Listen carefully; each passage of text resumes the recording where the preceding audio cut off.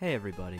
Before this video starts, I'd like to say a few things. First off, there will be some random cuts here and there, and that's because we found out that the room we were using for this was reserved, and people kept coming by to check if it was empty and interrupting the lecture. Because of this, the lecture also becomes very rushed, especially towards the end, so I'll add some voiceovers here and there to clarify some things I might have forgotten to mention. If there's anything I forgot that you caught while watching, please let me know in the comments. With how much material there is for this series, I'm sure that I missed quite a few things, but I mainly wanted to present a basic plot synopsis for the entire series.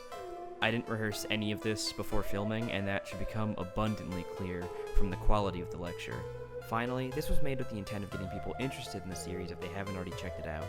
I love these books so much, and I wanted to show that love and appreciation as well as convey why I like them.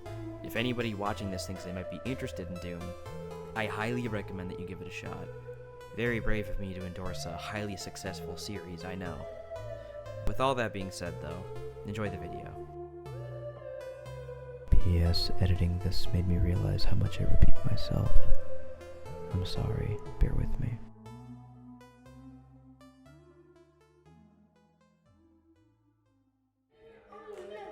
Like people say like, oh, they should have like time traveled back to World War II and showed Hitler 21 Jump Street. And then he would have liked it.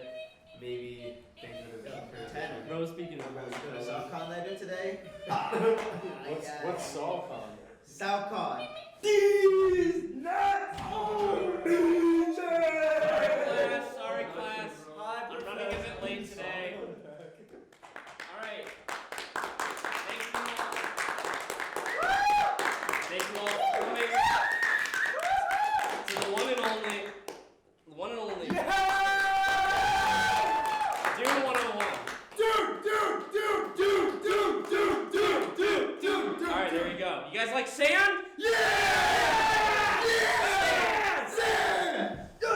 Alright, good. There's gonna be a lot of it. Alright? So, how many of you, raise your hands, know what Dune is? Have ever heard of it? It sucks. Okay, you got 1, 2, 3, 4, nothing, 5, 6. You know what it is. You just don't want to raise your hand, you cuck. Alright, so, 6 of us here know what it is. Now, I'm sure that how we know of it now is based on the movie that released like last year. Pretty popular, right? It was made in the 60s by some old fart named Frank Herbert. Now, Frank Herbert is a special man for many reasons, and we will learn about those today, talking about his love child here. He's written other books. He's a pretty interesting guy. He really likes Native Americans for some reason. Woo! And that will show in here. He's written like a few books about that, from what I recall. And then started writing the first Dune book here in 65. So it's old as fuck. It's older than Star Wars. So like, and you'll notice here there's a lot of stuff in this that will be adapted by other sci-fi series later on. And, you know, plenty of other media reference it as time goes on. And the last book officially written by him right here is from 1985. And now, you might notice, I said the last book written by him is right here. Why are there 2 more? Well, Frank Herbert has a son named Brian Herbert. And apparently, at some point after his death, it was told to him, I guess by an agent of Frank at some point, that he had a lockbox somewhere on one of his estates, or I guess he owned one somewhere, and it contained notes just labeled as Dune 7. It never finished. It was just some vague amount of notes, explaining roughly what was supposed to happen. And allegedly, here are the Dune 7 books written by Brian Herbert and Kevin J. Anderson, I believe. Kevin J. Anderson, I think, also writes like extra lore books for Star Wars. So a lot of the other work that they're involved in is a lot more like pop culture sci-fi and less of the more cerebral stuff we'll get into here. But I digress. We'll get there when we get there, right? For now, Dune, right? Now, I would like to just start with the first book in the series, just titled Dune here, right? But we can't. There's way too much that that happens beforehand that we need to discuss here if any of us are going to make any sense of what actually happens. And like, this book just kind of starts and just expects you to understand what any of this is, despite this being the first book in the series and there being no background information given to you. But on the back of this book, there's like 4 different appendixes that give you background info, and also a glossary to explain all the weird vocab words that are just completely made up or just stolen from Hebrew/Arabic, right?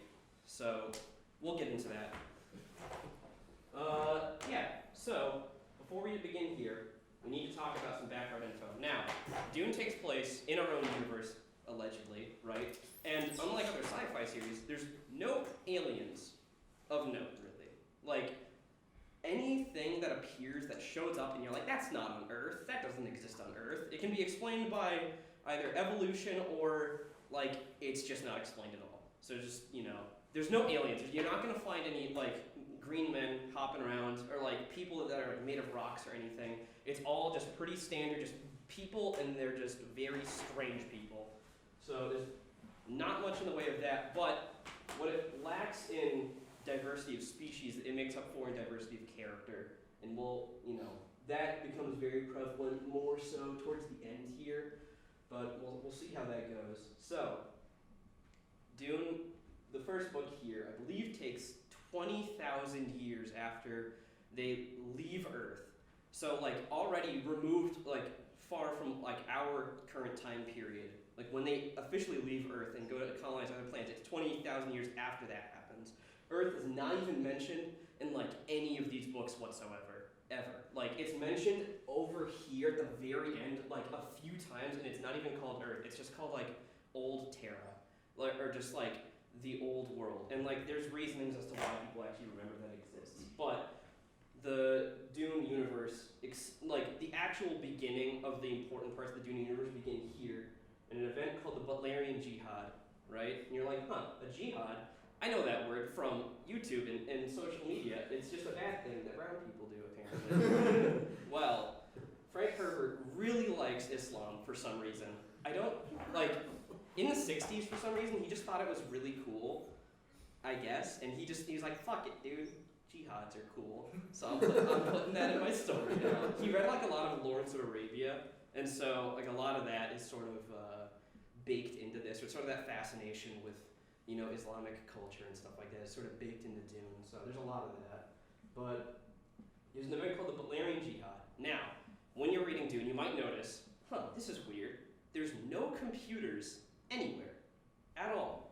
I mean, like, there are computers, but they're very rudimentary. There's nothing like, you won't find any forms of AI whatsoever in any form. Like, any event or any sort of action needs to be done that requires a lot of precision or a lot of advanced calculations for you to actually perform it. Or there's no computers to do that. Now, why might that be? Well, in the original series, it's very loosely explained, and they just kind of mention it by name in whispers here and there. But in short, the Butlerian Jihad is, at some point, a long time ago, after humans already left space, they relied on machines to do a lot of their work and manual labor for them. Like, space travel was mainly done using machines, and it was very dangerous as well. They have faster than light technology, but, like, sometimes the machines just fuck up and you'll just hit a star and just die instantly, and you'll kill everyone aboard, which is really bad because you'll have the population of, like, a country on top of a spaceship and just nuke every single one of them. So that's no good.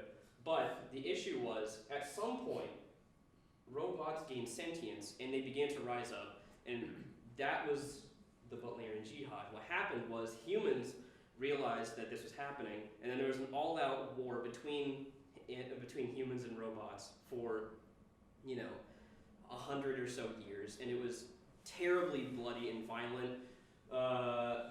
The machines used super advanced, allegedly, they used super advanced, like, diseases that they bioengineered to have, like, a death rate of 100%, and it was, like, as transmittable as, like, the common cold. So they would just wipe out entire planets in single attacks. And so, ostensibly, thinking machines, as they're called in the series, died off in the Butlerian Jihad. And after that point, humanity decided that if they're going to colonize space and they're going to continue to live on in this strange new universe, they need to upgrade themselves in a sort of way. But it's not like they're going to make themselves cyborgs or anything like that. Instead, they take a much weirder approach. Instead, it's like they decide to selectively evolve themselves over the next thousands and thousands of years. And various groups achieve this in various different ways. And also, if any of you have any questions, there's going to be a lot of empty space here in terms of like shit I'm going to be mentioning. So if you have a question, just please bring it up. Aaron? I have a quick question. So, Yes. do they not build computers now because there's just like a general consensus that it's just an awful idea, or is like are they literally incapable now? No, they There's have some the capability of it. We'll actually get to that with there's a specific planet that doesn't follow this convention, but after the Butlerian Jihad, they created a convention. I don't remember exactly what it's called, but it's just man shall not make a machine in the likeness of another man, or something of that sort. Where it's like the idea of attempting to make any machine that can think in the same way that a human does, that's completely it's banned. You cannot do it, and if you do it, they'll just nuke the ever-living fuck out of you. Like if you try, then it's not good. Yes. Follow-up question. So Yeah. what happens to all the programming jobs in the future? Is there like no market? No. Does Amazon Oh no, actually no. We can get to that. We can Okay, get to that. alright, thank you. What were you saying, Neil? I was asking about Mr. Bezos. Mr. Bezos. Mr. Bezos kind of exists. Oh no. I mean, like, it's not that he himself exists, or like someone very much like him, but there's like different cultures that will just embody him, sort of. So we'll get there. Nate. This is a shot in the dark. If there's jihad in this world, Yeah. are there Crusades. Jewish people by any chance? Yeah. I don't know. I mean, you know, who can really tell, right? Okay, It's up in the air. All right. Sure.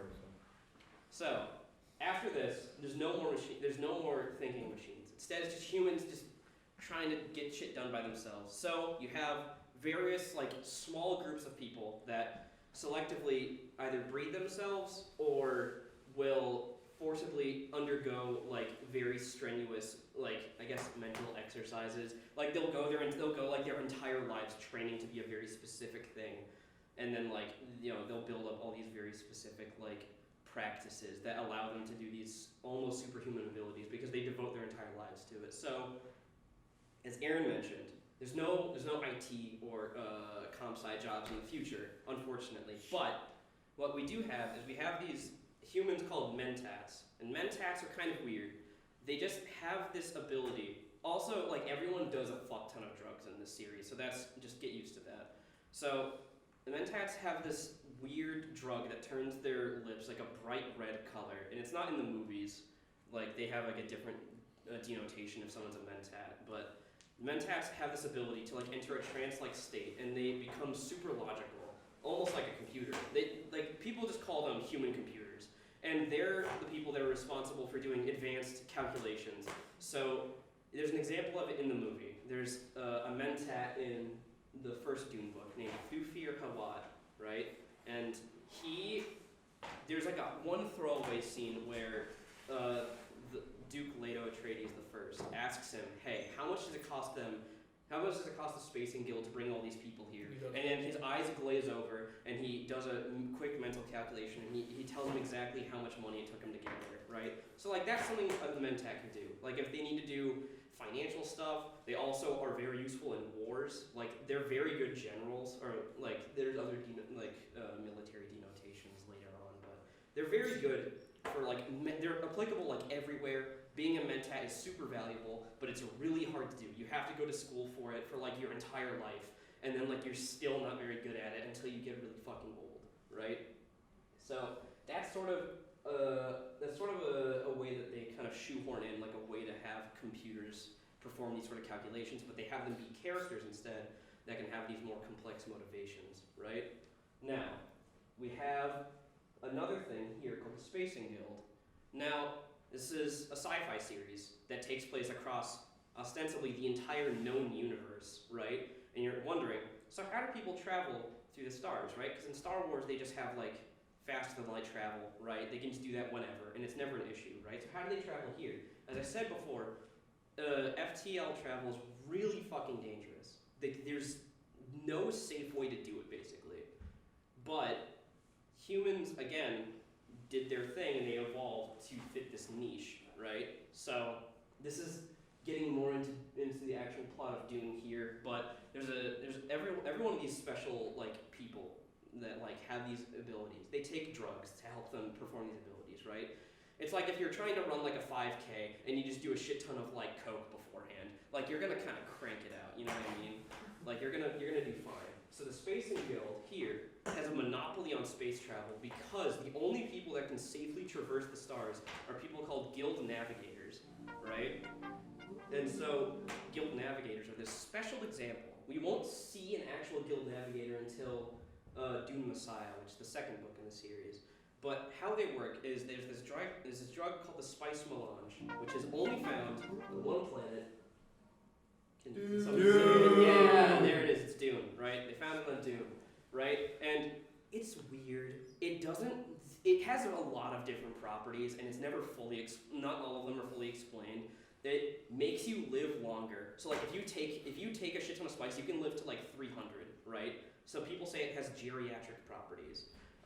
It also lets you see the future, which is weird. And it only works, you have to take a fuck ton of it to see the future, by the way. You have to like overdose and die on it, basically, to see the future. You have to be some sort of Giga Chad. Alright, Miles, then Aaron. So it's just DMT, but like. Yeah.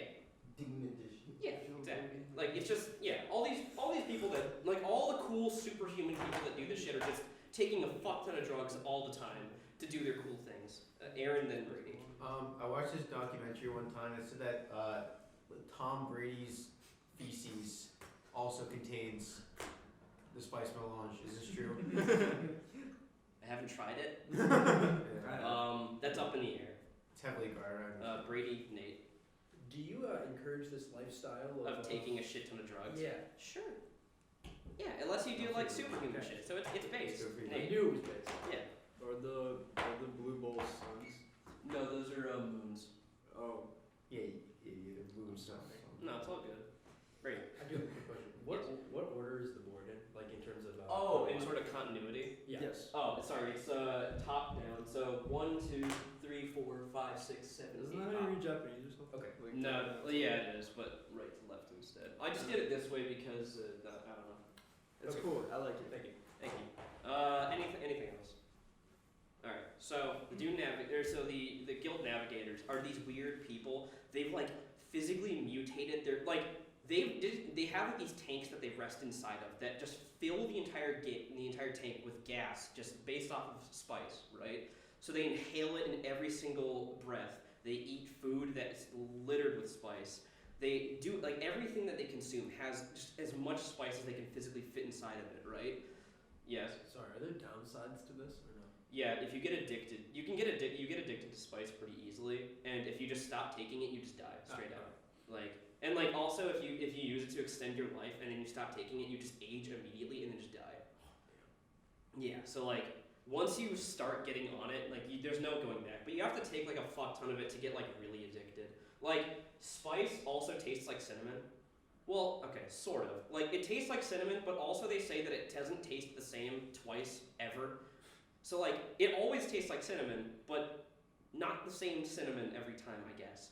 But like people put it in coffee all the time. Spiced coffee is really popular, as well as spiced tea. People also put it in like little wafers, like little Nutter Butters, and they eat that.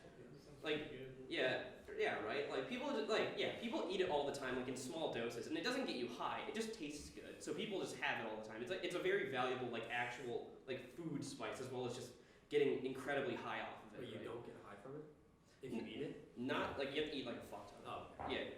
Yeah, either like you have to eat like a ton of it or like a really concentrated version of it. Like think like oil for like a dab pen. What are the side effects of this drug? Dying. Yeah, like if you take too much of it and then you become addicted to it. Once you get off of that addiction, there's no cold turkeying yourself off spice. If you cold turkey, you just die instantly. Not instantly, but like you feel like dog shit and then you die after like a while. You mentioned cold turkey. So can people come off it slowly, or not possible? Have people tried it at all? No one who's ever addicted to spice ever comes off it. I would just imagine that it's like an addiction worse than like nicotine. like, it's probably the worst possible addiction you could ever have, given the fact that everyone in the series that ends up taking it just never gets off of it and is always taking spice constantly. So, like, alright, so back on topic. The guild navigators, they are like ultra addicted to spice, right? They breathe it in every single breath, they eat it constantly and whatever. And through like eating it and like consuming it all the time, they mutate their bodies in these weird ways. So the guild navigators look really fucking weird. So, I had Neil here draw an image of them. So you guys can just pass this around the audience here. Start from Carl, you guys can just all take a look at it. So that's it floating in the spice gas. And they just kind of look like weird fish people. Like their arms and legs just kind of shrink to be like these little flippers that are completely useless for anything, and their heads get really fucking big. And they're also, a side effect of taking spice is your eyes turn a very deep blue color. So like spice itself in its purest form is a very bright blue, like powder, right? So when you take a fuck ton of it, you get these things called the eyes of Ibad. Or IBAD. It's IBAD. Yes. Those are humans who change themselves. Those are humans. They don't look like it. Human sized. Sort of. I mean, like everything except their head like shrinks. So like their head is bigger. Like proportional. They're like size-wise, they're probably the same, but like proportional, not at all. Like their heads are really fucking big. Like their arms and legs shrink, and like their body shrinks. So it's really just like. They get these giant noggins, and it's because they need to perform all these super advanced calculations to travel through space, but also, more importantly, so their eyes are a deep blue, but the thing that allows them to travel through space is because they take so much spice, they're able to just see the future. So whenever they're piloting a guild's highliner, right, those are their big fucking giant trade vessels. They put like 1 million things inside of them, whole populations inside of these highliners, and they pilot them to planets for economic reasons, right? So whenever they go to these places, they just look into the future and are like, okay, if I go here, then the highliner won't fucking explode and kill everybody. So instead of like trying to map out a path, they literally just look into the future and see like, am I gonna die if I do it now? Okay, now it's safe, and then they start traveling. So that's ostensibly how interstellar travel works in Dune, and only them can do it. The Spacing Guild has an entire monopoly on space travel. If you have no in the Spacing Guild, or you can't afford to hitch a ride on one of their highliners, you're on planet and you're stuck there. Like, you can travel like at light speed, but like traveling at light speed between any interstellar bodies is completely pointless unless it's in the same solar system, which like no one does. Yes. So what do they get out of this transaction? Like, they're the only ones who can do. They make a interstellar travel. fuck ton of money, and also they keep getting spice so they can live like for long ass times. That's true. Are they just like cool with being these like weird blobby fish people? Yeah, it's specifically said that becoming a guild navigator is like something you really have to invest in. Yeah. All right, Neil and then are taking a break. Okay. My question was, do they also transport resources and stuff? Yeah, I'll get into that after the break, but yeah, they're basically like a mercantile system. Okay. They're like the ships that transport like goods. You know what I mean? All right. So break now or all right? Yeah, break. Do these guild navigators have like fucked up kids? They don't. I'm pretty sure they're sterile. They have So orgies you too. started knowing. Oh, they do have orgies. I couldn't find anything about navigators participating in them, but a spice orgy is when a Reverend Mother transforms the water of life inside of her own body into not poison, and a celebration follows where everyone just kind of goes buck wild and has sex. I'm not 100% on whether or not it's just a siege thing. I couldn't find a reliable source on whether or not it was, so take what I say with a grain of salt. But like, I don't know. But you start as a normal person and then you. Yeah. Like, it could just be like any one of us. Like, at like childhood, we'll just start taking a fuck ton of it, and as we grow old, we'll just. Alright. I crushed Candace in a gift, bro. Shush! Alright, he does not like candy. We're back. We're doing the thing. Space.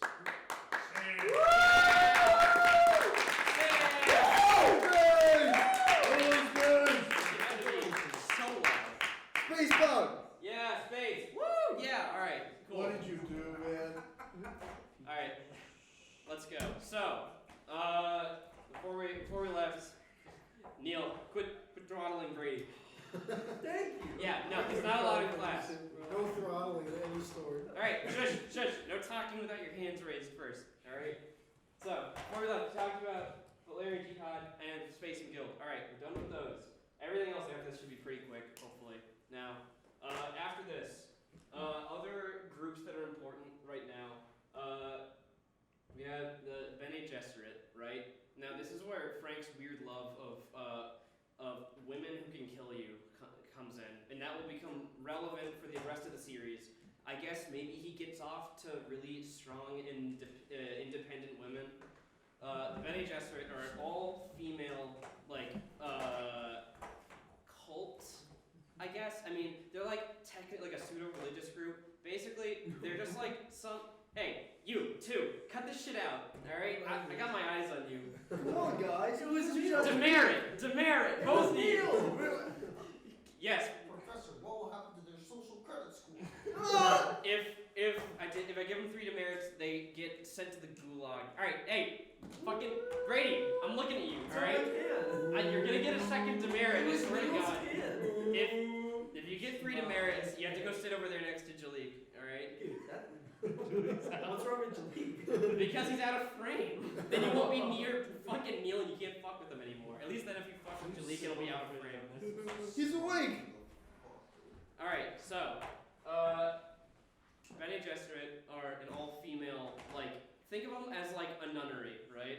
It's just a bunch of women, vaguely religious, right? And they have some weird abilities. Neil! Stop! If you two can't fucking keep your shit together, I'm separating you, alright? Also, watch the tripod, don't hit it. No, I'm away. Okay. I swear to God. He started it.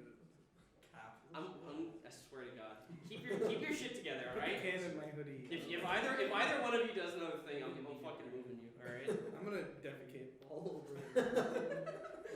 Alright, so, these are another group of people, like the Mentats, who have, like, selectively bred themselves, as well as, like, done weird things with their bodies to make them, like, these weird superhumans. So, they have this ability called the Voice, right? And it's like space magic. Imagine it like the Force in Star Wars, but less applicable to many things, right? So the way it works is they have this ability to like speak. They can look at a person, a singular person, and they can speak at them in a very specific tone and intonation, and they can just command them to do whatever, right? And the person that they do this to has to be like not paying attention, like just doing like idly, like other things, right? And then they can just like if Neil was sitting there and he was just, like not really thinking about anything, he's just kind of like going through the motions. He was like doing something monotonous, right? And I'm just like, Neil, throw your bottle at Brady's head, right? Don't do it. Don't do it. But if I said that, you would do it unconsciously, and then like after you do it, you're like, why is my bottle gone, right? So like they have that ability just to tell people to do things, and they just have no memory of doing it until after it's already over. And like people asked Frank about it because like everything else that's in here is kind of like pseudo-real, like it's sort of realistic, where it's like, oh, like I could see a person getting really good at math and being able to be a mentat, right? Like theoretically, that could work, right? In no possible future can humans figure out the ability to just be like, you shit your pants, right? And then they just poop all over themselves, right? And Bro, it's you like, just did it. shut up. It worked on me. Raise your hand next time. Yes. Nate. You told me to raise Shut up. Alright, so like somebody asked Frank in an interview, they're like, Frank, why do they have this ability? This is like not even sci-fi, this is just like magic. And he's like, think about it this way. You can already control people by using your words, right? Like, if I start telling Nate that like his mom's a whore and that like What? like all these things are bad about her, or, like, I start like shitting all over his existence, Nate will get mad at me, right? I'm mad at you. That's me using my words to control another person. So he's like, now this is just, imagine that, but taken to the furthest extent the future can take it, right? That's his idea of what the voice is. So they have that ability. They also have like the ability to just like, you okay? The fucking garf is so good. It is really good. Just seeing it. we can put that in frame at the very end, yeah.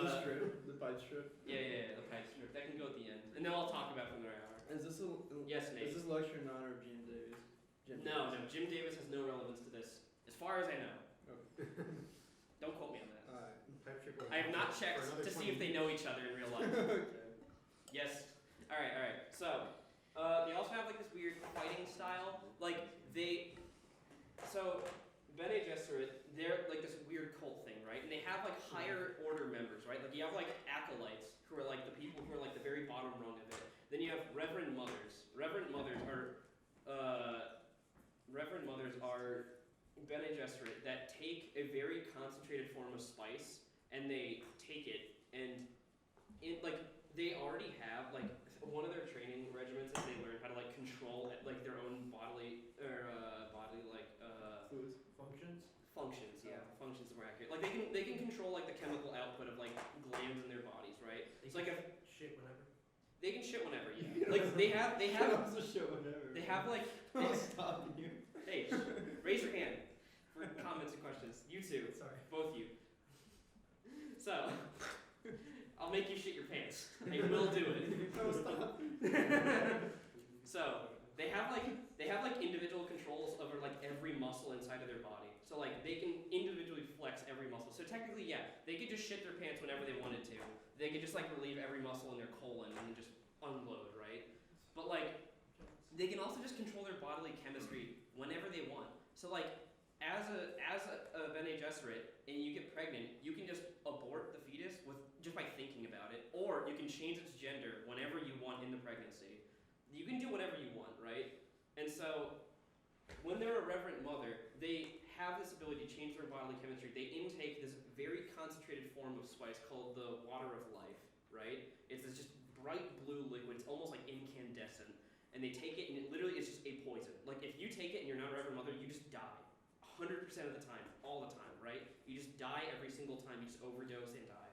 But they take it, and it acts as like a test. They go through this sort of agony, which is an indescribable pain, worse than any you could ever imagine.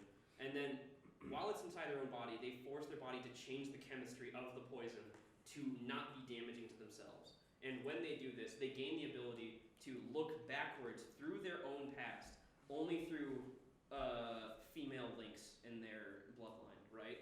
So like, if Neil's mom were to become a Reverend Mother, for instance, right? If she were to become a Reverend Mother, she could see through the eyes of your grandmother, or through the eyes of her mom, what her entire life was like, as well as her mom, and like infinitely backwards until they hit like some breaking off point that's like arbitrary. I don't know what it is. It's just like Eve. Yeah, like it extends back really far, and like I guess the distance at which you can go back is just relevant to wherever the person wants to go to. Like people can go back really far, but usually they don't because it's not relevant. Like only going back like a few hundred generations is pointless because like what are you gonna learn from it? But like they can go back all these generations to learn from their past mistakes, as well as and like they gain this ability to like look into their own past, but they can only look through the female links, no male link whatsoever. Yes, Aaron and Neil. I just wanted to comment. I personally would love to see Neil's entire maternal bloodline. I think that would be thrilling. I'd like to see Neil's conceived. Yes. All right. Every one of Neil's moms for Neil's mom's generations. All right, Neil. I had a question too. If it comes back to you, raise your hand again. Okay. Okay. So, also, I don't know why, but the Bene Gesserit are a evolution of the real life, current existing Bene Jesuits, like the missionaries and proselytizers. Those guys, those real humans that existed, that they're related. Like they're the same group. This is just what happened to them as they evolved. Oh, also I got my question. Yeah. So to learn from like previous lives and everything, can they call upon that information at any time? Do they need Whenever to they experience it? No, once they do it once, they can do it whenever. Okay. Yeah, like at any point. And also when they do that, their eyes turn like a deep blue within blue color, right? Oh yeah, before when I said that like your eyes turn blue when you take the spice, I don't mean like the irises. I mean the whole thing, like the sclera and everything. Like there's a diagram someone's shown, like someone drew of like the eyes when you take the spice. It's literally the whole thing. Any part of your eye that's white turns a deep blue color. It's all just one solid color the whole way through. Yes. You said just a part that's white? No, all of it. No. Every single bit of it. The only thing that's not white, I think, are pupils. That's it. Well, it's just holes. Yeah. So like, yeah, makes sense. But like, anyways, so yeah, they're related to Jesuits somehow, and their like main shtick is like, since they're all women, they can all control like how they give birth. They're just like a sort of shadow government that exists. Like, there's like, if you look at it, okay, well actually I'll get into this now because that it's important. So the way that the Dune universe works is you have the entire known universe, and it's called just like the Universal Empire, right? And at the head of that, there's just the Emperor of the universe, who I'll show you a picture of later. I have a picture of him over there, but he's just like an emperor, right? He controls over the entire universe technically, and it's just through like political machinations and also military might that he has the ability to do this. Now, they do have a sort of checks and balances system with this. They have something called the Landsrad. The Landsrad is, there are royal bloodline families that they're not like from anything in real life, I don't believe. Like, they're not based on anything in real life, but they're just like a royal houses. They're divided up just like, you know, in between the houses into major and minor houses, just based on either military might or like monetary gains. Like, if they control like some, what's the word for it? If like a major house controls some sort of very profitable, what's the word for it? Like, if somebody has like a monopoly on like oil rigs, what's that called? They have like a stronghold, a monopoly on like this thing. You know what I mean? I guess it's just a monopoly. And like, if they have a monopoly on one thing, then they can become a major house because they're extremely rich, right? And they're the only person that can sell this thing or whatever, right? So the major and minor houses, they act as just these, you know, royal houses or whatever, and they act as like a sort of checks and balances system, right? So in the Dune universe, atomic weapons are completely banned, right? After the Butlerian Jihad, where they used a fuck ton of atomic weapons to blow shit up, they were like, we're not using them anymore. This is too destructive, and they've made them too powerful. They don't want to blow up any planets with them, or like get into anything too bad. So they decided that like war and stuff is fine with other people as long as you don't use nukes. And like most of it is just done through like covert political machinations and like assassination attempts and stuff like that. So the Landsrad acts as a system where if any one major house or the empire begins to fuck around and do something stupid, there's just like, you know, some treaty between all of them that if something happens, all of the other major houses will bind together and will just nuke this shit out of whoever is an aggressor, right? So like, if one of the minor houses were to use an atomic bomb on some planet, they would just get blown into nothingness. Like, they would cease to exist because, like, and that's why nobody uses bombs. It's just the idea of mutually assured destruction, sort of. Not even mutually assured. It's just like the idea that if you use one, you're fucked, and there's nothing you can do about it. So like, it's like if you fuck up once, like there's no hope for you, basically. So there's that. And yeah, as I was saying before, the Bene Gesserit act as like a sort of shadow government. So if you go to like any major house at all, can 100% guarantee you that whoever the leader of that major house is, their wife will be a member of the Bene Gesserit, 100% of the time, because they're trying to get like their own paws on like the ability to control these houses and the flow of cash and the flow of spice and everything. Spice is very valuable. It's another form of money. You can use spice as just a form of currency just to buy shit. Like, at some points in the books, they say that like a handful of spice could be used to buy a planet because at that point it's so rare that you can use it to buy fucking anything. So like the Bene Gesserit just have their hooks set all over the universe so they can control houses however they want and control like whether or not they get an heir. Like if one of these houses, like one of these houses here, if they're looking for like an heir to their throne, but the Bene Gesserit doesn't think that that's in their interest, they can just force that guy to never have a man as like a child. They can just always have women and just never give them like a proper heir to their throne, right? And then just cuck them eternally, right? Yeah. All right, Brady, your question. If spice is so rare and such a hot commodity, Yeah. How do the navigators have so much of it?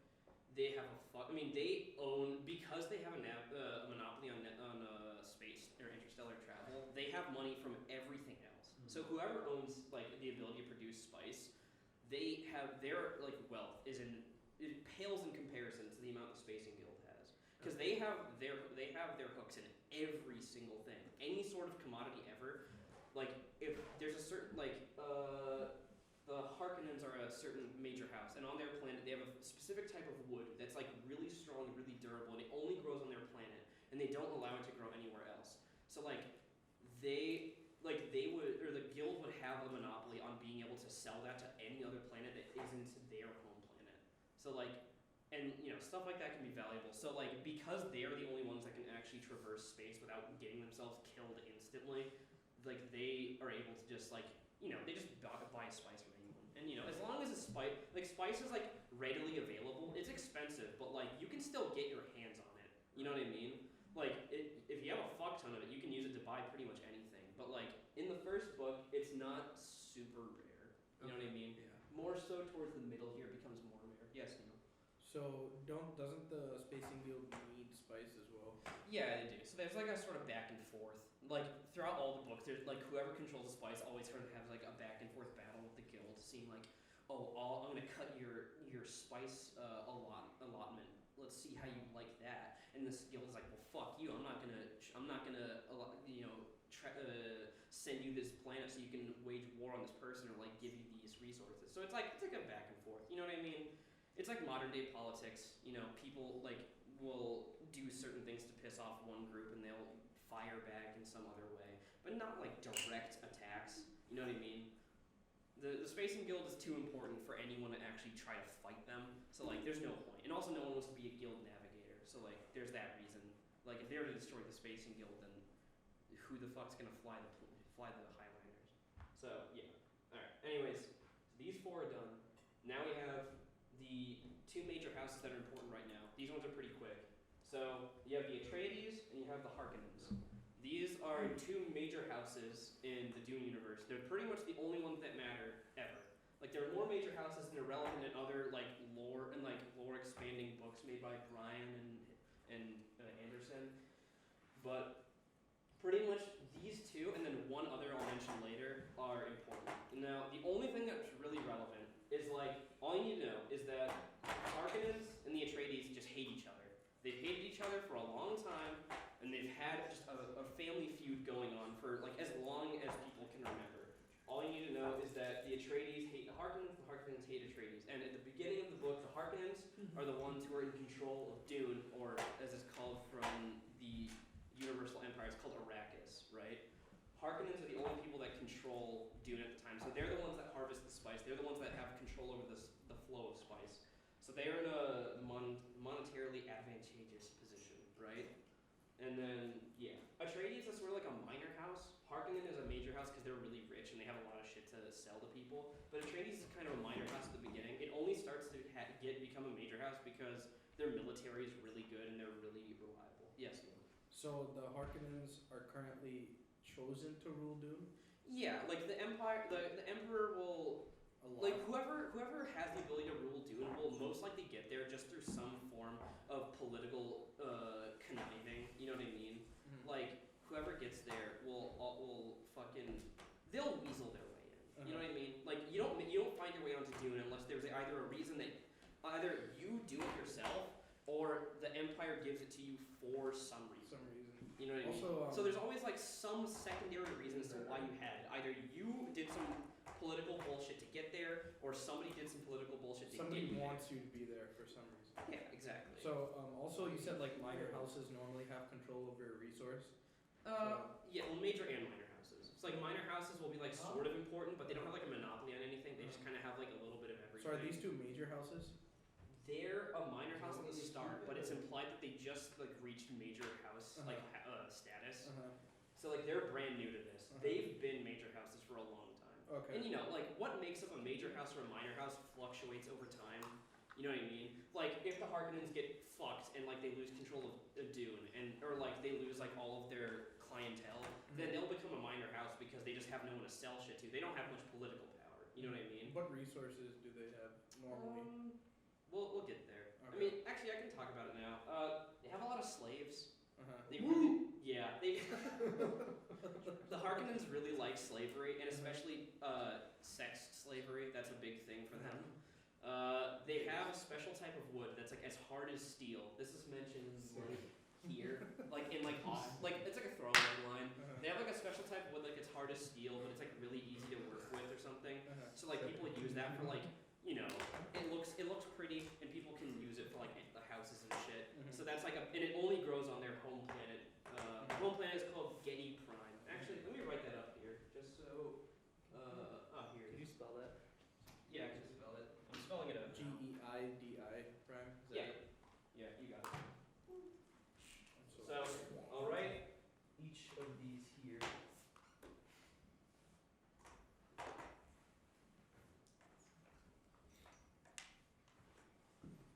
And alright, there. So these are the home worlds of these two houses, right? They have like control over other, planets and stuff, but these are the ones that they like that their royalty lives on, right? Caladan is like the UK, I guess. I mean, it's basically just like a big planet of just it's a lot of water, a lot of rain all the time, but like they have like these really high like cliff faces and stuff. It seems like a nice place to live, but it's like pretty rich in water. So it's basically the opposite of Dune, right? It's not like they have like archipelagos and stuff, but whatever. This is where the Atreides So what's live. their biggest resource? I mean, they have really good they have a really good military. Okay. Like they're becoming a major house just through like military might, and also because like all their troops, unlike like Harkonnen troops are like shitheads. Like they'll betray, like they're like mercenaries more than like troops. You know what I mean? So like the Harkonnens are like really like conniving and shit. So their troops are like really shitty. Like Atreides troops will like they'll like commit suicide if it means it'll work out to hurt the enemy and whatever. Like they have a deep trust of their leader. You know what I mean? So yeah, so Getty Prime is the homeworld of the Harkonnens, and the Getty Prime is like the worst place to live. It's like there's basically no wildlife anywhere except for where they have the trees that can make them money. And like the guy who is the who's like the head of the household of House Harkonnen, his name is Baron Vladimir Harkonnen, right? And in canon, he's this absolutely enormous fat dude who he can't even walk anymore, so they just stuck a bunch of like suspensors to him that float him around because he literally can't use his legs. And exactly like Wally basically, right? And he's just like the most evil, disgusting person you could ever meet, right? Like he takes pleasure in any sort of pain, especially watching other people go through pain. Like he canonically like rapes like small children in his free time that are like sex slaves that he owns because he gets a kick out of it, and he specifically looks for ones that look like his enemies because he gets a kick out of watching them squirm. Like he is he's written to be as disgusting as humanly possible. Also, because this was written in the 60s, there might be some shades of bad guy is gay because gay people are bad sort of thing. So like take that as you will. You know what I mean? There might be some of that. I don't think it's totally. I think it's a bit more nuanced than that, but some people think that way, so I thought I would mention it. Yeah, but like the entire planet's entirely industrialized. There's no grass or like any greenery anywhere. It's basically all entirely industrial zones. The sky is completely clouded over at all times, and there's always acid rain. It's like the worst place to live. If you are not like a member of like the royal household, your life fucking blows. Just imagine like 1984 turned up to like 1 million in terms of like how shitty and like industrial shit is. You know what I mean?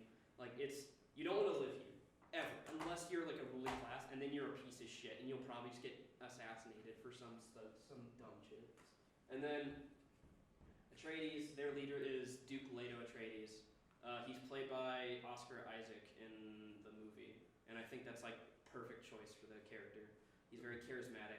Also, the Atreides, they play themselves off to be like these really like good political leaders and whatnot, but like Dune is a bit more complex and nuanced than that. So even like ostensibly the good guys, there are like points in the story where Duke Leto Atreides the first, he'll do some action that will make him look really good. You'll be like, oh, that's great. I'm gonna give like he'll purposely print propaganda to his own soldiers and own like people that like support him so that people view him more highly. So even like the good guy is not against using like blatant propaganda to just like prop himself up to make himself like an even better person. You know what I mean? Like even the good guys are still pretty shitty. You know what I mean? But like anyways, so alright, that's good for now. Last thing, the War of Assassins. Very minor. But basically after they banned the use of nuclear weapons, there was not many like all-out wars where it's just two people just going at each other. You know what I mean? They're like two like clans will go at each other and just have like an actual war. So instead they have the War of Assassins, where it's literally just like each house. Imagine like how the U.S. tried to assassinate Fidel Castro, but imagine if like every country on the planet was doing that to each other at the same time. It's like that. You know what I mean? So like all these political leaders are just getting wiped out. They're getting assassinated through various methods, and then they get replaced and whatever. You know what I mean? So like a lot of the warfare in the series is based around espionage and other stuff, and that becomes more important. But now that we have this background information, we know who the Space and Guild are. We know all this other shit. We know the houses. We can get into Dune, the beginning of it, right? Now I'm gonna hand this out. I printed out some pictures, and I as well have my copy of it here, just so we can look through, so you guys can have some visuals here. So that's the book, and then this is the original cover. Just pass that around. You guys can just take a look at it. And here as well, I have these images that I'll hand to you guys so I can explain to you what they are. So here you go. You can just take that and take a look around. All right, now for the start of Dune. Todd, what are you giggling about? Come on, bro. He's gonna put the monkey thing on Jay Leach. Somebody wake that kid up. Alright. Alright. Class, calm down. Alright, so at the start of Dune, we begin on the home world of the Atreides, Caladan, right? We just heard, our main character for the series is Paul. It's a pretty boring name for a sci-fi series that's supposed to take place like 20,000 years after Earth, is basically irrelevant. But yeah, our main character is just Paul now, right? Paul is played by Timothy Chalamet, shown in the poster there. I think he's a pretty good pick. He's like, character descriptions for like how characters actually look in the series are very sparse. Like there's a major character who's super important to the entire plot of the series, and her hair color isn't mentioned until the 3rd book, and she's introduced here.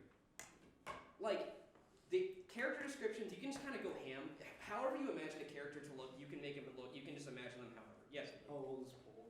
Paul is like 15. Okay.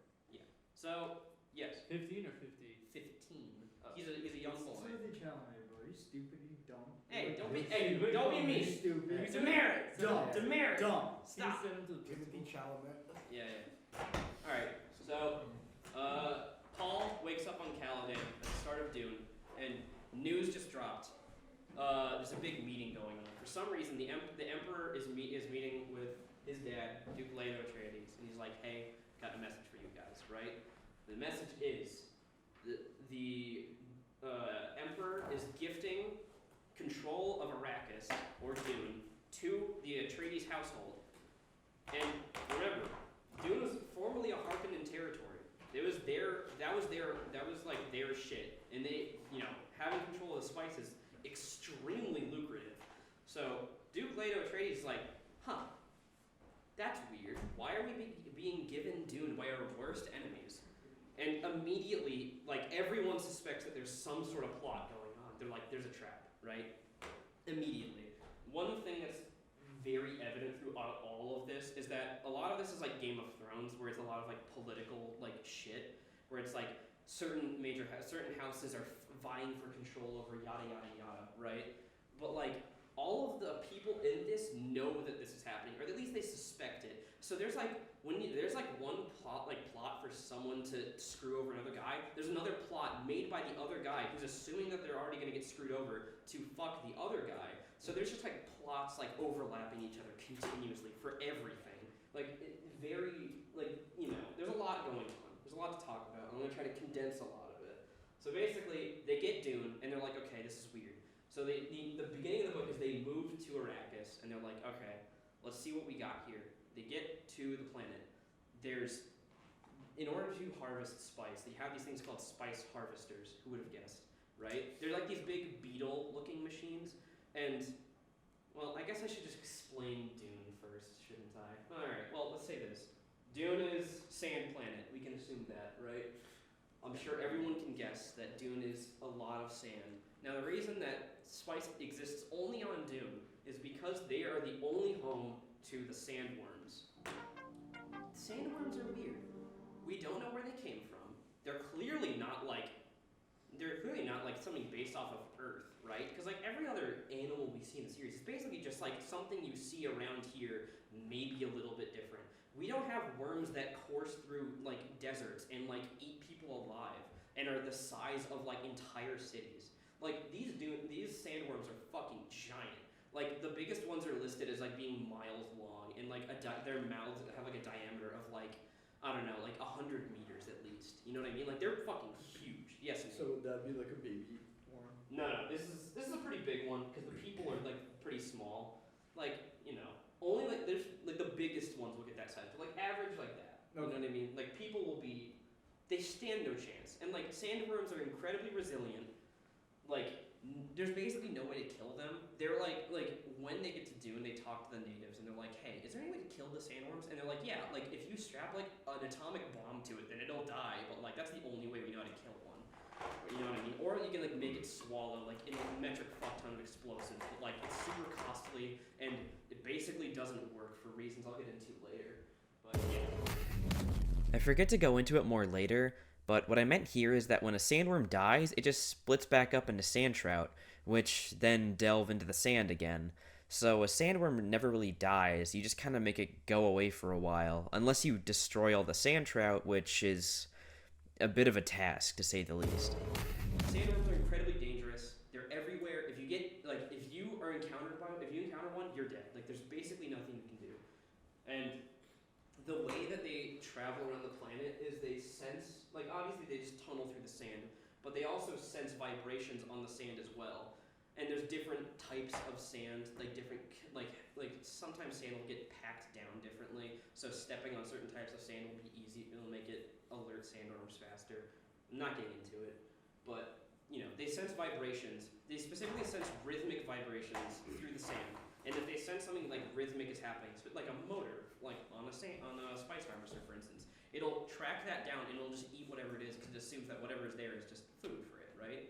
So, spice harvesters are targets for sandworms pretty consistently, and the idea behind spice harvesting is a thing will happen that's called a spice blow, like an accumulation of water beneath the surface of the sand will accumulate, and gases and pressure will build under there due to other shit I'll explain later, and it'll explode, and this beta form of spice will fly out, and it'll land on the surface of the desert, and then as that oxidizes, it turns into spice, right?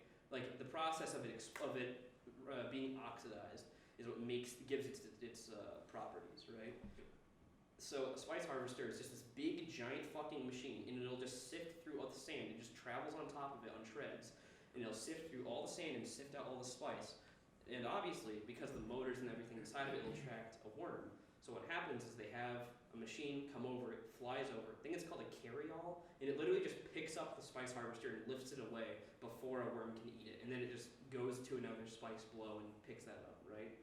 When the Atreides get to Dune, all of the spice harvesters and shit are just fucked. They have like 2 of them, and one of them's broken. Or no, they have like 5 of them, and like 3 of them are broken, and 2 of them are just shitty because the Harkonnens just like sabotaged it, and they're like, whatever, these guys can have the planet, but we're gonna leave them like shitty equipment, right? So like their revenue from this whole from their arrival here is gonna be shitty, and they're just like, all right, well, whatever, we'll work with what we got, right? Leto, the household name of Atreides, right? He's assuming that there's some shit's going to happen on Dune, and that the Harkonnens are plotting to take over or something. Like they have something going on. They don't know what it is yet, but he's like, I'm going to preemptively try to fight this off. So when the Harkonnens lived on Dune, there's the natives who live in like the villages and the cities nearby the population centers. And then there's a secondary people called the Fremen. The Fremen are people who brave the desert and live out on the rocky outskirts of the desert. They live in the domain of the sandworms. And there's not much known about them. All they know is that they're very strong because they live out in the harshest environment in the universe. And no one wants to fuck with them. So like whenever they're harvesting spice, sometimes a group of Fremen will just raid the spice harvester and just kill everyone aboard. So the Harkonnens, when they were here, they would just, kill as many Fremen as they possibly could. They saw them as like a scourge. When Leto got there, he's like, these people are strong as fuck. I know what we can do with them. I'm gonna make a deal with them. And then I can harness that desert power so that way, when the Harkonnens do show up, we have a chance at fighting them off, right? So that's his plan, is he's gonna create some sort of pact with the Fremen and, form a relationship so that way when the Harkonnens eventually show up, they won't get fucking killed and die, right? There's a bunch of shit I'm gonna skip over. There's a few characters I can mention.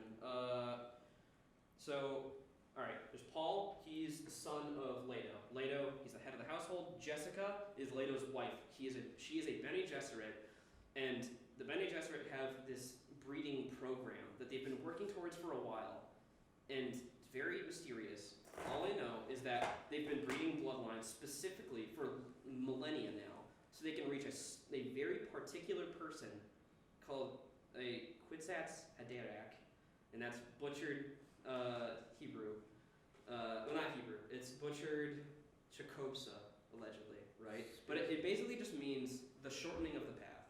And they don't really explain what it is, but they just say that there's a male member of a household, like at some point after these millennia of breeding, that they'll come into existence, and that will be like the Bene Gesserit's trump card. That's just gonna be their fucking big deal. You know what I mean? It'd be like them having a nuclear bomb.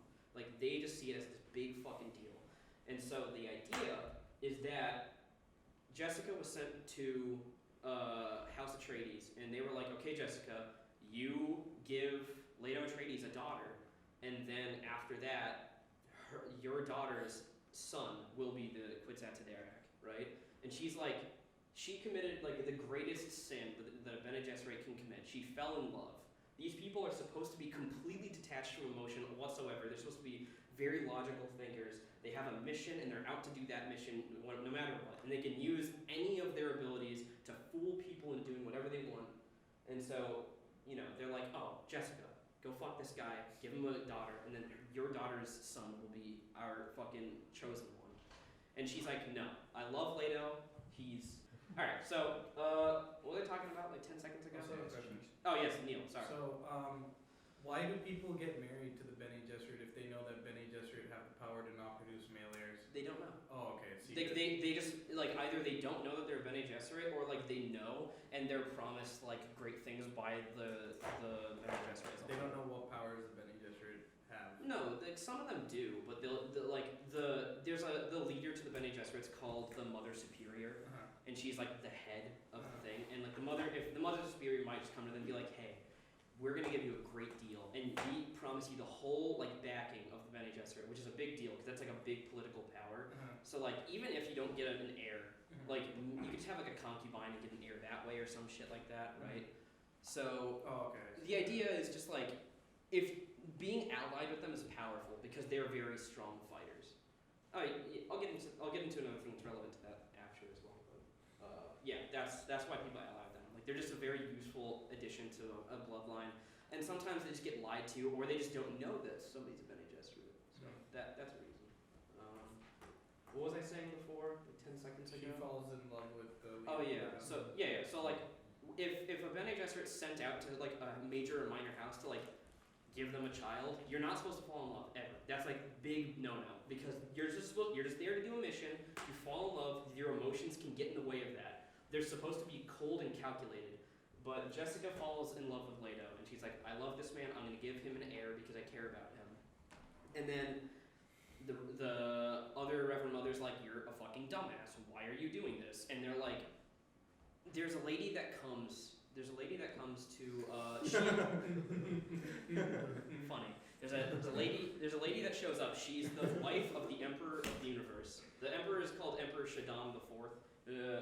On the picture I gave earlier, there's a tiny little picture of him on the bottom. I'll pass it around later again after explaining the other shit in the picture. But it's his wife. She shows up to Caladan, and she's like, hey, I'm gonna do a test. I'm gonna do a test with something called the Gom Jabbar on your son to see if he's worthy.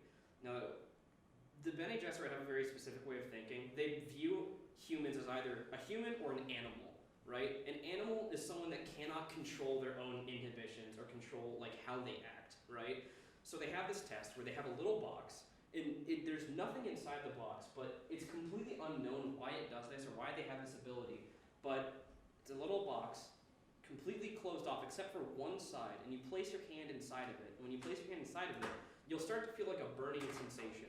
And it starts kind of minor, and then it gets worse and worse until it's the worst pain you've ever felt in your entire life, right?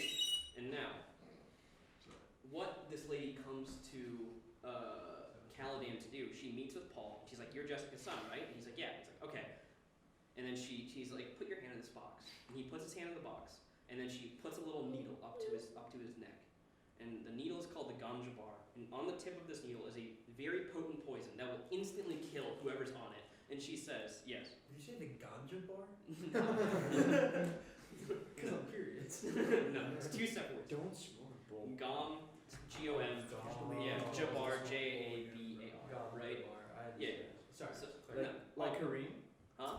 Kareem Abdul-Jabbar, yeah. So she puts the Kareem Abdul-Jabbar up to his neck. And so she's like, she's like, your hand's inside this box. If you move an inch from this box, I will stab you with this and you'll instantly die. Now, we're gonna find out if you're a human or an animal. If you're an animal, you'll pull your hand out because that's what your instincts are telling you to do. If you're a human, you'll do what's best for you against what your instincts are telling you. So Paul passes the test. Normally this is a test that's only given to females because there's never been a male that's ever passed this test. And the idea is that she's like, oh, if he passes it, then maybe this is our Princess Darak and he was born a generation early. Maybe. Who knows, right? Paul passes the test. And so after that, they go to Dune, and I don't think I'm missing anything here, am I? Let me see. Dune. Oh, right. So after they get to Dune, oh yeah, I was mentioning characters before. Yeah, so Jessica's his mom, Bene Gesserit. There's Paul, Leto. There's a guy called Gurney Halleck. He's played by, what's his name? He's the guy in Old Boy, like the shitty one. He's also Thanos. Josh Brolin. Yeah, Josh Brolin. Josh Brolin plays him, right? He's just like the military leader of the Atreides. He's described as an ugly lump of a man. He was once a slave on a Harkonnen on Getty Prime, and he has like a scar from a whip that they used. It's called like an ink vine whip, and it's said to like burn for years after they use it on you or some shit. He's just got a real hard hatred for the Harkonnens, and he's teaching Paul how to fight. And fighting in Dune is weird because since they outlawed atomics, they created something called just a shield, right? And a shield is just like a little thing you wear on like your belt or like on your wrist or something. And you turn it on, and it puts like a blue shield around you. And a shield will block any fast-moving object that's coming towards you at all. So like guns are basically useless. Like you can shoot a guy 1,000,000 times and not a single bullet will hit him. They'll all be deflected. But something that's moving slowly will pass straight through a shield. So they've developed a new style of fighting where people will fight each other hand-to-hand combat with swords, and they'll use like trickery to like either fool somebody into thinking they're attacking with a different hand, and then they'll slowly pass a blade through the shield and then stab them in like a vital area, right? So training to fight like this is very weird and very unintuitive. So Gurney Halleck is training Paul to do that, and he says a very funny line where like he's telling Paul, he's like, Paul, we're gonna fight now. And Paul's like, I'm not in the mood. And he's like, mood is something either for sex or for music, not for fighting. It's like, if you're not in the mood to fight, then you're just gonna end up dying. And I just think it's funny. I like Gurney Halleck. And I also, like, he's supposed to be like a really ugly, like tiny, like ugly fucking loser. And like, he's supposed to be just like this ugly dude who's just like really strong. But like, I don't know. The fact that they picked Josh Brolin for that, I feel like I wonder if he was sitting there thinking like, damn, why'd they have to get, am I an ugly lump of a man, is that? Atreides have a Mentat general called Thufir Hawat. He's really strong, he's just a good fighter, and he's also a Mentat, so that's very valuable. Yes, Aaron? Do they all have goofy guy names like that, or? They get worse. Oh, okay. They get way dumber as they go Leaving on. out my favorite character. Yeah, I mean, Jessica and Paul are pretty milk toast, but like they get dumber. Yes. Are there any other characters that are milk toast? Milk toast. Yeah. I mean, Vladimir is just like a Russian name, and it's like a very common. But is name. it common, or is it mostly like fucked up names and like? It's every once mostly in a while- fucked up names. Yeah. He ran out of names. Yeah, like they get real dumb later on. Thufir. Thufir Hawat. Yeah. Let me think. What else? Oh, very important for later. There is a man named Duncan Idaho. He is played by Jason Momoa, right? Is that his name? Yeah. Aquaman? Yeah. Yeah. Yeah. There's a guy named. He's hot. Yeah, he is hot. There's a guy named Duncan Idaho, and he's just like the Chad of the Dune universe. He's just he's so cool all the time. Like he's friends with Paul. They hang out all the time. He's a really strong fighter. Sounds He's kind of like me. yeah, yeah, basically. But yeah, and like that's pretty much it. I can't think of anyone. Oh, also there's a school of doctors called Suk Doctors, S-U-K, and they have these little diamonds on their forehead to denote that they finished their schooling at the they finished their proper schooling. And the idea is that someone who's a trained Suk doctor cannot physically harm anybody. Like they are incapable of doing it. They have such baked-in programming that they are incapable of doing harm to another person. So they're very valuable. Because you want a doctor you know is not going to poison you, right? They have a doctor called Wellington Yue, right? And he's relevant. We'll get to that later. So, we get to Dune. They're touring the royal house there. Jessica finds a door there that has something called a palm reader on it. A palm reader is just a lock on a door that is only fit to the curves of a very specific person's hand. But because Jessica's a Bene Gesserit, she can control all the muscles in her body. So she puts her hand up to there and just fucks around with her hand muscles until they match the lock, and then she opens the door. She goes in there, it's a terrarium. It's like, why are there so many green plants and everything? That's the tripod. I'm sorry. No, yeah, you're fine. It didn't look like it. I don't think he did anything to it. I'm just staying for now. Alright, anyways, so. Keith, do you want to check just to make sure? Did I touch it? I don't think you did. I kicked the chair, not the tripod. No, I know. I'm just telling you. I said the same thing to Brady. He didn't do anything either. That one's going to stay in the video for sure. Alright. So, yeah.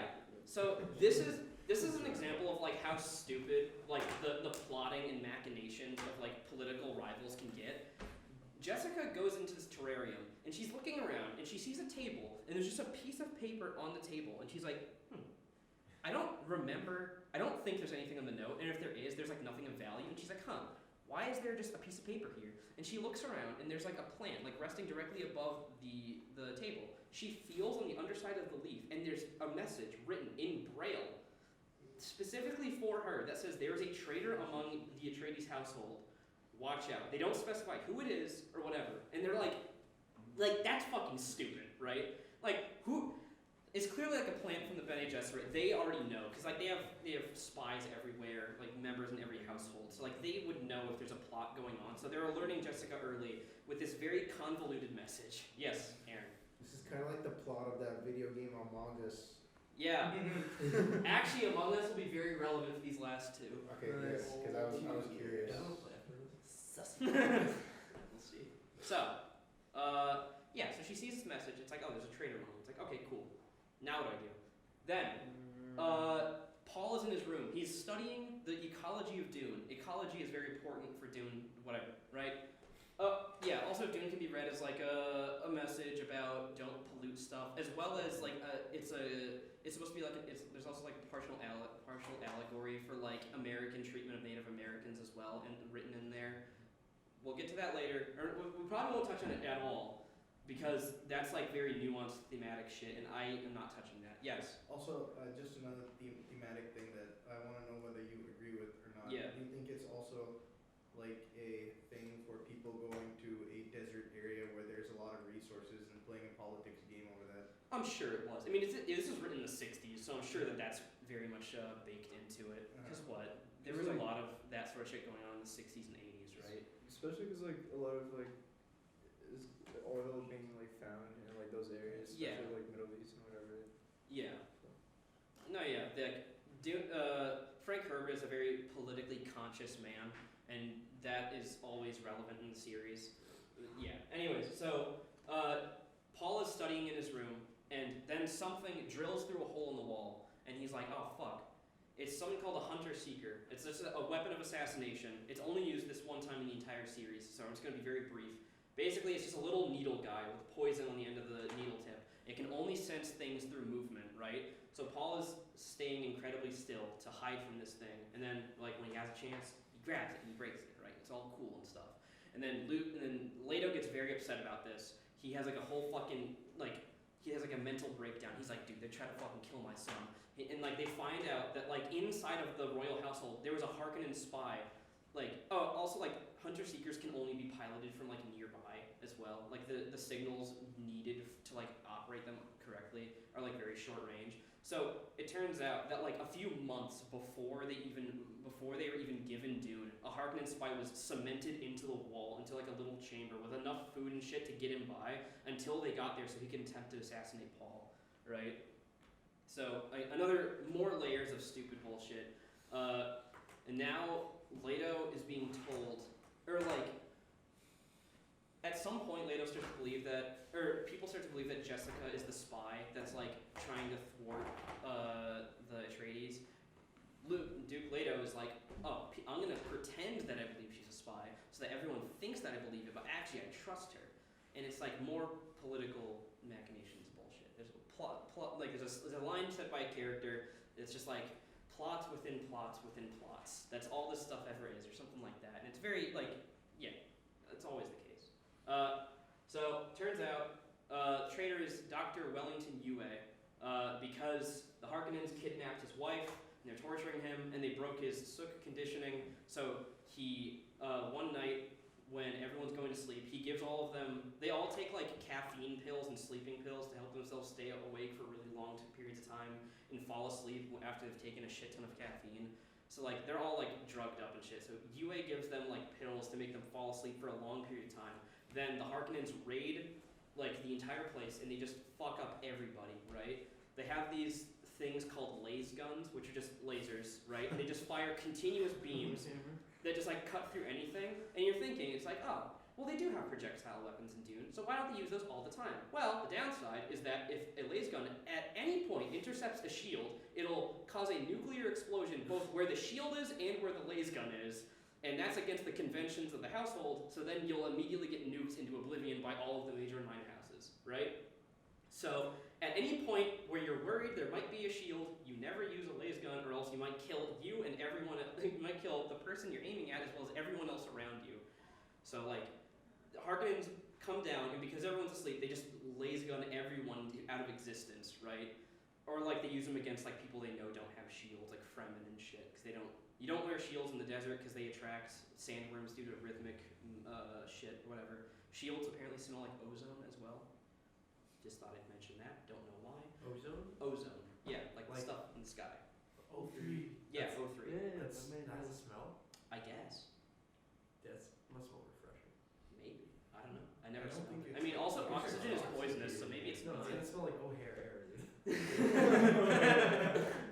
So, Yue gives them sleeping pills. The Harkonnens show up. They kidnap Paul and Jessica. And, also, another thing I forgot to mention. Bene Gesserit have drugs that they can take that allow them to just be able to tell whenever anybody is lying. So there are people in the Bene Gesserit called truthsayers. And, like, you don't want to ever encounter a truthsayer because if you lie to them, they will always know no matter what. You cannot hide it from them regardless. So, Baron Harkonnen is like, oh, I'm going to fuck over all the Atreides, but I don't want the Emperor to know I'm doing this, and I don't want them to know that I'm doing this, so I'm going to have my subordinates kill all of these people in very outlandish ways, so that way if somebody asks me, did you kill them, I can say no, with a clear mind and not be lying, right? So they kidnap Paul and Jessica, and their idea is just to take him out to the desert and just push him off into the fucking sand, and then a sandworm will eat him, which is almost a foolproof plan, right? In any other circumstance, this would work, right? Also, Leto is asleep. He wakes up, and then Yue like shoots him in the back. Yue gives him a false tooth and is saying, hey, I know the Baron's gonna want to gloat in your face when he kills you, so at least do us all a favor and kill him when you die. So he gives him a fake tooth full of poison, and he says, when you're encountering him, bite down on your tooth and exhale into his face, and it'll kill him, It's like a super potent poison, right? So Yue did not want to betray them, but he had to save his wife, right? And then after he betrays them, he meets with Baron Harkonnen, and there's like a whole thing where he's like slightly able to tell the truth, like because he has some Bene Gesserit training, and he's able to tell that the Baron was lying all along, that he had his wife. He's like, oh, if you do this, I'll set your wife free. And then after he sees him, he's like, oh yeah, he's lying to me. He killed my wife already. Well, at least I know I killed the Baron instead. So I got to do what I wanted to do. And so then Baron Harkonnen just fucking breaks his neck and kills him, right? So the traitor is dead. Duke Leto is dead. He attempts to kill fucking Vladimir Harkonnen. It does not work because he's wearing a shield, so it blocks out the poison. But everyone else in the room dies. Like he had a mentat there that was also killed, so now he's down an important soldier, and he's down like a bunch of subordinates as well.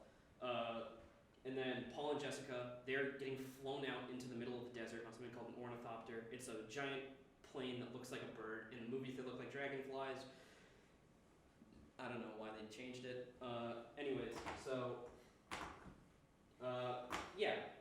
so they're in the plane. Jessica's mouth is taped shut, and because they know that she can use the voice on them. And they also have one guy there that's also deaf in case she tries to use voice. So that guy can't be told what to do. So Paul, who's very new to this whole Bene Gesserit training thing, she's been training him to be a Bene Gesserit and a mentat, so that like when he's a Kwisatz Haderach, he's like super Giga Chad, right? So Paul's very inexperienced with voice. He's very shitty at it. So he starts trying to use it on these people because they're both bound up, but he has his mouth free at least. So he tells one of them to like he's like undo my mom's like bindings, right?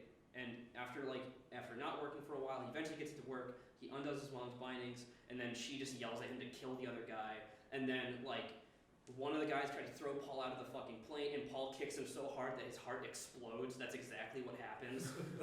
Like Bene Gesserit have really fucked up ways of fighting, and like they can like contort their bodies in ways that don't make sense. So Paul literally kicked his foot like underneath his rib cage into his heart, and it just exploded and just killed that guy instantly. And then Jessica is also like a badass, so she just kills everyone on the plane. Yue left them these things called Frem kits, which are like little bags that are designed to help you survive in the desert. They have these things called still suits inside of them, which are suits that the Fremen wear that allow you to recycle your water. I think they're pretty cool. They're like entirely mechanically based. They recycle like your shit and piss into like drinkable water, and they function through like pumps you have on your feet. It's like every time you step, it pumps the liquid up through your thing, like into a little pouch that you can drink through. Yes. It's kind of like working at Amazon. Yeah, it's pretty based. Yeah. So they land in the desert, and then they're like, fuck. Paul's like, my dad's probably dead, and like they land like on a spice blow, I'm pretty sure. So Paul gets like a little bit high, which is no good. Because now he's starting to see the future, and he's like, also, isn't he super sensitive to spice? Yeah, well, like because he's a potential Kwisatz Haderach. They're like, oh fuck, like spice is the thing used to trigger Reverend Mothers, and a Kwisatz Haderach is supposed to be like a male Reverend Mother. Oh yeah, like the reason why they're so like important is because like, you okay there, pal? It's just cool. The reason why Kwisatz Haderach is so important is because they can look both into the female past and the male past of their entire lineage. So they can see all the way through their bloodline, as well as they can look into the future. They have like future sight all the time. Like the Spacing Guild guys can use future sight kind of, but it's literally just for the ability to fly spaceships. For some reason, he has the ability to just look into the future and see all the potential timelines that exist. Like, he knows how to reach a timeline whenever he wants to, but he doesn't know how to do that yet, and they don't know if he's Kwisatz Haderach. Anyways, so he gets out there. He's like, my dad's dead. What the fuck am I gonna do? So they put on their still suits and they walk to the nearest siege. Slight correction here, the events here are out of order, so what's supposed to happen in the books is that after Paul and Jessica escape, they meet Duncan in the desert, which Duncan then takes them to meet Liet Kynes. They had met Liet Kynes at one point before, because they're the planetologist, but they did not know that Liet and Kynes were the same person. They thought that they were two different people. Then, afterwards, the Sardaukar invade and Duncan dies, buying them time to escape. And then after that, they leave to go to the siege that has Jamis, Stilgar, and Cheney. I'm going to be talking for a little bit here about all of these events I just talked about, but they're going to be out of order, so just know that what I'm saying is accurate. It's just that I have them in the wrong order, so keep that in mind. They don't know where it is, but they walked like a rock formation. Like there's like these big like rock formation mountains in like the middle of the desert, and the Fremen always hang out there in like caves because if you're hanging out in open desert, you get shredded by like sandstorms because they can like rip apart like a metal and stuff. So they just live in caves like underground and stuff. So they make it to a siege. They hang out there. Paul meets the love of his life, Cheney, who is Zendaya in the movie. She's supposed to have orange hair, allegedly, but they don't mention that until the 3rd book. So like, who cares, I guess? Yeah, so he meets up with them, he makes a deal with them, he makes a deal with the Fremen, he's like, hey, I'll teach you guys how to fight like Bene Gesserit if you guys let us live with you and like not die. And you're like, sounds good, Paul. And like, the guy who's leader of the siege also knew Leto. Like, Leto contacted that guy in particular and was like, hey, I want to team up with the Fremen, right? And the guy's like, yep, sounds good. And so like, he already has a connection with the Fremen. So Paul's like got an in, right? And they don't want Jessica because they're like, oh, she's old, she's not gonna know how to adapt to us. You're young, you can figure it out. And Jessica's like, you know, I'll teach you how to fight. And they're like, okay, cool. And then, but there's one dickhead, one dumb fuck in the Fremen siege called Jamis. Paul, when he gets there, he has a future vision, like very brief. He's like, oh, I see a future where Jamis is like helping me, like this Fremen guy I don't know yet. He's like my friend, and we're hanging out and stuff. When he gets there, Jamis is like, fuck this kid. He's a little white bitch. I hate him. Who does he think he is showing up in my place? I'm gonna fucking kill his ass. So he there's like this like right or whatever that any Fremen has. They're like if they have a quarrel with somebody, they can just challenge them to a fight and just kill them like whenever they want. They can do one-on-one duel. So him and Paul strip down to like nothing. They're both wearing like boxers and like that's not boxers. They're like loincloths, right? And then him and Jamis fight. He kills Jamis, and you're wondering, it's like, oh, so why did he have a vision? Well, that's a potential future. Now that future is now blocked off. So that's like an idea of like what his abilities are. He can see like, oh, in some timeline, he possibly could have been friends with this guy, but no, it didn't work out that way. Yeah. And now, Paul, now understanding like what abilities he's starting to awaken, he becomes keen to his terrible purpose, as he calls it. He says, I don't like where this is going. Yeah, terrible purpose. Relevant, yes. Isn't this where the first one kind of ends? Yes, it is. Well, they like. Yeah, no, that is where this is where the first. Or no, the first movie ends in it ends a little bit after this, right? So Paul meets up with Duncan Idaho again. Duncan Idaho meets back up with them. Idaho did a shitty thing, and he set up a shield. He was running away from Harkonnens, and he put a little shield generator right outside of a door that he just ran through. So when they use a laser gun to cut through it, it nuked the entire area. So that's a no-no, but he did it. So it's pretty based. Pretty sweet. Did he not get like nuked out of existence? I don't think anybody heard about it because I think anyone that actually would have been there to see it was either Duncan, who wouldn't say anything about it, or anyone who died in the explosion. Huh? He wasn't in the blast radius. No, like he put it down and ran away. Okay. Like I don't know. You outrun atomic. Well, he must have put it there like a while ago. Okay. I'm guessing. That's what you can assume. I mean, he's alive, so one would assume that he was smart enough to not blow himself up. What right? about that plot line in the movie where Duncan Idaho gets murked? That's what we're getting to. Okay. So they go to a planetologist, formerly known as a planetary ecologist, Liet Kynes. He's a guy put there by the Emperor. His goal, as well as the goal of his father before him, they want to turn Dune into a green planet, full of trees and grass and life, unlike this dead, shitty desert they live in now. And that's like his whole deal. Is like he's trying to figure out how to like change the entire ecology of a planet to make it like a green planet. And he's just shit at it. Like he's been struggling for years, and like they've had very little success. And they have all these different methods to try, but like none of them are working that well. They're gonna take like millennia to actually function.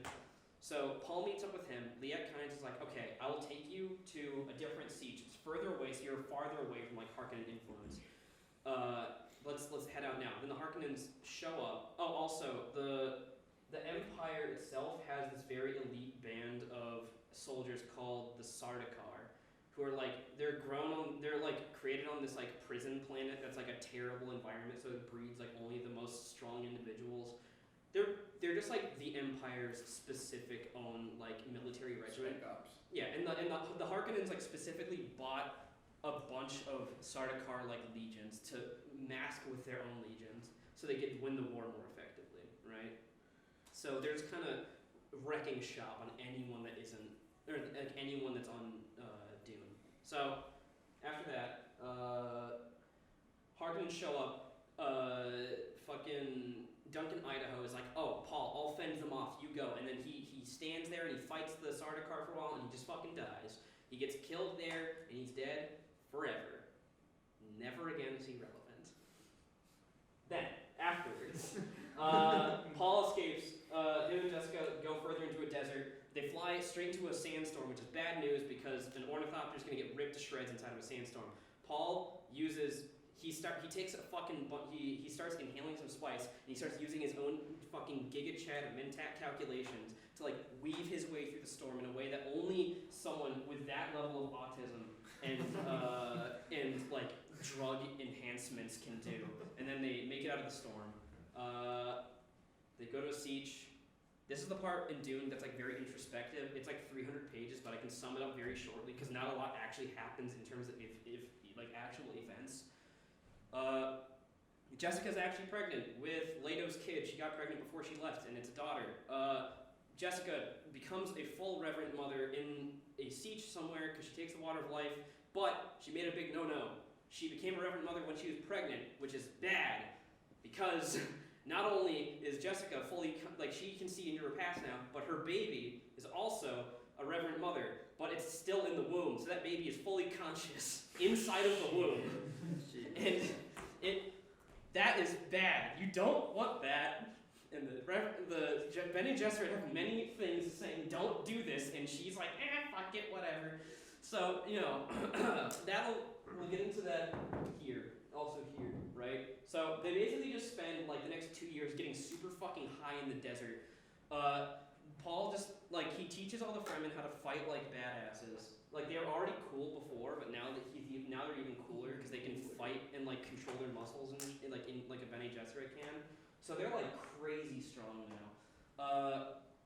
They also learn how to ride sandworms, which is a thing that like no one realizes you can do, but the Fremen have been doing it for a long time. They have like these hooks that they place on the outside of a sandworm, and they'll like pull up like sandworms have like rings on their bodies, so they'll like attach a hook to the underside of a ring and they lift it up, and the sand will start hitting the soft underside of their skin, and then they'll turn so that that's facing upwards out of the sand, so that they can just glide on top of a sandworm for miles and miles. So the Fremen are very fast and they can move around a lot because they have this ability that no one else can actually do. And then they just hop and like they just ride one until it gets tired, then they hop off, and then it's too tired to do anything, and then it just lays there for a while until it tunnels back into the ground. So he learns how to ride a sandworm. He teaches them how it'll be cool. He gets super fucking high. Before they leave, let me just double check this. Oh yeah, also, after they leave, Harkonnens take control of Dune again, and Vladimir Harkonnen puts his nephew, I don't remember his first name, it's really fucking silly, but his last name is just Raban, or his second first name is Raban, and he's played by Dave Bautista, I think? Yeah, Dave Bautista.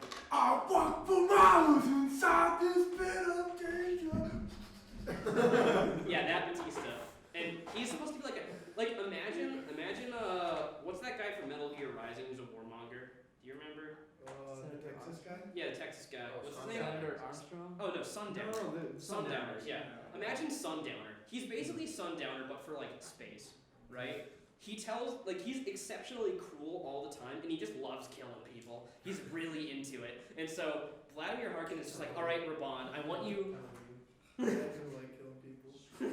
He's like, Vladimir Harkonnen's like, all right, Raban, I want you to get out there and squeeze. Go out there and take the economy of Dune and just fucking crush it in your fingers. I want you to wring out every drop of money you can get from these fuckers as possible. And his plan is he's gonna have Raban be such a dog shit leader of the entire planet for an extended period of time, so that way he can pull his other nephew out. Pretty sure it's his nephew. His other nephew named Fade Routha, right? He's gonna have Fade. FEYD. Okay. FEYD hyphen Rautha, RAUTHA or something like that. He's like a really good fighter. He fights in like a coliseum, like on Getty Prime all the time. He's like, I'm gonna have Raban be such a dog shit leader and such a terrible person to everyone on Dune, so that way, when my other nephew, Fade Rautha, shows up, everyone's like, dude, this guy's fucking sweet. And then we can rule Dune forever, right? And that's his plan. He's just gonna have, and Raban's just gonna take the fall, he's gonna assassinate his own nephew, because he's like, whatever, it'll make me look better, right? So that's his plan. So while all of this is happening, they're like conducting raids on like Raban's like spice harvesting operations to cuck them.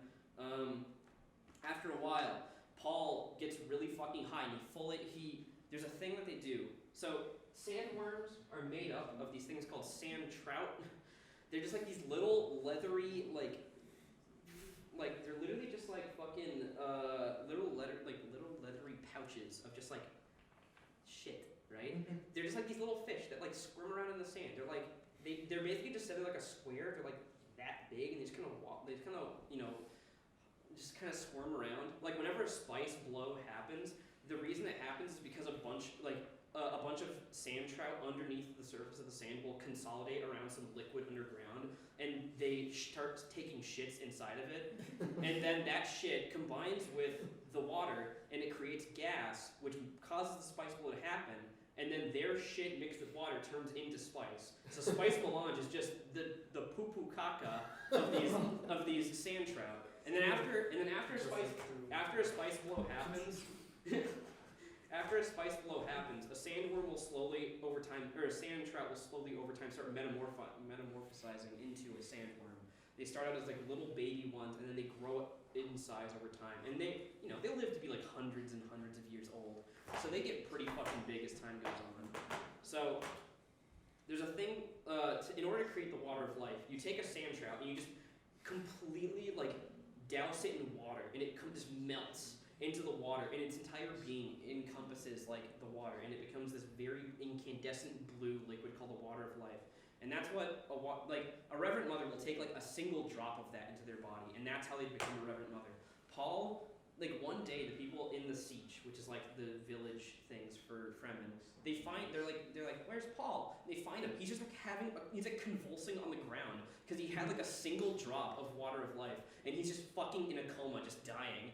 And then like he like barely like he manages to scrape himself together, and he pulls himself together, and he becomes the Kwisatz Haderach. He can now see the future. Like he's like awoken his powers entirely. He uses his future sight, and he's like, oh fuck, dude. The Emperor is gonna come. They're showing up to the planet soon, so they can wipe out like all the Fremen on the planet, so they can get me and Jessica like out of the way. So like the Emperor is now on Dune. He's like pulling up to the planet, and then like Vladimir Harkin is also there on the planet. They're both there, and like, all right, I have an idea. We're gonna fucking get these guys. So that's the plan. So they both meet at like the capital city of Arrakis, called Arrakeen, right? And so outside of the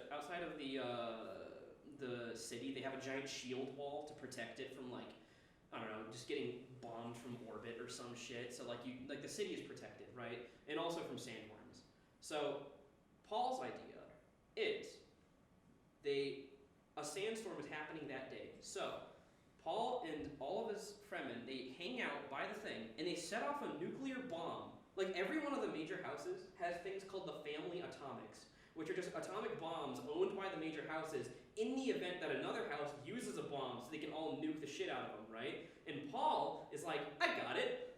I'm gonna nuke this entire mountain to get it out of the way, because there's like it's like built into like a mountain, right? And then like one side of the city is open from like the shield wall, and that's how you enter the city. So he just nukes a side of the mountain and empties it out entirely. So that way the shield wall is not protecting that portion, and then a sandstorm blows through the opening in the shield, and then all the Fremen ride sandworms through that hole, and then they start going to town on everyone in there. And you might be asking yourself, Paul, I thought nukes were banned. I thought this was a no-no. Paul's reasoning behind why this is a good idea is because of semantics. He's like, I'm not bombing them, I'm just terraforming the area using a nuke. So technically, it's not against the convention And Paul's entire gamble of not getting destroyed by nukes after that is entirely based on, it's not technically nuking other people, so it's fine. And it works. So they get there. Oh, also, Paul's sister is born. She's called Alia, A-L-I-A. She's like 4 years old, but because, is she fine? She is 4 years old. Yes, she is. We'll get there though. That's in this. Next one. So I knew you were thinking this. this and this. That's very actually it's relevant here by quite a bit and also there. So anyways, yeah, Alia is born. She's like 6 years old or something, right? And then or no, she's not. She's like really young actually. She's like basically a toddler. She can like just now walk, right? Whose kid is it? Sorry. Jessica's kid. Oh wait, so she's been conscious for mad long. Yeah, she's been conscious like since she's been in the womb. And like that's the thing she points out later in like this book. She's like, yeah, I remember just like waking up and just seeing like a wall and being like, where the fuck am I? And then it occurred to me, like looking through past memories, I'm like, wait a minute, I haven't been born yet. I'm inside of a person. So like she's been conscious for a long time. So she's like a 2-year-old or like a 3-year-old, but she talks like a grown woman.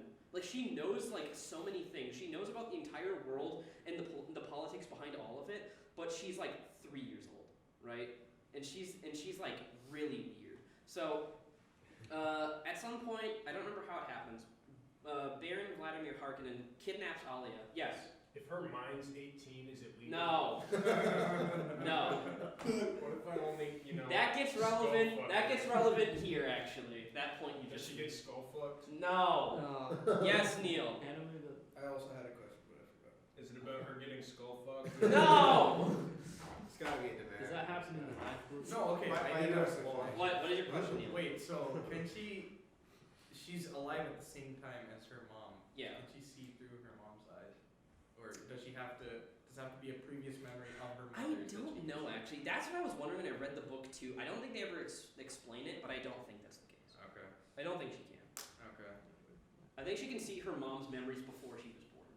Okay. But she can't. She can't see like Oh, through she her knows eyes. the future. She can't look at like the past through her mom's eyes, like in present time, to like guide her mom like a mecha.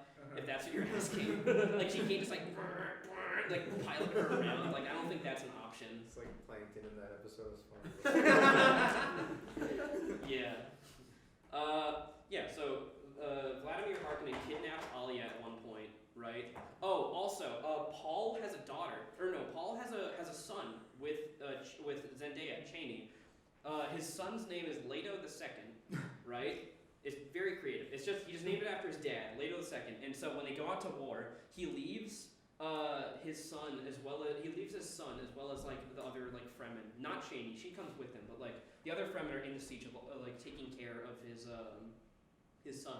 Oh, Paul has multiple wives, by the way, because after he kills Jamis, a Fremen tradition is that whenever you kill someone in like that ritualistic battle, you win all of their like ownings, including like his wives. So Paul has a wife and like 2 kids before he has a child, but they just hang out with him, and it's like never addressed at all. Like it's mentioned that he has like a second wife that isn't Cheney, and then it's just never talked about again, and they just drift into non-existence. So it's Paul is base. Come on. Feedback. All right. Anyways, so Paul's plan works way better than it ever should have. So he nukes a mountain. They ride sandworms into the capital city and destroy a ton of shit. They end up cornering the Emperor and Vladimir Harkonnen, as well as his like cousin, as well as his nephew Feyd-Rautha, and it's like everyone's here now, right? And then in the chaos of like all this shit happening, Vladimir Harkonnen has Alia. Alia just pulls out a Gom Jabbar and just stabs him and kills him. And he just dies. And she's like, "Get fucked, loser," and leaves. That's it? That's Yeah. how he dies? Yeah, like I mean, like there's like some pageantry and stuff behind it, but like like this 3-year-old child just pulls out like the most dangerous like stabbing weapon on planet Earth and just goes and just shanks him in the throat. And just Is the kills. first male Bene, whatever it is? No. Oh. No, Baron Vladimir Harkonnen. Like the I thought you big. were saying Paul did. No. The big fat bad guy. He just gets stabbed by a 2-year-old and dies. Does the big fat man not know that she's like an adult woman? No, I don't think he does. Or maybe no, I think he does know, but he doesn't know that she has it. Like he doesn't know she got that thing on her. You feel me? Yeah. So, cause he's like, oh, she's What do you 2. mean by that? Yeah. Literally. So he's just like, oh, she's 2, and also like he's fat, he's got like muscle on him, so he can just fucking pick her up and just kill her, right? But she just walks up and like GG easy walks out and he just dies, right? So he just gets poisoned and dies. Then Paul is just like, hey Emperor, what's good? It's your boy. You have a daughter. Or whatever. Yeah, he's like, you have a daughter, Princess Irulan. Let me marry her and Is she bad as fuck too? I don't know. She's not in the movie. Is she So, now Zendaya? huh? So he's going after someone who's not Zendaya. For political purposes. Okay. Oh yeah, something relevant with Does Zendaya get like jealous or does she not love him? No, she knows. They know. Okay, let me explain. So like in Leto, or like Jessica was like Leto's girl, right? They were like a thing, but like she was not married to him. She was technically his concubine, so that he could marry somebody else for political purposes. So like they never officially got married together, but like they basically were because they spent all their time together. They slept in the same bed and everything. But as far as politics are concerned, she's just a concubine. So in the same breath, Chani is also just a concubine, so that Paul can marry Irulan and become emperor of the universe. So yeah, Paul's just like, hey, you got a daughter, let me marry her so I can become emperor. And he's like, no. And he's like, well, you don't have an option because it's either that or I fucking kill you. And he's like, okay. And he's like, you, Feyd-Rautha, you were gonna fight me for this. You were gonna fight me to like, you know, win over Dune or like whatever. He's like, all right, pull up. So they both strip naked, or not naked. They're stripped down like loincloths, and then him and Feyd-Rautha. Feyd-Rautha is Batista, right? No. Oh, is the Rabban is Batista. I don't know Okay. what happens to him. He probably dies somehow. Okay. Uh, He's been pulled off planet at this point. Batista. no, he probably died. Okay. I mean, he was there in the capital city with his uncle, so he probably died too, but I don't remember how he dies. But yeah, Batista's probably dead. So it's just like the guy who was supposed to take over from Batista after he got He's in the assassinated. Yeah, Feyd-Rautha, he's there, and he's like, all right, Paul's like, pull up. So they strip down to like loincloths, and then Paul just fucking murders his ass. And then the story ends and Paul's the emperor of the universe, happily ever after. That's Dune. That's the first book. It's the longest one. It's like 900 pages. The second one's like 200, so this should be a lot faster. There's not a lot that actually happens in the second one. People complain. They say that the second book is like a first. They say it's like a first draft, and I just don't believe that. They're like, oh, the writing in it's so dog shit. It's like, no, I think you're like, I don't think it's that bad. But anyways, yeah. Last thing. There's a thing called a Chris knife that's important for religious purposes, but doesn't have that much relevance to the actual story of the events. It's a knife made out of a tooth from a sandworm. I don't know how they get teeth from sandworms without it dying. I'm guessing they just ride one until it gets tired, and then they just walk up to its mouth and just take one out. Get one of those, you have to open the case, and like the chance of getting it was like 0.00. Yeah. So yeah, this is a Chris knife. It's very important. It's very important for religious purposes. And then when Paul kills Feyd-Rautha, he uses this. This is an ornithopter in the movie. It looks like a dragonfly, but it's supposed to be a bird. This is a shield. It's just a blue aura. I think Carl can't see it. This is a shield. It's just a blue aura. This is what a sandworm looks like in canon. They're supposed to have like little flaps for their mouth, but in the movie they just have like a giant butthole that like. They've been circumcised. No, it's not even like they've been circumcised. It's just a butthole that like clenches and stuff to close. This is a picture of the Emperor in like the 1984 movie by David Lynch. I don't know why David Lynch made a Dune movie. And then this is a still suit. It's just like a full body suit that collects all your water and sweat and piss and shit. Alright, so that's Dune 1. Things should go quickly from here on out. Alright, now we have the second book, Dune Messiah. Oh, one very important thing is in Dune, Paul looks into the future. Well, so the Bene Gesserit have this weird thing called the Missionary Protectiva, which is basically, they use religion as a weapon. So like before Paul or anybody else has gotten there, years ago, the Bene Gesserit seeded this religion on the Fremen planet, where some person will show up called Muad'Dib, which is just like a word in the Fremen language for like a mouse creature, right? Or no, Lisan al-Gaib, that's the word. So Lisan al-Gaib is just like their chosen one, right? And it's like, it's a very vague prophecy that's just like, a man born from a woman will show up and then will like lead your planet into like greatness or whatever, right? But that's a completely fake religion that the Bene Gesserit made up for the purposes of manipulating the Fremen. So when the Fremen, when Paul and them show up, they see Paul and they're like, "Fuck, dude, that's the guy. He's our chosen one." So everyone assumes that he's like this like actual person who's delivered by God to these people. Paul is just propaganda. Yeah, it's just propaganda. Like it's complete like they just made up an entire religion around like some fuck, and Paul just so happened to fill the gaps for it. You know what I mean? So they're like, dude, Paul's our savior, and Paul's like, I'm 15. So like, you know, like at the end of the book, everyone. Is this because they know that the They know that he's like Kwisatz Haderach has to be on Dune? Yeah. So they introduced the idea of, there will be some savior. Yeah, that comes yeah. to planet. Yeah. Okay. Well, it's not that they knew that the Kwisatz Haderach was going to be on Dune. I think they just put one on like all planets. Like they do it everywhere. You know what I mean? It's just that Fremen are especially superstitious, so it's really easy to like tell them this shit. But like so like they see him as like a prophet. He's not. He's just a 15-year-old. But his future sight abilities don't do him any favors, so they still think he's a prophet. And Paul has a vision before the end of Dune. He sees that. How long? 10? Okay, cool. Oh, good lord. We're gonna be picking up the pace after this. So, Paul sees a future. After he's like, I can't avoid it anymore. This is going to happen. There's gonna be a religious jihad in my name across the entire known universe. People will just like trillions of people will die, like in my name, because the Fremen will just like they'll sweep over the universe like a wave, and it's just gonna be completely like no one can stop them because they're just such a military powerhouse, and Paul just has to accept it. So like he knows that there's like a genocide coming, but he can't do anything to stop it. So you're saying the Fremen are super powerful? Yeah, Fremen. Yeah. So now we're on to Dune Messiah. Title important. So here you go. Now on the secondary image there is a picture of a small dwarf man. His name is Bijaz. Yeah.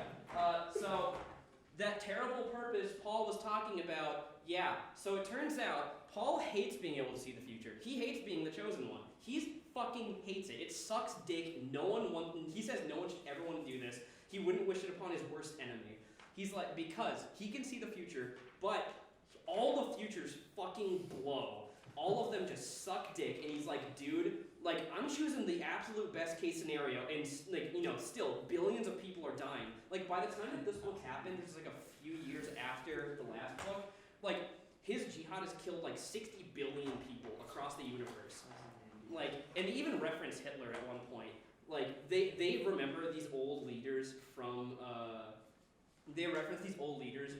Earth's past, and they only know about them because of the atrocities they committed. So, and they're like, oh, I can think of some great leaders. I mean, there was like that Genghis Khan guy, he killed like 16 million people, and then they're like, oh, what about that Hitler guy? He only killed like this many million. Paul's way better than that guy. He killed way more people. So like their measure of like what makes a good leader is very skewed. And also like this shows that like the only thing that's remembered this far into the future are the atrocities committed by those in the past, right? So like, yeah, Paul fucking hates it. That's his terrible purpose, is that he's been trying to mitigate as much collateral damage as possible, and he just can't, right? Yes? You mentioned he can see futures, plural. Does this Yes. mean like he's like He can see like multiple. like Doctor Strange kind of time stone thing? Yeah. He's doing that. Like he can see all the possible futures, and he's like, well, this one kills the least people, so I'm gonna choose that one. And like he hates it. It absolutely sucks, and he feels trapped by it because he's like, I can't do anything. If I do anything else, then things are gonna get worse. So why would I bother trying to do anything better? He's the emperor of the universe. He doesn't like that either. There's a few people plotting against him.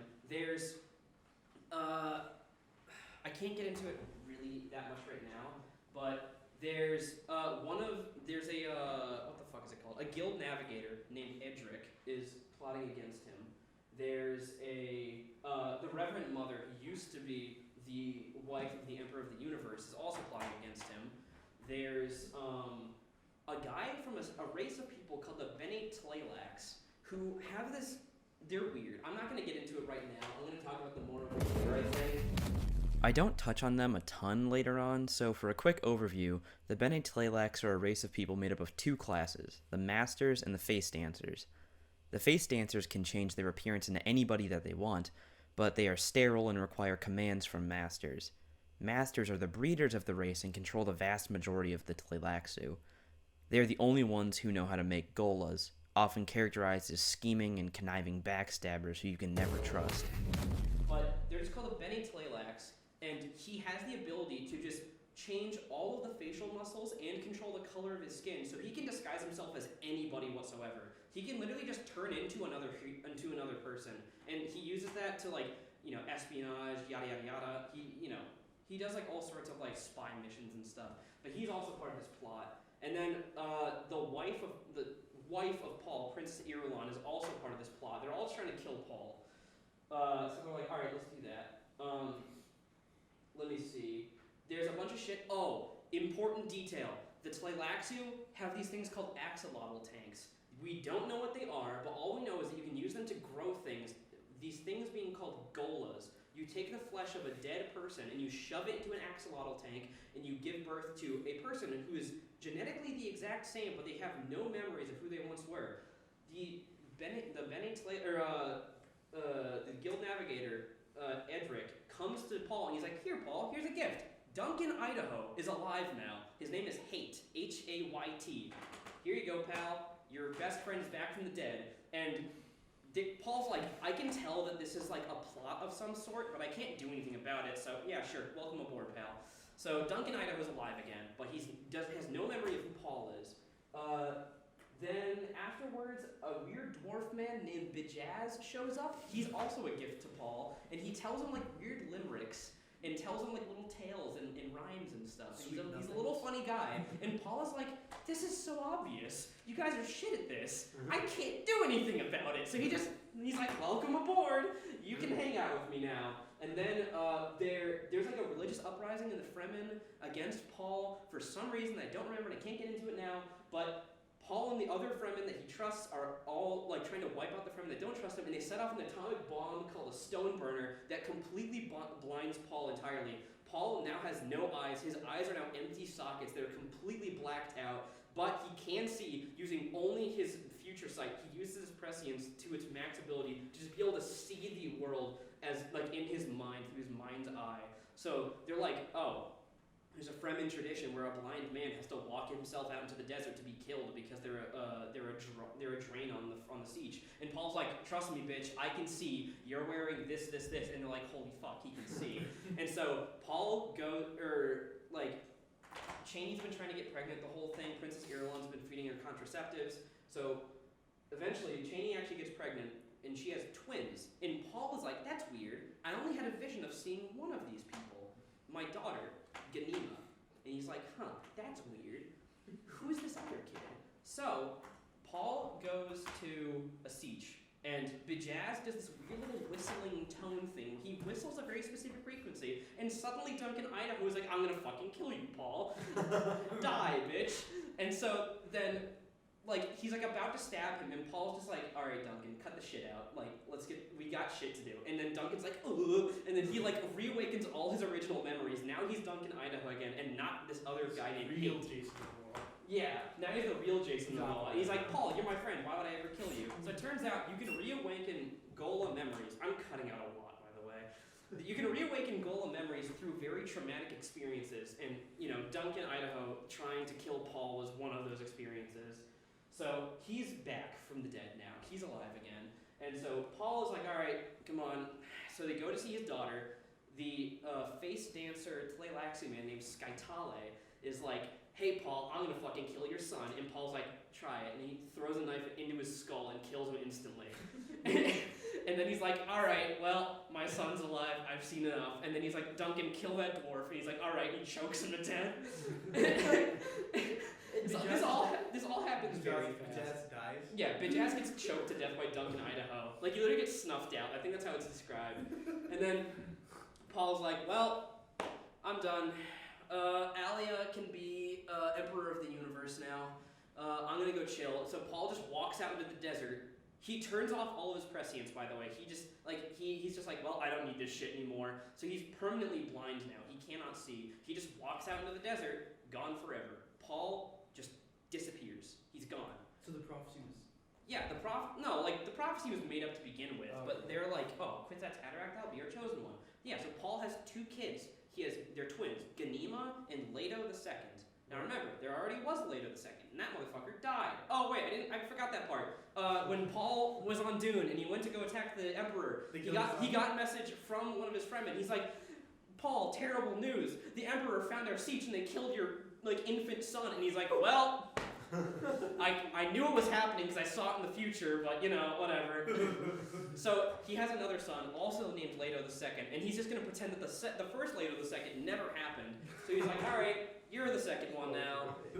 You're gonna be my son. And then Paul just has to go get some milk from the drugstore, so he walks into the desert forever, and we never see him again. Brave, right? I just wanted to talk about a few things I missed when talking about Dune Messiah before we move on to the next book. Paul's acceptance of the Duncan Gola is what starts tension among the Fremen, since they see the Tleilaxu tools as unclean. A death commando named Othaim reveals the conspiracy to Paul and is the one to give him Bijaz. Bijaz commands Hate to kill Paul once a specific time comes well in advance to when Chaney actually dies. Paul's reaction to Chaney's death is what triggers Hate. Before Skytale threatens Leto, he offers to bring Chaney back as a Gola, but Paul refuses. Now that Leto is safe, Paul's oracular visions leave him, rendering him blind. It was not self-inflicted that he became blind. At the very end, Bijaz gets killed for repeating Skytale's offer to Paul. The book ends with Alia and Duncan being the ones to watch over Leto and Ganima while she rules as Empress. Alright, all set? Alright, we're back. Yeah, woo. Alright, we don't got a lot of time here, guys, so we're gonna be going through these other ones pretty quickly, which is good for us. The first book is full of a ton of shit, and it's really fucking long. These other books are a lot shorter, so I think I'll be able to boil them down a bit better. Now, next up, we got Children of Dune. Who do you guys think the children are? Who do you think they are? Me! The children of Paul! It's Paul! Paul's children! You and Neil are Neo both the right. second, and his daughter, Globberulo or whatever. Yeah, Globbert. So, yeah. The children of Dune are Leto the second, as Aaron said, and Ganima. Here you go. Take a look at this shit, right? Now, I'll explain this stuff as we go along. Now, so, at the beginning of this book, we have Leto the second and Ganima. They're both I think 12 or maybe 10 or something. They're very young, and they're like, okay, some fucked shit is happening. Alia has been empress of the universe for a little while now, and she's pretty fucking bad at it. Oh, also, Chaney, Paul's wife, died in childbirth. The reason why he didn't try to do anything about the contraceptive plot to make sure that he didn't get an heir is because he knew that she was going to die in childbirth, and he wanted to spend as much time with her as possible because he really loves her. Anyways, so, Alia's been Empress of the Universe for 10 or something, 10 or 12 years now, and she's fucking dog shit at it. And there's a problem with Alia. There's a thing you're not supposed to do. So Alia is called an abomination by the Bene Gesserit because she was given the ability. She was conscious during her own birth, and they're like, that's fucked up. You're not supposed anyone born anyone's born from as a reverent mother is fucking it is an abomination. That's not supposed to happen. So what the issue that's happening is, as Alia is trying to rule the universe effectively, she's going back into her own memories to try to try to figure out what's going on. And because Alia was supposed to be the one that gives birth to Kwisatz Haderach, she has some weird side abilities. They're not very well developed. It's literally just occasionally she'll hear from a male voice, and it's probably in her mind from her past. And the big issue is that what was revealed like through Dune, when Paul looked into his own past, he realized that Baron Vladimir Harkonnen was his grandfather. No one knew that because when Bene Gesserit are born, they're just taken away from their parents and put into the school, so they don't know who their parents are. Jessica was Baron Vladimir Harkonnen's daughter, but she never knew that because she couldn't go back and like figure out who it was. I guess I don't know. Maybe she did know, but I don't recall. Anyways, Alia, she's looking into her own past for advice on how to rule the universe, and Baron Vladimir Harkonnen keeps showing up, and he keeps getting louder and louder. And eventually, he completely takes over her mind. This is something that happens slowly and slowly over the course of the book, but I'm gonna, sum it up here because it's effectively the same thing. He begins to get louder and louder, and because her memory of, her memory of Baron Vladimir Harkonnen is as accurate as the original man himself. It's basically like that guy has invaded her mind. And now she is stuck listening to this absolute raving lunatic all the time. And so he's just giving her terrible ideas, and bad shit's going down all the fucking time. Also, ever since Paul became emperor, they were working on terraforming Dune into a green planet. That's partially happening here. By this point, more of the Fremen have started moving out of the desert, and now they are moving into the cities. And they don't wear still suits anymore because they're like, oh, the air here is there's enough like water in the air and like water around that we don't need to like preserve our moisture as well as we used to. So they just don't bother. And now there's like an identity crisis within the Fremen about like, oh, our culture is dying. What do we do? And then out of nowhere, this strange man wanders out of the desert, and he's called the Preacher. He's completely blind. And he walks out of nowhere, and he's like, you Fremen are fucking dumbasses, and Ollie is a shit empress, and he starts shitting on everything regarding the religion surrounding Paul and everything. He's like, you guys are fucking idiots, and you guys are fools for following one man and thinking that he can be your salvation. You guys need to be your own salvation. You guys need to fix this shit for yourself. Following Paul and thinking that he's gonna do that for you is fucking stupid, and that's evident here because you guys are all fucking dumb and bad at everything. And like he's right, so they can't even give him shit for it. But people still yell at him about it. And they're like, who is this Preacher guy? Some of the Fremen out in like the wilderness, in dunes and shit, they're like, I think it's Paul, but like I thought he died. He wandered out in the desert as an actual blind man. How did he not die? So they're like, I don't know. No one really knows who the Preacher is at this point. But like there's does he cover his face or something? Yeah, like he's wearing like a still suit still. Okay. So like his face is covered. Like the only thing you can see is that he doesn't have eyes, right? But like, and he wears like probably bald. He wears like a hood and shit, and everyone's like, some people are like, I think it's Paul. He's blind. He came from the desert, and he's telling people that this is stupid, and they're like, whatever. Don't worry about it. So then there's a secondary house. It's called House Carino. Emperor Shaddam IV is from House Carino. They're another major house. They're not very important at all.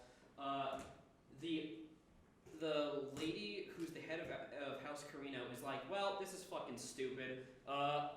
Leto II and Ganima are both heirs to the throne of the Empire, so we're just gonna fucking kill them, and then we're gonna reinstate we're gonna have like our guy, like our or some heir to us marry into the family by marrying Alia, so that way we can become emperors of the universe again. So their plan is Alia bad yet? Yeah, Alia. Yeah, she's bad now. Yeah. She's been bad, bro. Okay. Well, it's been 10 years. Yeah. But so Alia is like a shit ruler, and they're like, well, we don't want that anymore, so we're gonna replace him. Their plan, yes, Nate. How old is she at this point? Old enough.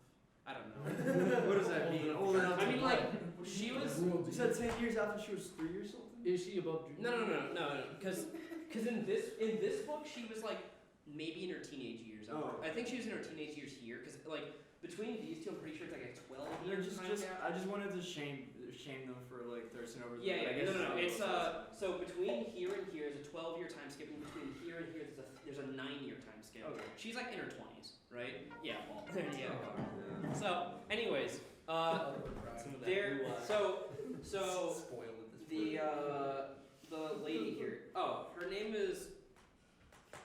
I don't know how to pronounce this name. I'm not even gonna try. Carl can give it a shot if he wants to. It's that one with the W there. Winsisia? Yeah, Winsisia, I guess, right? Ganesh, yeah. So, Winsisia Carino, her brilliant plan. They have these tigers on the planet they used to make breed Sardaukar on. They're called Laza tigers. Written here, Laza tigers. Laza tigers. They don't have lasers attached to them. They're just normal tigers, but they're like really good at adapting to stuff, and they can blend into like their backgrounds. So their idea is they're just gonna. Oh, also they have like chips in their brains so you can control them via remotes from far away. Who is this person who has this idea? RC Tiger. She's the head of the house she's the head of the house of House Carino. House Carino was formerly the one that Emperor Shaddam IV is a part of. Okay. So like she's like related to Princess Irulan. So she's like, oh, I want to put House Carino back on top again, right? Make Carino great again. And it doesn't work. She's like, okay, we're gonna send these Laza tigers into the desert and just fucking kill Leto II and Ganima. Their plan is just to fucking murder 2 children with tigers and just have them be mauled to death. And so, why do they need tigers for that? I don't know. I don't know why they need tigers. They're just kids. But maybe it's because she's worried that she'll get interrogated and then she can be like, well, a tiger killed them. I didn't do anything. And then they're like, well, she's not lying. Wait, they don't have those on Dune. There's no. No, they don't. They don't have them on Dune. But also, they could be like, who knows? Like, as long as they can absolve themselves of guilt, then they're not going to be vulnerable to truth-sayers.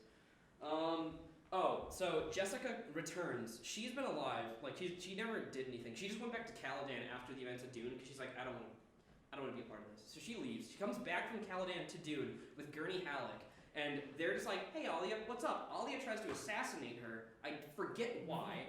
I think it's just because Vladimir Harkonnen in her brain is just like, fuck this bitch. She's the reason why I fucking died because she gave birth to Paul and Alia, and so. She tries to assassinate Jessica. Jessica just fucking leaves. Her and Gurney Halleck go out into the desert again. And then, what is it? I'm trying to think. What happens after that? Laser tigers try to kill the twins. They like climb into like a rock face and then just stab them a bunch and then they just die. The tigers? No, the kids. Like they die? No, the kids climb into a rock face, then stab the tigers a bunch, and then the tigers die. Like What's to happen to tigers? yeah, like one of them like rips open like Leto's arm or some shit, and he's just like fuck, and then he like patches himself up and it's fine or whatever. But typical slash by tiger reaction. yeah, like his arm like gets like completely bisected. Live tiger reaction. Yeah, live Laza tiger reaction. So okay. No, here's where it starts to get really dumb. Now. I'm going to just tell you this. I promise these books are good. They are interesting to read. It's just that the plot lines are stupid. So just keep that in mind as I'm telling you this, alright? So, they kill the tigers, right? These are like fully grown, there's a picture of them on here that I printed out. I'll hand this around at the end so you guys can see it again. Yeah, I'll show that at the end because the last part's a bit of a spoiler. Alright, so, they kill the tigers. Then Leto's like, okay, Ganima, I'm gonna pretend that I died. Like I'm faking my death right now. Because nobody else is around. They're in the middle of the desert. No one's there to see it. He's like, okay, we're gonna go dump these Laza tigers in the middle of the desert and some fucking worms are gonna eat them. I want you to tell anyone that you see after this that I was also killed by the tigers and you fed me to the worms. So that way there's no proof that I'm dead. But just so that she can't get interrogated by a truthsayer, she hypnotizes herself to fully believe that Leto has died and that he is dead for sure. She like fully believes it. In her mind, Leto's dead and like he does not exist anymore, right? And she like breaks down crying because she's like so torn up about it. She goes back home to Alia. Wait, do these kids have any like cool powers? They're like Reverend Mothers already. Okay. Like they can see their own pasts and stuff. Okay. Right? Yes. As feared as these truthsayers are made out to be, it seems like it's very easy to trick them. Like you just fully believe. Constantly, you just hypnotize yourself. Well, see, and no, tell it's them- because it's like you know tell how them the you truth. can talk to somebody and you can like kind of tell when they're lying. right? Yeah. And like, there's like other people out there that are like, oh, I'm really good at telling when someone's lying because they can read like the subtle like facial cues that someone might give. Like, oh, they like looked away like as they were saying this thing. That means they're lying, or like they may not be telling the whole truth about that. Truth-sayers just do that, but on a really high level. But if you totally believe what you're saying, or what you're saying is true, and you don't fear telling them that, then that's fine, right? It's like either you have to tell them the truth, or you have to tell them what you to believe is the truth. But if you don't believe it, you're going to show these signs unconsciously and give yourself away. So, Ganima hypnotizes herself and goes back to Alia. Leto travels out in the middle of the desert to a forbidden siege called... Where is it? Gnome moment. No, close. Actually, no, it's up here.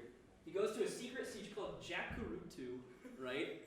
And the reason that this is, like, it was a forbidden siege to go to because they used to just kill Fremen and steal all the water out of their bodies for themselves. Because like whenever a Fremen dies, they just like empty their body out into like a distillation thing to like distill out all the water that was in their body so that none of it goes to waste. But these guys would purposely just kill people and then just take their water, and that was bad. Like you only did that if someone died of like natural causes or like by some accident, right?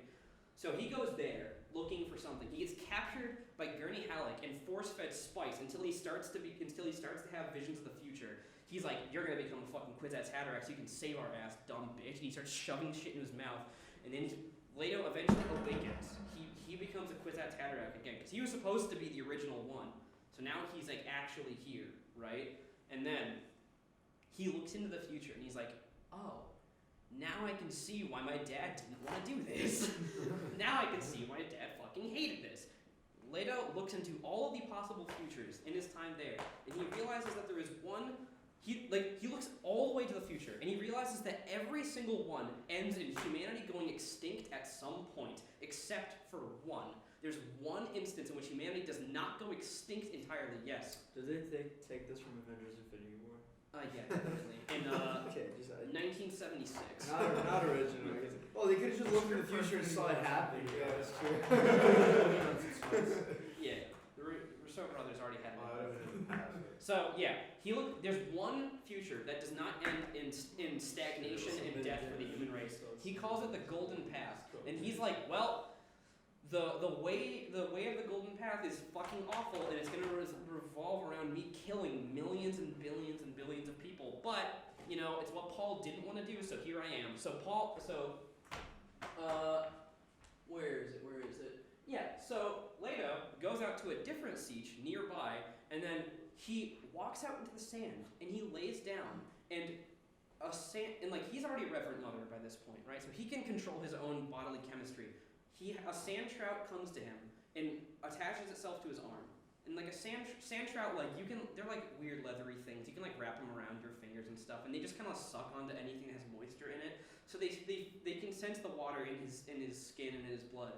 So that latches onto him, and then he like melds it into his body by adjusting his own bodily chemistry, that his blood starts to fuse with its. And so he just becomes like, he absorbs a bunch of sandworms, and his blood becomes like pure spice, and he turns into this superhuman like weird thing. I have a picture of it here, like some rendition of it, so you guys can look at it. And he says he has the ability to sprint across the dunes of the planet at like Mach 5. He can move however fast he wants. He can punch through like solid steel. He's like a worm.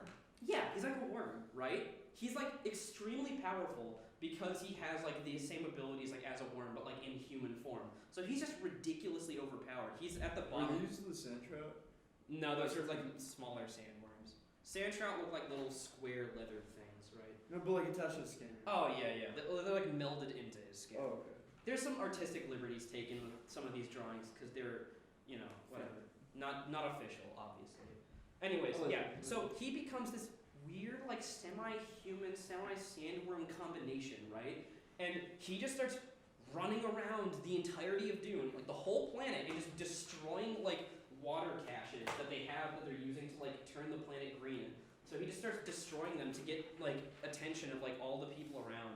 Duncan Idaho is alive by this point, and he has been given there's a Fremen called Stilgar, and at one point he's like friends with Paul. Stilgar is like, he's neutral on the whole like deal between like whether he's siding with Alia or like the other people that are conspiring against Alia. He's like neutral, right? But he's like, oh, okay, I'm just gonna be neutral in this. Duncan Idaho goes to him. He's been entrusted with Alia's life, or he's been entrusted with Ganima's life. He goes to Stilgar. He goads Stilgar into killing him.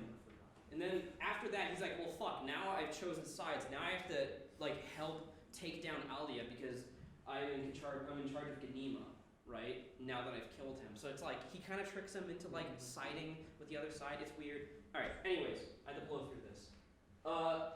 Leto meets up with the preacher. He's like, hey, Dad, what's going on? How you doing? And he's like, hey, son, I want to die. Yeah, it's Paul. He's like, he already knows it's Paul. He like, is it the blind guy in the drawing? yeah, the preacher, right? Yeah, that's an image of the preacher. So he's like, hey, Paul, what's good? And he's like, hey, let's go to the capital city and let's go confront your sister. They go to the capital city. Paul gets up on his soapbox one more time. And he's like, you guys are all fucking stupid.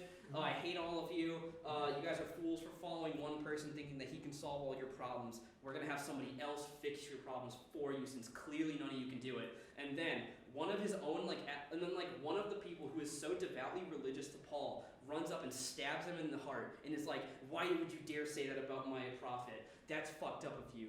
And so Paul there bleeds out on the steps outside of his own, like, cathedral, or outside of his own temple, just bleeding out on the steps. He dies. Paul is now, like, actually dead for this time. For real. Yeah, for real this time, Paul is dead. I promise. Like, that, the whole, like, cell preacher bullshit, no. He's dead. He bled out on the stairs. He's dead for sure. Right? And then, Leto shows up. In my notes, I have written here, Leto goes upstairs and he bitches on Alia so hard. She's like, Leto, like, she has like these giant steel doors to keep everyone out. He literally walks up and flicks them and they explode off the walls. And he's like, hey, what's going on, Alia? She's like, oh, I'm so tortured by the memories of my past. What do I do? Please help me, Leto. And he's like, help yourself. And then she kills herself. She jumps out the window and just dies. Therefore, deleting any existence of the Baron in like anyone's minds. Like, he still exists in past memories, but like Leto's not a cuck, so he's not gonna fall for that. At one point, Jessica goes to House Carino's planet earlier in the book, and she meets up with like the guy who's supposed to be the new emperor if he married Alia, and Jessica like talks him into siding with them. So then when he goes to the planet, Leto's like, all right, I have a plan here, guys. It's called the Golden Path, and it's gonna suck for all of us pretty much, or at least for me a lot. And he's like, all right, Ganima, you're gonna marry this guy from House Carino, and I'm gonna selectively breed the Atreides bloodline for the next 4,000 years. And he's like, and everyone's just cool with it, and that's how the book ends. Leto is Children of Dune. Yeah, Children of Dune ends with Leto telling them, Ganima, I am going to be the God Emperor of the entire universe. I am a deity now. Yeah, God Emperor. He's like, I am immortal. You cannot kill me. I'm completely immortal. I'm going to turn into a sandworm later in life, and I'm going to rule the universe for 4,000 years, and I'm going to breed the Atreides bloodline for specific reasons for all 4 millennia. And that's how the book ends. And everyone's just cool with that, right? Word. Now, we cut to God Emperor of Dune. Now, between these other books, there's been a time skip of a max of 12 years. Now, we skip to God Emperor of Dune, which takes place 3,500 years into the future. Now we look at Dune. Dune is a completely green planet. There are no deserts in Dune except for one, and it's very, very tiny, and it's not nearly as dry as the old ones. Now, as you can see here, this is the cover. This is the forest surrounding the cathedral of God Emperor Leto II, right? And then here's also a really shitty drawing of Leto as a worm. Oh, hell no. Here you go. Oh, wasn't he in Elden Ring? Here. there's a better drawing of Leto as a worm. Anyways, yeah. So for the last 3,000 years, or 3,500 years, Leto has been ruling over the Empire with a solid grip. He has completely destroyed the ecology of Dune. Sandworms no longer exist. He is the only sandworm that exists now. Literally the only one, and he's not even a full sandworm. He's just a dude wrapped in a sandworm skin. He's canonically like so huge they have to build new hallways in their already massive fucking like cathedral to fit his massive body. And he doesn't even like squirm around to move around. He has a giant royal cart manufactured for him by like these weird machine-loving cultists. So, anyways, yeah. So Dune is now a completely green planet. There's no more worms. And now you might be asking, there's no worms. What happened to the spice? Isn't that like necessary for the entire Galactic Federation to like function at all? And you're like, yeah, that's exactly right. The entire old empire does not exist anymore. Because of the lack of spice. Yeah, no, he broke it down on purpose. It doesn't exist. Like, there are maybe some minor houses that still exist, but like everyone is like, it sucks for everyone. Space travel is basically completely banned entirely. The Spacing Guild has been gutted. It barely functions. Yeah, it barely functions at all. He gives them spice allotments to keep the navigators alive, and that's it. They cannot perform any of their functions. So now he has this grip on the fucking universe. Like, technology around all of the planets in his empire has devolved to medieval levels of technology. Like, people move around in carts. And like there are spaceships and like ornithopters sometimes, but like there's no off-planet travel. It's complete, like everyone just lives in villages now, and it basically sucks for everyone, right? And everyone's like, why are you doing this? And he's like, he also has this really devout like religious group surrounding him called the Fish Speakers. Why are they called the Fish Speakers, you might ask? I don't know. It's not really explained. The only explanation we're given is the Fish Speakers would dream of fish at night. They would speak to the fish in their dreams or something like that. That was the explanation that was given. What does that mean? I have no clue. Yeah, I still have no idea what that whole thing about the fish speakers was. I couldn't find anything in the book that talked about it, and I couldn't find anything online about that either. Mostly just people as confused as I am asking why the fuck are they called fish speakers, or why did they dream about fish? Like, I got nothing. This book is just like basically Frank Herbert. Yeah, I know. People always say it looks like a dick. I know. Oh my God. I know. That's why I included that one in this lecture. Like, yeah. So, He was the thickest I would ever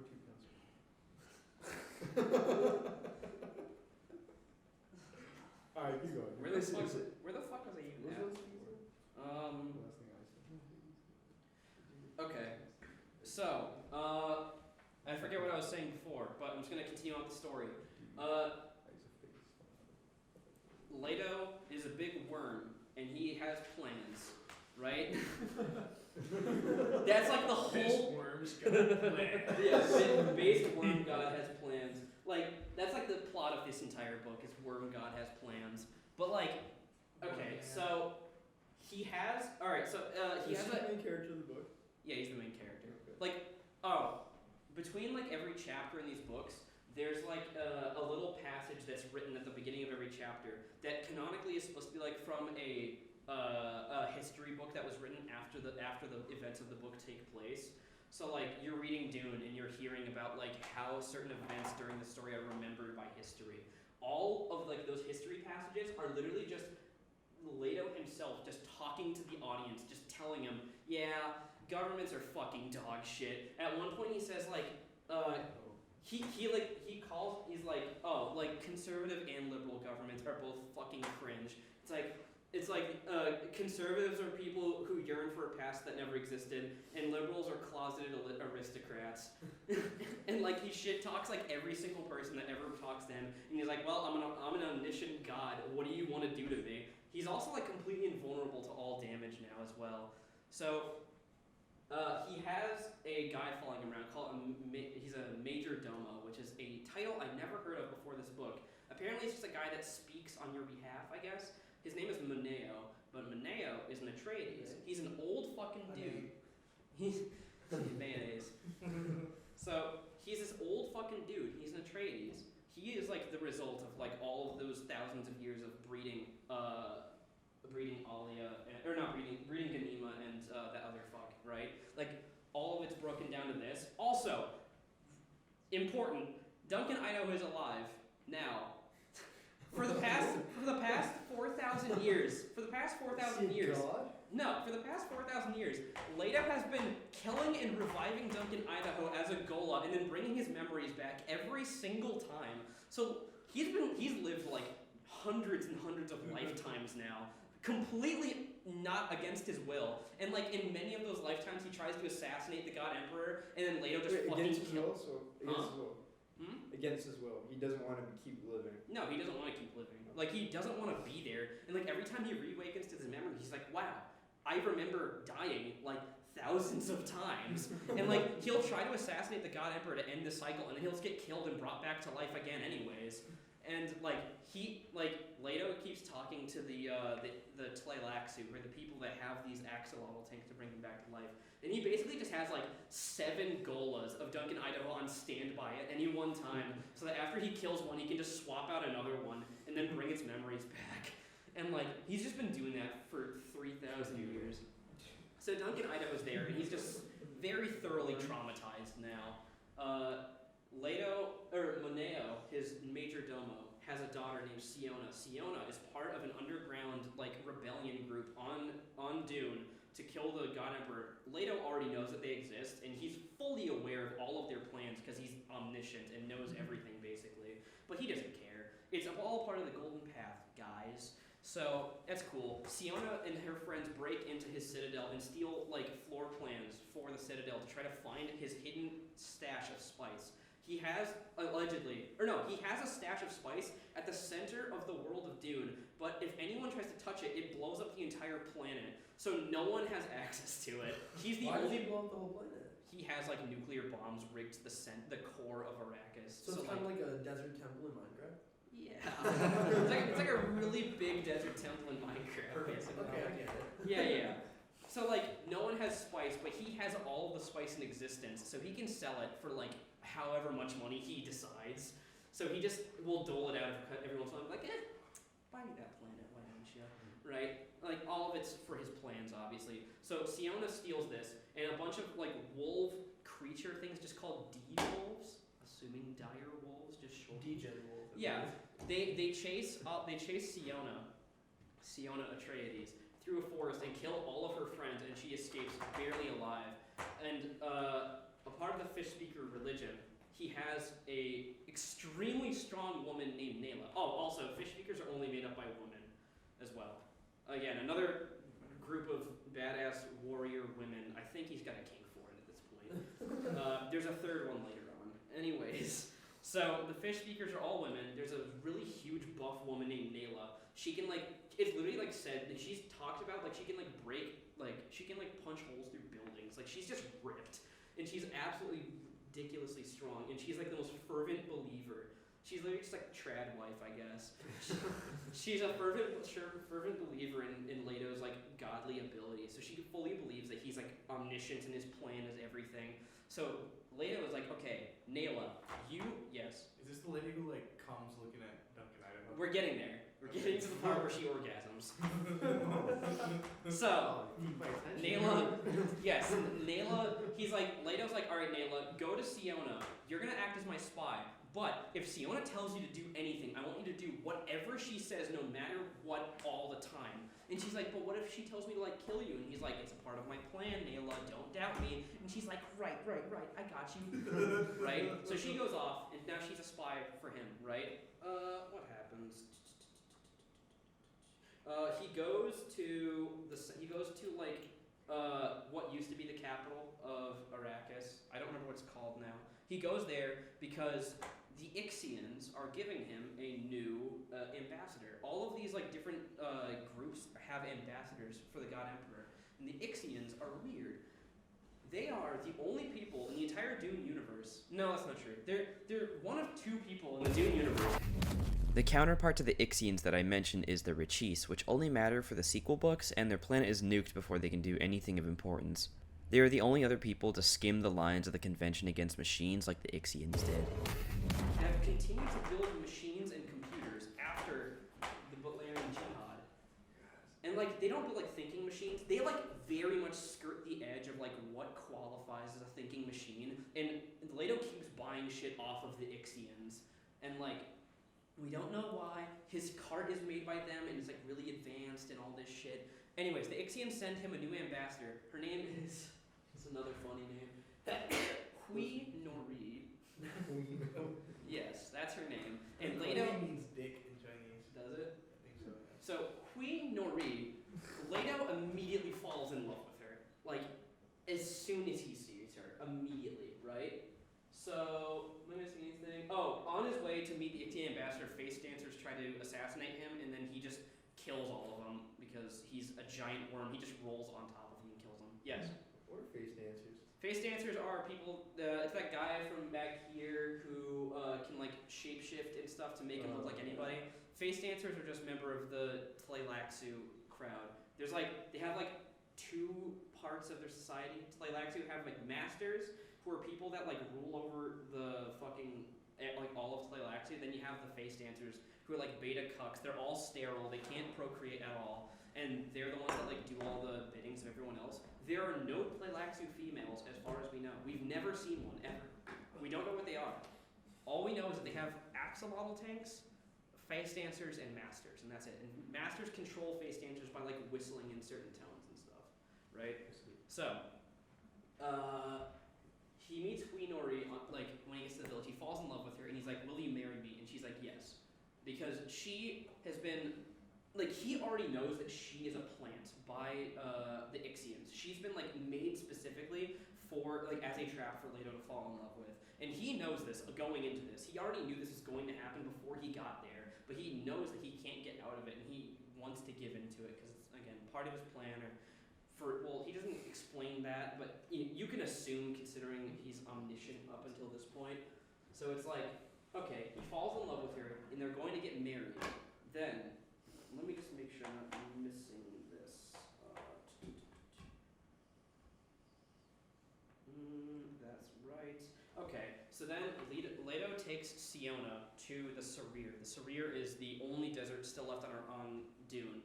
And it's the one surrounding his own like citadel, so that he himself can ride around. There's no other worms in there. It's just for him to play around in. It's literally just a playground. Like that's all it is. And like Leto takes her out into the middle of the desert. He gives her a still suit, and she wears the still suit improperly the entire time. So she's losing moisture as time goes on.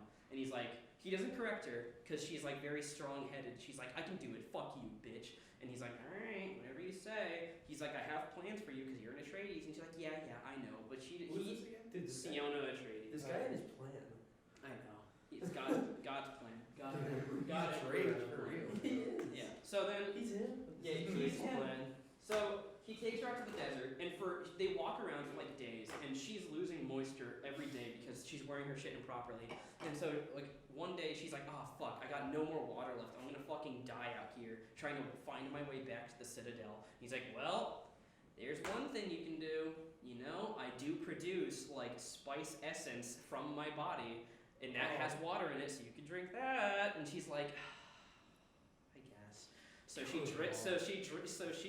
takes a sip of his fucking drippings, and she awakens to her her fucking latent Atreides dreams abilities. She's like, oh, I understand your golden path now. Like, I understand it. I still think it's bullshit. I'm still gonna try to kill you, but whatever. And he's like, well, all right. You're trapped in my golden path now. You can't do anything anymore. Let's go home. And then before they're about to leave, a rainstorm happens. They have like weather machines on Dune to like make sure the ecology always stays like as a green planet. But sometimes it fucks up, and it's happened like multiple times throughout the story. A rainstorm randomly happens in the desert when it's not supposed to, and all the water hits Leto, and he starts bursting into flames. And they're like, what the fuck? Why is this happening? It turns out sandworms have always just been weak to water, and the only reason that Arrakis was the way it was is because as sand trout populate the planet, they consolidate moisture underground, so that way sandworms can live. So when he gets touched by water, like his body just bursts into flames, and he's like, oh fuck, this hurts really bad. But it's like a short rainstorm, so nothing happened. Like he's fine afterwards.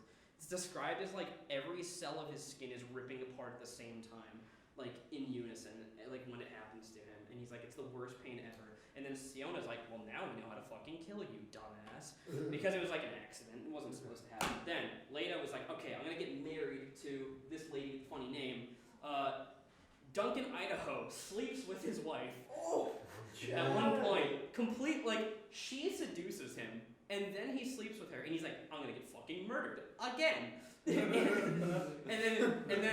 then before Leto can find Duncan, Moneo is just like, all right, you need to get the fuck out of here. Go to Tuono Village. I'm sending you to this village in the middle of fucking nowhere, so you're away from the God Emperor, so he doesn't fucking murder you. And Hui slept with Duncan, also a part of Leto's plan. Because she loves. The plan is getting fucked, bro. That was the whole plan. Yeah, he's been waiting 4,000 years to get cucked. That's just all he wanted. She loves Leto so deeply, like nobody else ever could. Oh, sure, bro. No, she loves him very, very genuinely. But because she loves him so much, she's willing to fully go along with his plan, including the parts in the plan in which he has to sleep with a man that isn't him. Also, throughout the entire book, as soon as it's mentioned that he's getting married to Hui, many characters make it a point that whenever he mentions his wife, they look up and down his body, and then he's like, stop looking for a dick. I don't have one anymore. That's what I was gonna say. Like, he looks hideous on that cover. I was saying, like, oh, he must be hung, right? No. Just sort of like monster fins. Imagine being the God Emperor. Just like you have monster no king. penis, bro. Yeah. Yeah. He's a worm. He doesn't need a What's the dick point? anymore. He's a giant worm. He doesn't need a penis anymore. But yeah, Just like is the penis. it's like every single time that every time that somebody mentions like, oh, how are you? Every time he mentions like, oh, my wife Hui, they're like. And he's like, quit looking for it. It's not there. There's no like flap here, and he shows them. It's like there's no flap. There's no dick. I don't got one. This is a point in the No book. dick. Yeah, it's brought up like at least Probably 3 one times. else. It's part of the goal, right? Frank Herbert thought it was important to put the nail in the coffin. I wrote here on the side of the book, mention Idaho homophobia. So it turns out at one point, Duncan Idaho's walking through the ranks of the fish speakers, and he's horrified. He runs to Moneo. He's like, you gotta see this. This is fucking awful. He's like, what is it? He's like, 2 women were kissing. And then he's like, yeah, it happens. And then they explain as to why the fish speakers are only made up of females. Because like the fish speakers exist all across the universe, and they like just rule over the entire universe with an iron grip. Like if someone tries to make an uprising, they just genocide the entire planet, and then it serves as a lesson to everyone else. So like they're fucked up, but they're all women, and like they all just fuck each other, like they all just like kiss and like love each other and fuck each other, right? Because there's nobody else around, and so Duncan's like all upset. He's like, why are these women in battle? Like he's like weirdly homophobic for someone like 20,000 years in the future, and also he's like, these women can't fight, fully knowing the Bene Gesserit exist. And he's like, these women can't fight. Why do you have an army full of women? This is fucking stupid. And he's like, well, I have an army full of women because throughout history, male armies have traditionally turned on their own population during times of stagnation. And like, this is just like some shit. I don't know why this is written in the book. It's weird. Anyways, so they give an explanation as to why they're all women. Duncan, Idaho, and Siona both go to Tuono Village. It is very obvious to both of them that Leto plans on breeding the 2 of them for his own plan again. He's like, yeah, Duncan and Siona, you guys are gonna fuck totally and have tons of kids together. And Siona and Duncan are both like, no, I don't want this. This is not okay with me. So they form a plan. Nayla's also with them. Also, I mentioned shitty Fremen. The Fremen still exist, but they're fucking cucks, and they're a shell of their former self. That's really it. Anyways, so they make a plan. They're like, okay, this village is like in a chasm, and then there's like a big cliff. And originally, the wedding that they were gonna have was going to be in the capital, but suddenly Leto was like, oh, changing the venue. The venue is actually going to be Tuono Village, and he's like, okay, well, let's try to assassinate the God Emperor again for the however manyth time, right? So they're like, all right. His marriage to Duncan, Idaho, and that's Siona are like, let's murder the God Emperor. okay, Right? so they're getting married. Yeah, they're getting Okay. married. That's been like a plot for a while. So, he's like, oh, we're gonna go to Twin Village to get married. Duncan, Idaho is like, I'm gonna climb that cliff and I'm gonna send down some ropes and we're gonna climb down there because like Leto has to travel on his shitty little Emperor cart, which is really slow, and then all the fish speakers have to walk slowly behind him for the whole time. So they all make their way slowly over to the village. Duncan Idaho climbs this cliff face. 1 second. They climb this cliff face, and then as he reaches the top, for some reason, Nayla has an orgasm. I don't know why, but that's how the chapter ends. It just says Nayla had her orgasm. I could find it for you if I wanted to, but I'm not going to. Anyways, so he gets up there, and then as Leto gets to the village, there's one big bridge, and there's a river flowing underneath it called the Idaho River, named after Duncan, Idaho. And so Nayla's posted up there with a laser gun, and they're like, all right, Nayla, when he gets to the bridge, I want you to fucking blow the entire bridge up, just like cut it up with a laser gun and have him fall into the river. And she's like, well, they told me to do whatever Siona told me to do, even though this is my god emperor, maybe this is supposed to be like him performing a miracle. I mean, he's a god after all. So, god emperor shows up, she does it, and he falls into the water and dies, and she's like, she's just like, what the fuck? And so like, Hui Moneo both fall into the water and just die, and Leto is fucking furious. He falls all the way down to the river, and he hits the water, and just bursts into fucking flames, and all the sand trout that once made up his body, it all at once just rip apart from his body, and all that's left behind is like the fucking like weird amorphous like flesh hump that is his former human body. Like it's over the millennia, it's been like converted into this weird like proto-worm, but because the sand trout aren't there anymore, he's basically just like one giant paraplegic guy that's just stuck in a river now. So he's just like, just fucking dead, and he crawls his way over to a siege nearby, Siege Tabir, which is the original siege that Paul got really high in and became a prophet, right? He goes there, Siona and Duncan both meet up with him, and then Nayla shows up. Nayla's like, Duncan, what the fuck? I thought this was supposed to be a miracle. And Duncan's like, shut up, bitch, and he pulls the laser gun out and just, literally, it says in the text, he turns her into meat chunks. Like, he dices her up into so many little pieces, and they're like literally charred and burning on the ground after he's done with her. Like, so she's dead. And then Leto's like, well, alright, Siona, this is all a part of my plan, obviously. He's like, it's worded better than this, I promise. He's like, Siona, this is a part of my plan, as I'm sure you could have guessed. I've been selectively breeding the Atreides bloodline for all these years. You are the final result of it. You are completely invisible from all prescient people ever. And all of your offspring are also invisible to prescience. So like, he's trying to free the universe from more Kwisatz Haderachs like himself. That was his golden path. Allegedly, to free all people in the universe. Why do you need a wife? Huh? For this? Well, it's just because he loved her. Oh. Because she understood his pain. Dude, he's horny. Yeah. Dude, he doesn't have a penis. He doesn't have a penis, yeah. He has fingers. Yeah. He doesn't have balls either. He has Yeah. drippings. No asshole. Anyways, yeah, so yeah, he's like, he was a worm. Oh, yeah. I see. So he's He like, didn't die in the river. He just was torn apart. yeah, like all the worm part of him left. Right. But all that was I thought left he was just died. all that was left was like the human part of him that was like malformed into a worm. Fetus man. Yeah, fetus man. So like, yeah. So Siona and all of her descendants will now be completely invisible to anyone with prescience. So like, he's just trying to free the human race from other dictators like himself and Paul. He's like, throughout the rest of history, he's literally just called the Tyrant, Leto II. Yes, Brady. This is all happening on Dune? Yeah. So, like, throughout this whole entire thing, are they just, like, avoiding sandworms? No, there's no sand. There's no more. Because the world is completely green. Because of the, Terraforming. Yeah, I see. See, that's also why there's no spice anymore. Because okay. sandworms don't exist. He was the only one, and now he's dead. So spice won't be relevant at all anymore. No, because the sandworms were alive when they broke off from him.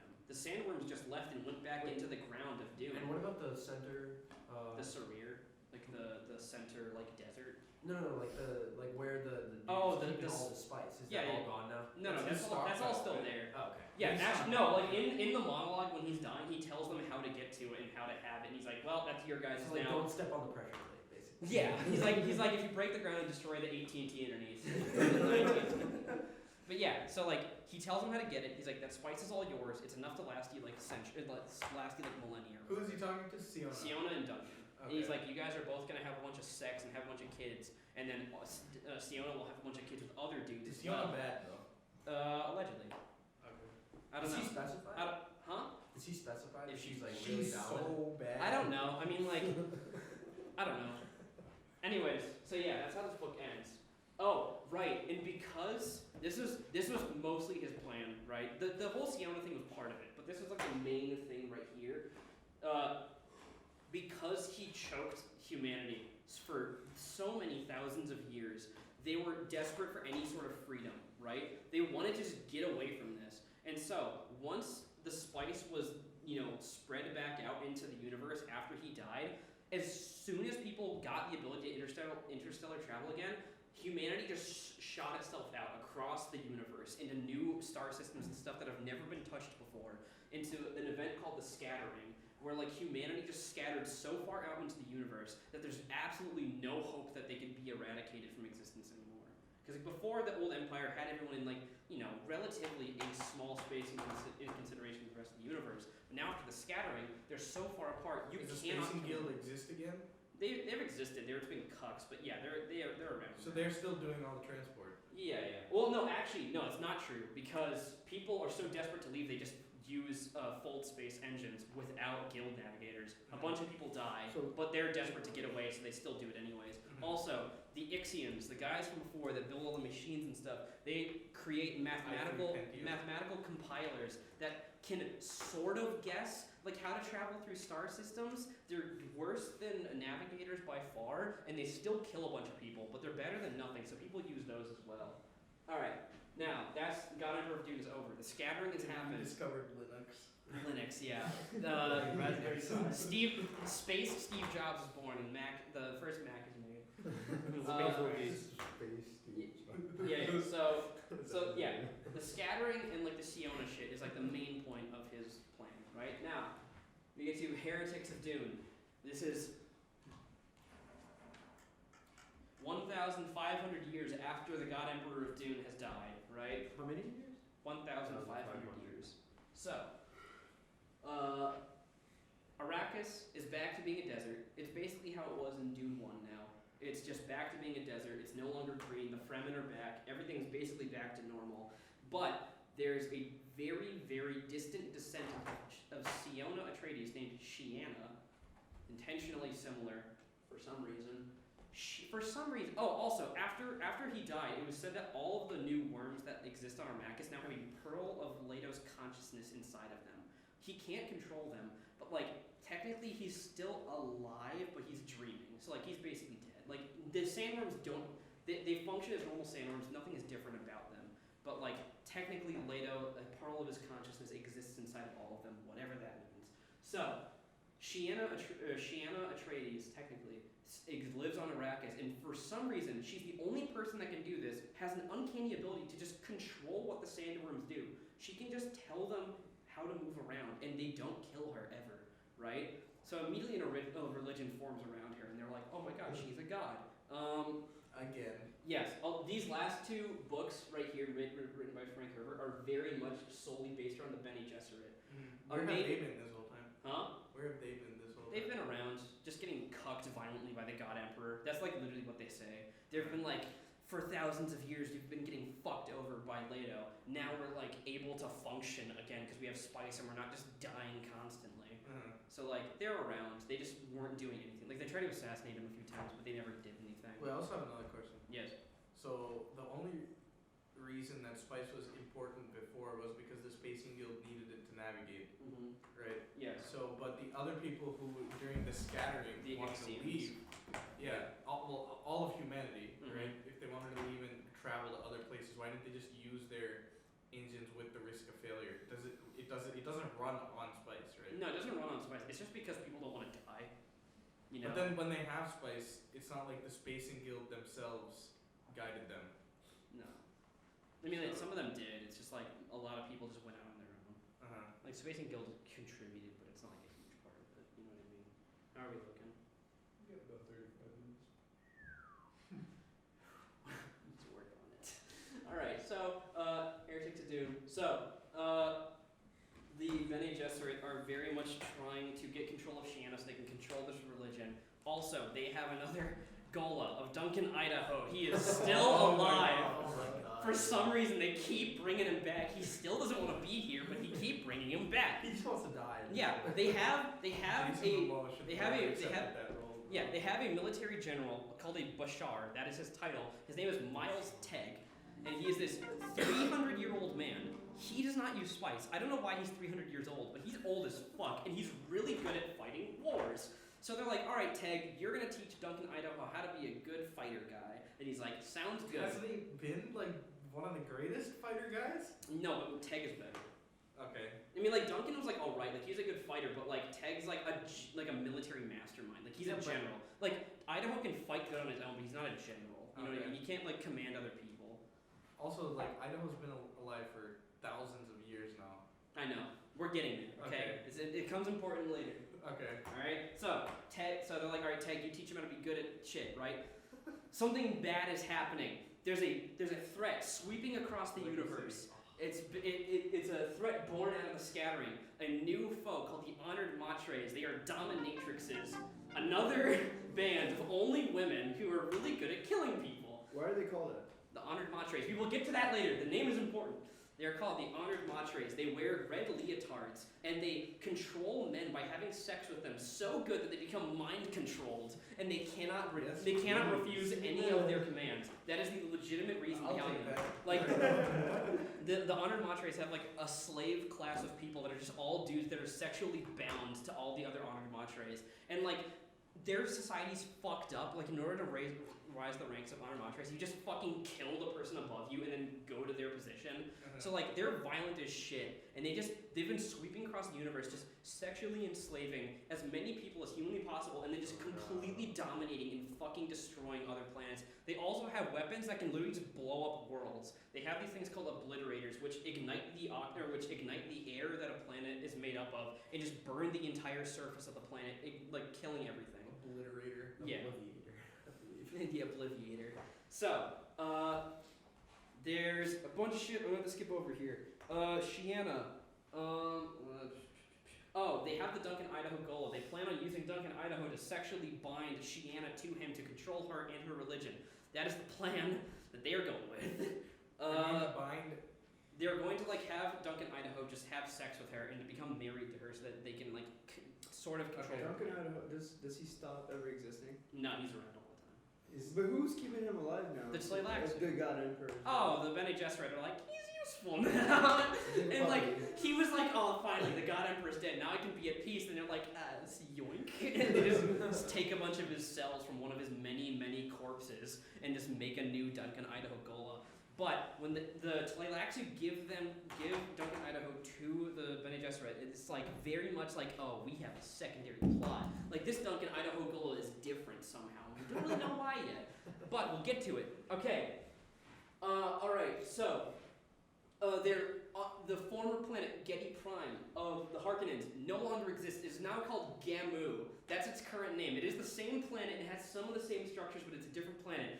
The Bene Gesserit have a base on Gamu right now, which is where Duncan is, and they get attacked there. Duncan, Miles Tegg, and a Reverend Mother named Lucilla, who's the one who's supposed to be sexually binding Duncan to make sure that he does not go against the wishes of the Bene Gesserit, all escape to something called a no globe out in the middle of Gamu, or Getty Prime. A no globe is just a building that is completely invisible to people with prescience. So people like guild navigators or other people like that cannot see a no globe, and they can't see anybody inside of one.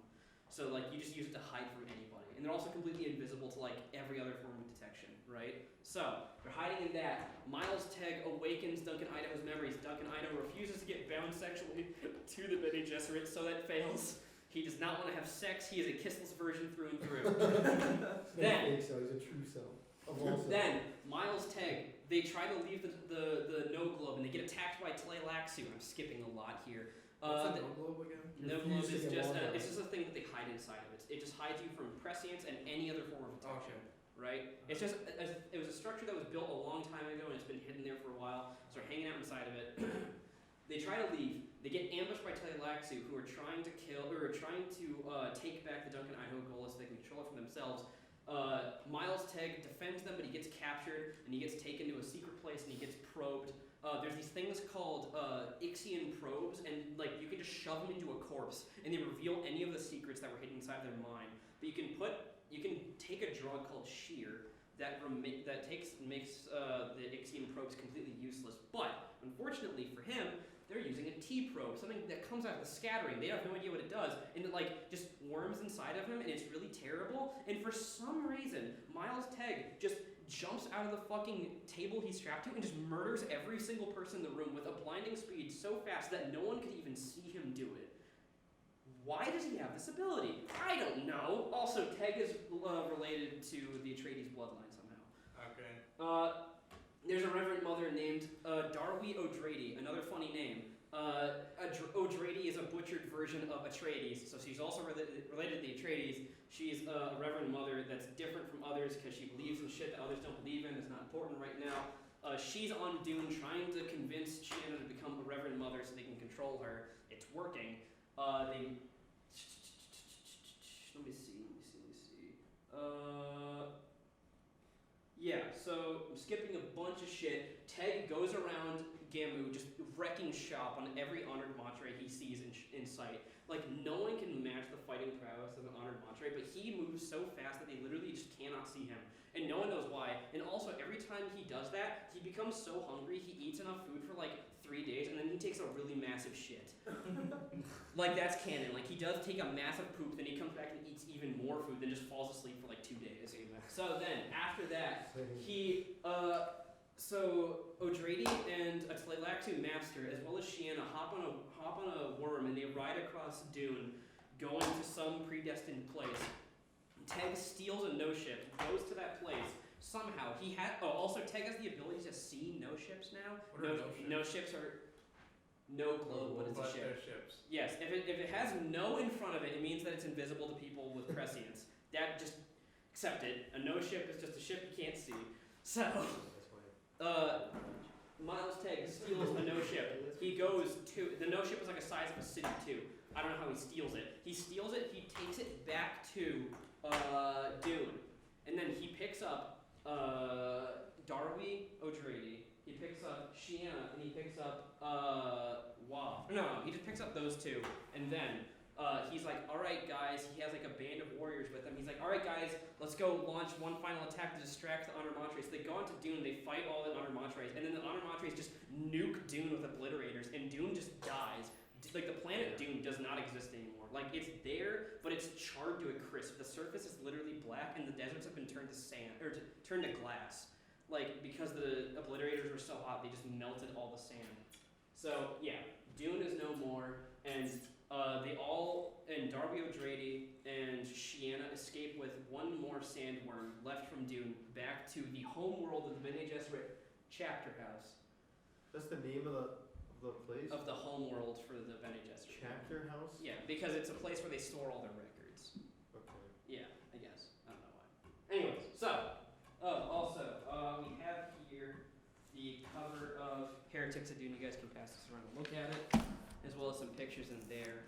I'm pretty sure I just have a picture of an Honored Matre, Tegg, and what's the last thing actually? Wait, so what happens again in the end? Can you repeat? So Miles Tegg there's also a picture of a face dancer there, or some guess as to what a face dancer might look like. Tegg shows up to Dune on a no ship. He rescues the important girl. He has Duncan, or he rescues Duncan. Huh? Yeah, Shiana. He rescues Duncan, Lucilla, the girl that was supposed to have sex with Duncan, Shiana, and O'Drady, who's just like, she's now the leader of the Bene Gesserit because the old Mother Superior dies. So now she's like the leader of the Bene Gesserit. Okay. So those 4 very important characters all survive, and they all go back to Chapter House on the no ship. Before moving on to Chapter House, there's a few things I forgot to mention. First off, Ixians created no ships, and Tleilaxu learned to make spice before this book ended up happening. I mentioned these two things later on, but I never really explained when they happened, so I thought I should put that here. Next, when the Tleilaxu give the Duncan Idaho Gullah to the Bene Gesserit, a few characters mention that they believe he was modified somehow, but they don't end up clarifying this towards the end of the book. Another thing I forgot to mention is the existence of Mother Superior Terraza, who's a pretty important character in this book, but I guess I just forgot about it during the lecture. My bad. She's the one who got Teg and is the reason that Teg was the one to awaken Duncan's memories, and she's also the one that sent O'Drady to Dune in order to go meet up with Shiana. Next, Lucilla, the Reverend Mother tasked with binding Duncan, has trouble getting to the goal in the first place because of another Reverend Mother named Shuangyu, who I forgot to mention as well, albeit they're a little bit less important. They're the one who controls the Gola project, and they think it's dangerous to interact with Duncan because they think that the Tleilaxu had modified the Gola in some way. Terraza gets captured by the Honored Matres above Gamu, and then saved by Teg later on. I didn't really mention this because while it does sound important, in reality, it's a problem that gets propped up then solved within the same chapter as far as I can remember, and it's just really not that memorable.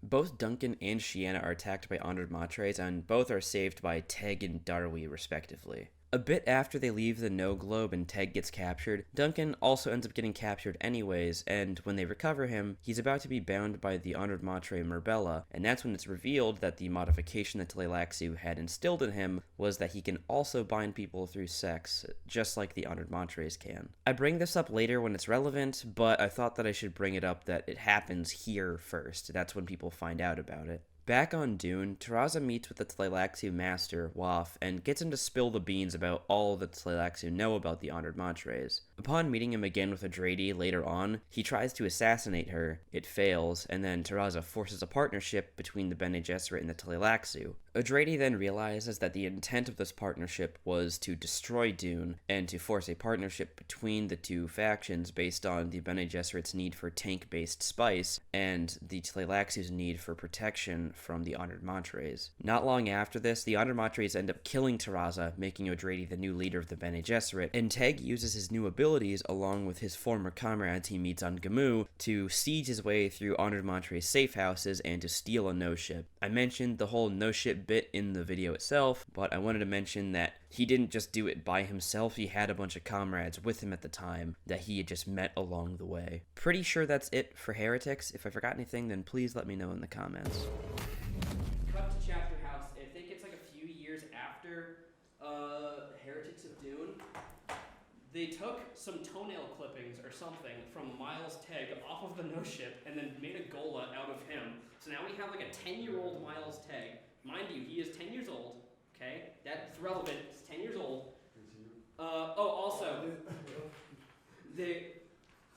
Oh, what? Yeah. Looks like the rabbi did a bad cutting job.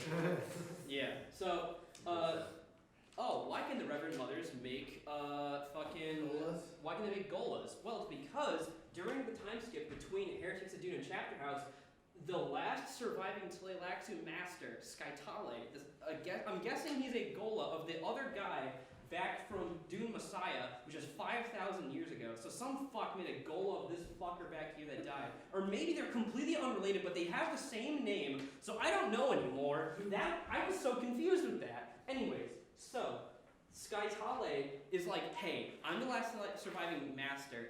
Can you guys just give me refuge here, and I'll give you, like, the secret to making Golas? And they're like, sure, whatever. So they make a Gola of Miles Teg, and then, after that, they take the sandworm, and they break it up into a bunch of sand trap by throwing water on it, and they transform the entirety of Chapter House slowly over time into another Dune. So while this whole book is happening, Chapter House is getting terraformed into a desert the whole time. So they're trying to make, like, new sandworms and, like, restart spice production, right?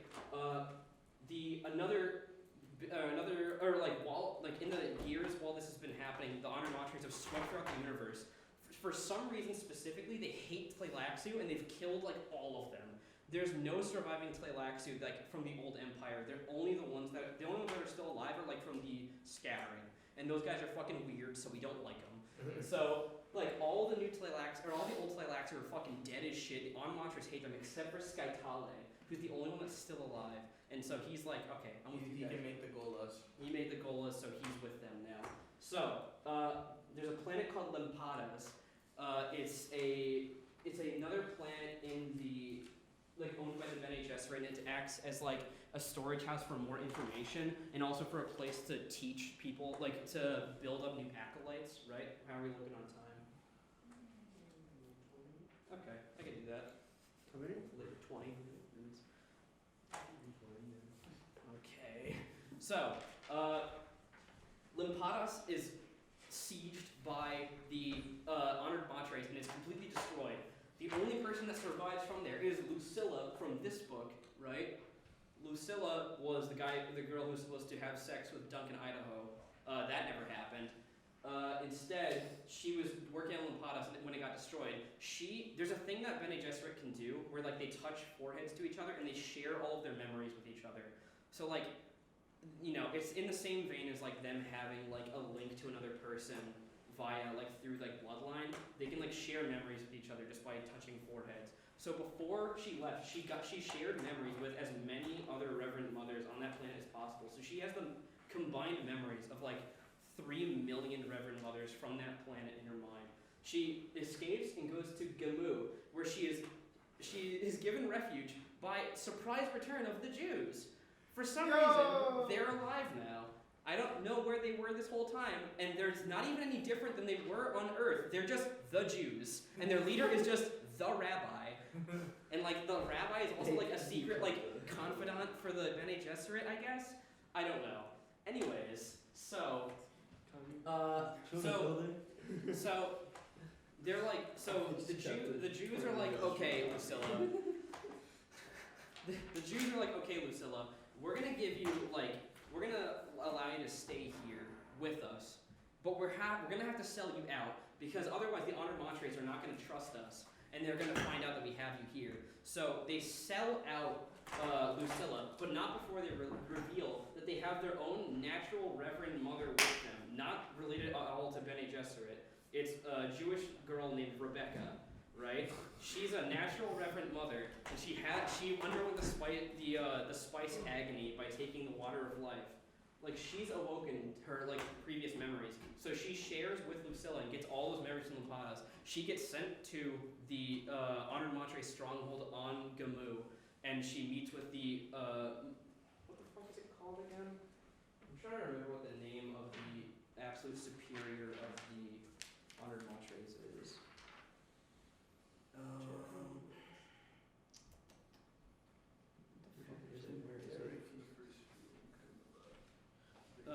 Great Honored Matre. That's it. So the Great Honored Matre,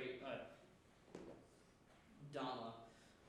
So Dama. Also, the Honored Matres are weird. Not just because they have sex with people to control their brains, or that they can kill people just by like kicking them really hard. They also have these weird half human, half cat things around them called futars. Like, yeah. No, not quite Khajiits, because they walk on all fours and they can converse with other people, but very basically. They can only say like 4-letter sentences at absolute max. Like, I has cheeseburger. Yeah, and apparently the futars were bred specifically to hunt and kill Honored Matres, but they're keeping them as pets. But they only have like a few of them as pets. There's like 4 futars that they own in like the entirety of Gamu, and they're bred and made to kill Honored Matres, but they have control over them for some reason. They don't control them, but they have them like in cages, and they just beat the shit out of them, and like they're afraid to do anything else unless they get killed, because they're like animalistic creatures. So that's there. So weird. Anyways, yeah. So Teg gets reborn. It peaked with laser tigers. Yeah. So. Well, these aren't just regular tigers. These are humans as well. So there's that a little bit of horror with them that they have consciousness and sentience. So their plan right now is they're gonna sexually bind Miles Teg using Shiana. Remind you, Miles Teg is 10 years old at this point. Mm-hmm. Their plan is to just send Shiana at him. Just go fuck him, Shiana. Go get in there, kiddo.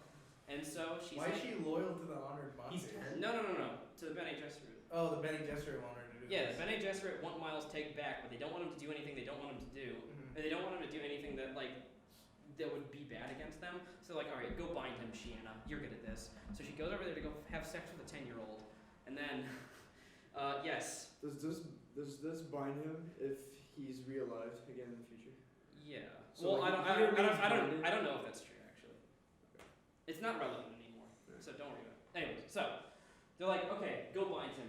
So she goes to have sex. I'm pretty sure he's 10.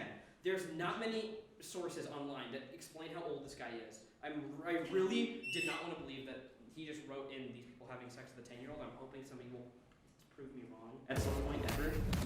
I checked like any sources that I could find about like when Chapter House takes place, because the book itself isn't very clear as to like when it takes place after Heretics, and really all I can find is that there's like a 10-year time skip, and that's it.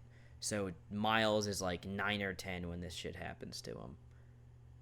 I got nothing for you. Anyways, so Shanna goes in there to have sex with Teg. His mom was a reverend mother when like he was a child. He knew his mom for a very short period of time. She taught him. She like built it into him. She gave him like the fucking.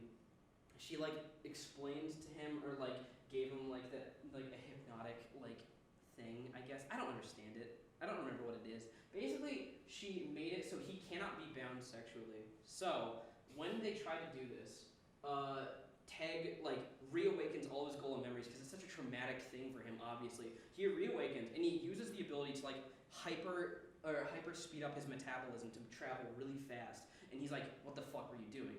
Why are you trying to capture me like that?" And they're like, "We just wanted to control you." And he's like, "Oh, I hate you guys. And I'm still gonna work for you anyways."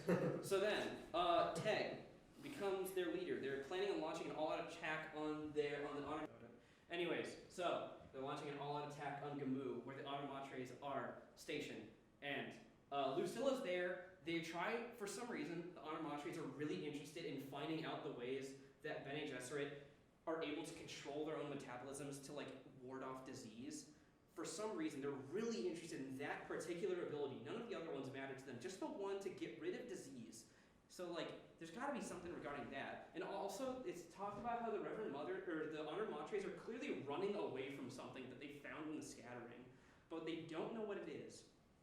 And they also have no idea where the Reverend Mothers actually came from, like what their origin is. So that's still a mystery. So they launched an attack on Gamu with Teg as their leader. Oh, also, back here, they found out that the secret thing with Duncan Idaho's new Gola is that he can actually sexually imprint people just like an Honored Matre. He's as good as an Honored Matre at doing that to people. So an Honored Matre named Merbella tries to bind Duncan, and he does the same thing back to her, so they bind each other to each other. So they're both like trapped on the no ship in Chapter House, just having sex with each other for the entire book. And so Merbella becomes a Bene Gesserit, but because she has the fighting abilities of an Honored Matre, now mixed with Bene Gesserit, she's like a powerhouse. Like no one can fight as good as her, and she can like single-handedly wipe anybody else in the verse. Like Goku could not beat her, anyways. So they go to Gamu. O'Drady, leader of the Bene Gesserit, goes down to the planet. He's like, "Okay, guys." Or she talks to the Great Honored Matre. She's like, "Okay, guys, we're gonna like you guys are fucked, or whatever." And so then they're like, "No," and then the assistant Honored Matre to the Great Honored Matre poisons the Great Honored Matre, Dama, and Dama dies and is then superseded by her fucking associate named Logno, and it's not really all that important. Anyways, so then the whole fight goes really well. They like wipe out the Honored Matres because Teg is a military genius, of course, and also Duncan Idaho is there. And so they go through all this, they win the fight, and then somehow at the end of the battle, completely out of nowhere, the Honored Matres turn the tide of battle, and suddenly they win. Like, they look outside and like, why are all those Reverend Mothers dead now? And then, like, there's no blood spill anywhere. They're all just lying down on the ground. Like, what the fuck happened? And Merbella's like rushing to the planet. It's like trying to warn them. She's like, "What the fuck? I forgot they have to, like, they're gonna do this thing." Or like, I don't know if she knew, but she was like worried that something was gonna happen, I guess. So she goes to the planet. She touches down. She meets up with the new Great Honor Monarch, Logno. And then Logno's like, "Fuck you." And she's like, "All right." And then she fucking kills her ass. Like, Kills Lugna. yeah, she kills Lugna. And like the description of it is so fucking brutal. She like Logna like kicks the air, she grabs her ankle and just whips her around, and her head fucking explodes. Like, she like literally just pitches her against the wall, and her head just fucking bursts over the fucking ground. Yeah, like the Omni-Man thing. Anyways, yeah. So, also, throughout the entire book, randomly Duncan Idaho will be looking at a wall, and then like a tear in the space-time continuum will happen, and you'll see two old people standing there named Daniel and Marty. and they're just it's an old man and an old woman and like in a garden, and they're just like hey Duncan, what's up? And they're like, hey, I think he can see us. And Duncan's like, what the fuck am I looking at? And then they just disappear. And then after this fight is over, Marbella kills Logno, and then all the honor watchers are like, oh, well, you killed Logno, now you're our leader. So then Marbella's like, well, I'm also the leader of the Bene Gesserit because O'Drady died in that interchange, in that fucking exchange. So after that, she's like, all right, I'm gonna take the honor watchers and the Bene Gesserit, I'm gonna merge them together into something called the New Sisterhood. And so, after that, she goes back to Chapter House, and she's like, hey guys, what's up? Shiana and Duncan put 7 sandworms that they got from Chapter House's New Deserts onto the No Ship, and they're like, alright, and then after that, they're like, okay, we got sandworms, the Jews are on our ship, the Futars from, you were not here for it, the Jews made a surprise appearance. Like, the Jews. The Jews. Yeah, the Jews. And also their leader, the Rabbi. Don't forget the futars. And the futars, which are half human, half cats. Yeah, half human, half cats. Yo. No, they look really disgusting. There's like no images of them, but the one that does exist, that's in very low quality picture, is like really disgusting. Anyways, so on the No Ship, the futars, the Jews, the rebel Bene Gesserit that don't want to be a part of the New Sisterhood. And Shiana and Duncan, as well as Miles, Teg, and the Tleilaxian Master, the last surviving one. They're on the No Ship, and they're like, well, we don't want to be a part of this, fuck off. So they leave. They just fold space engine, teleport through dimensions, and just end up in a different dimension entirely. And also, like, right as they're about to leave, Daniel and Marty reappear, and they're like, hey, Duncan, you're coming with us. And they try to capture him, and then they just disappear into a different dimension. And so Marbella comes home and she's like, what the fuck? Where did they go? It's like, what? She's like, she tried to like stop him, but she's like, what the fuck happened? So the end of the book happens, like all of the major important characters hop on a spaceship and just travel as far away as possible from the New Sisterhood because they're terrified of what it might be. And they also have a Van Gogh painting for some reason. I don't know how that one survived. That should be expensive now, bro. Yeah, but they have a Van Gogh painting on the ship, so they keep that around, and then they travel into the universe, and that's the end of this book. It's a very vague cliffhanger ending. There's a lot of threads that are never tied up. So, after that, it was like, okay, this ended in 1986, and people were like, okay, so what do we do now? Like, there's nothing left. Here's some of the stuff I missed in Chapter House. First off, Duncan tries to hide that he's a mentat, but the Bene Gesserit find out anyways. About halfway through the book, Marbella gives into the Bene Gesserit training and decides that she wants to become a Reverend Mother. Towards the end of the book, Teg was able to get an upper hand on the Honored Matres at first because of his ability to see, in quotes, no ships. That's pretty much it, I think. Honestly surprised at how well I did with this one. One last thing I wanted to do with Chapter House was to read the dedication Frank Herbert made to his late wife Beverly, but I didn't have time to do that during the lecture, so I'm going to insert that here. Enjoy my new audiobook, I guess.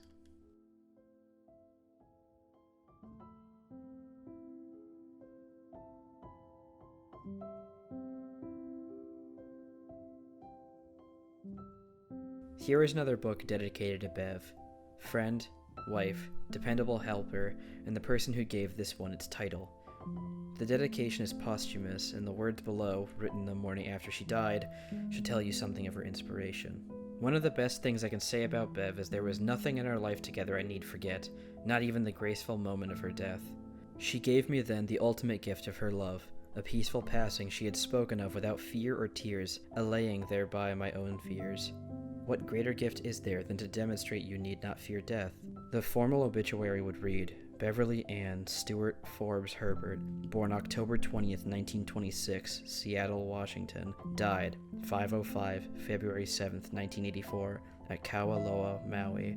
I know that is as much formality as she would tolerate. She made me promise that there would be no conventional funeral, with a preacher's sermon and my body on display. As she said, I will not be in that body then, but it deserves more dignity than such a display provides.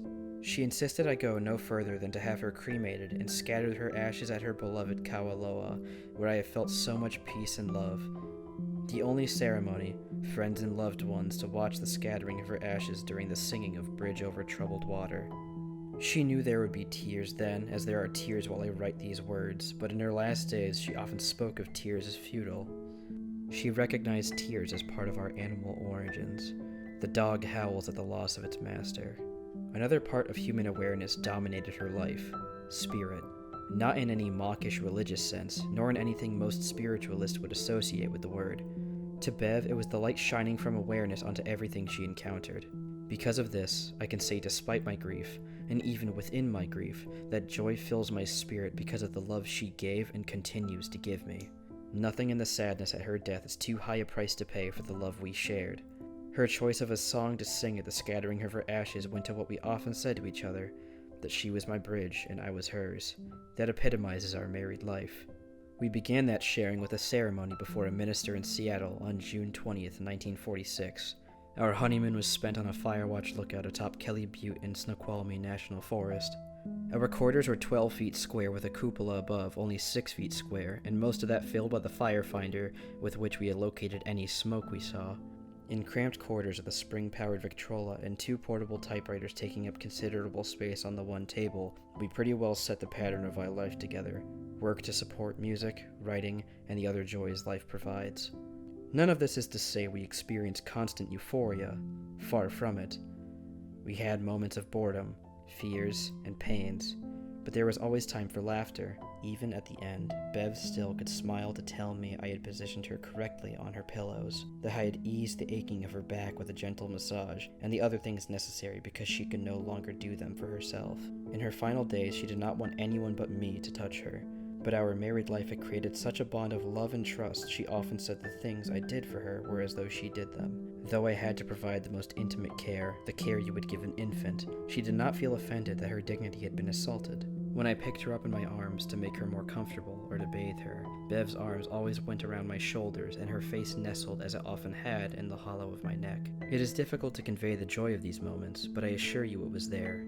Joy of the spirit. Joy of life, even at death.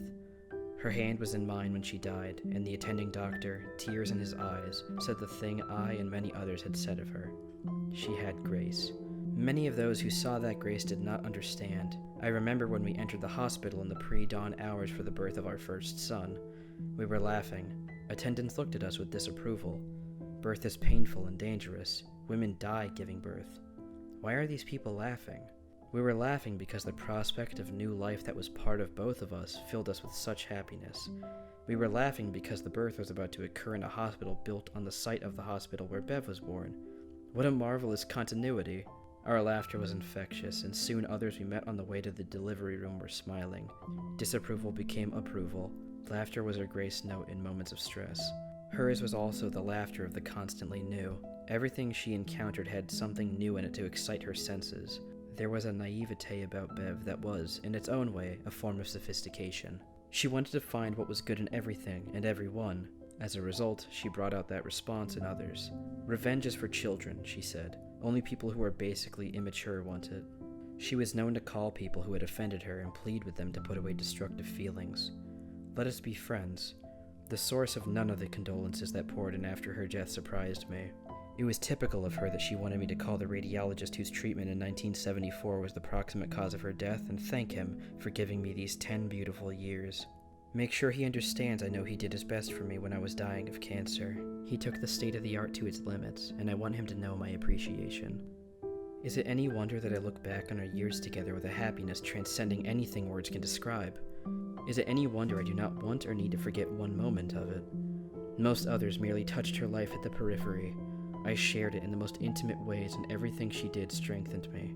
It would not have been possible for me to do what necessity demanded of me during the final 10 years of her life, strengthening her in return, had she not given of herself in the preceding years, holding back nothing. I consider that to be my great good fortune and a most miraculous privilege. Frank Herbert, Port Townsend, Washington, April 6th, 1984.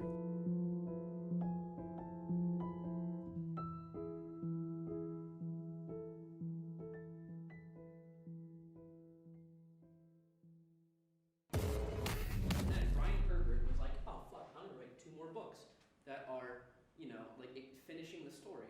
And there's various accounts. People say that these books are dog shit. People say that they're all right. I'd say that they're the original series I would treat as like a very fancy dinner, and I'd say that these are like popcorn. Like they're all right, but like there's not much. Dude, that's a big difference. Yeah. I'm saying like these are like brilliant. Like these are like some of the best like sci-fi books ever written. These are like, it's like a Star Wars like fanfic. But starting where? From Heretics or No, Chapter from House? here and here. Okay. Like from Chapter House back to the original are all like great. They're all really, really fucking good books. These two are like alright. Like it's mainly just like a lot of like these ones are like very introspective and very deep and all that. You can really read into a lot of like what the stuff is saying there. But like these last two, there's not a lot to be left up to the imagination. You know what I mean? It's pretty much just what happens is what happens. Take it or leave it, right? So. I'm gonna be burning through these last two books. Some stupid shit happens, but not a lot of it is important. Alright, so the no ship that they have been on has been named the Ithaca because, like in the original, just like in the Odyssey, they're trying to find a new home, like Ithaca, like how Odysseus wanted to. Oh, reference to the Odyssey, whatever. I thought you meant Ithaca, New York. No, That's where no, the one in Greece, The one or the one near located. Greece. Yeah, Ithaca is an island in Greece. I don't know why I was so unsure about that. My geography is dog shit. Also, I don't really know where else to mention this, so I'm putting it here. While reading Hunters and Sandworms, I really like the idea of like this spaceship they're inhabiting being so large that they couldn't realistically explore it. And I think it was interesting how they managed to make it feel like the characters are in a dangerous new world, despite this being a place that they're inhabiting on the regular and it being entirely contained. It really conveys how vast the No Ship is, seeing how like Duncan and the others are still wary about traveling to unexplored sections because they don't know what they'll find. One more thing, while I read any of the sections that took place on the Ithaca, I always just like imagined the Spirit of Hospitality OST from Celeste playing in the background. It's the song that's playing in the intro and what's playing right now, and I just think it's really fitting.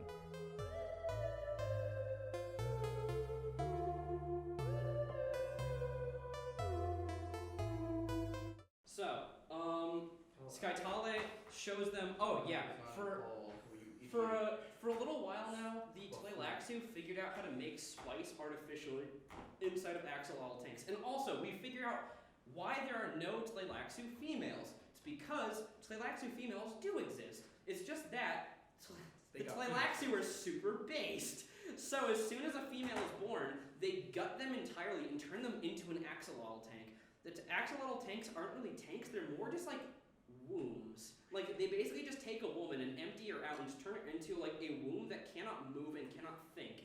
And so then they just shove dead stuff inside of her and they give birth to alive things again. So like all of the Tleilaxu females are just like, all of the Tleilaxu females are axolotl tanks. So like they're like forced into these subservient roles. They don't have consciousness. They're forced in these horrifying things. At one point in Hunters of Dune, Murbella takes a fuck ton of spice and gets really high.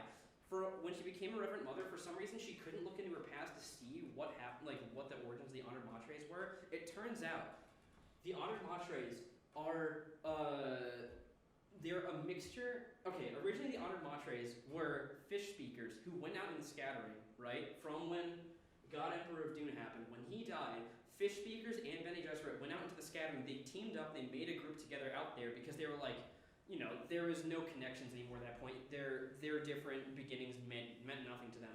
They met Tleilaxu and they destroyed their homeworlds when they saw what they did to the Tleilaxu females. Then they worked on the axolotl tanks to make them back into real women again.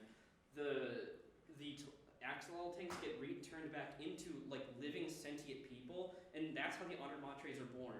The Honored Matres means the honored mothers, the like Tleilaxu females who mothered all of these children in their, you know, unconscious state. They're the honored mothers, and the Honored Matres like waged this terrible war to destroy all Tleilaxu after that point. That's why all the Tleilaxu got fucking murdered as soon as the Honored Matres came back. Because like none of them remember where they came from. They just knew that their goal was to fuck up those one dudes in specific. So like the Honored Matres are a combination of like a bunch of different things, and I think it's kind of interesting. Anyways, so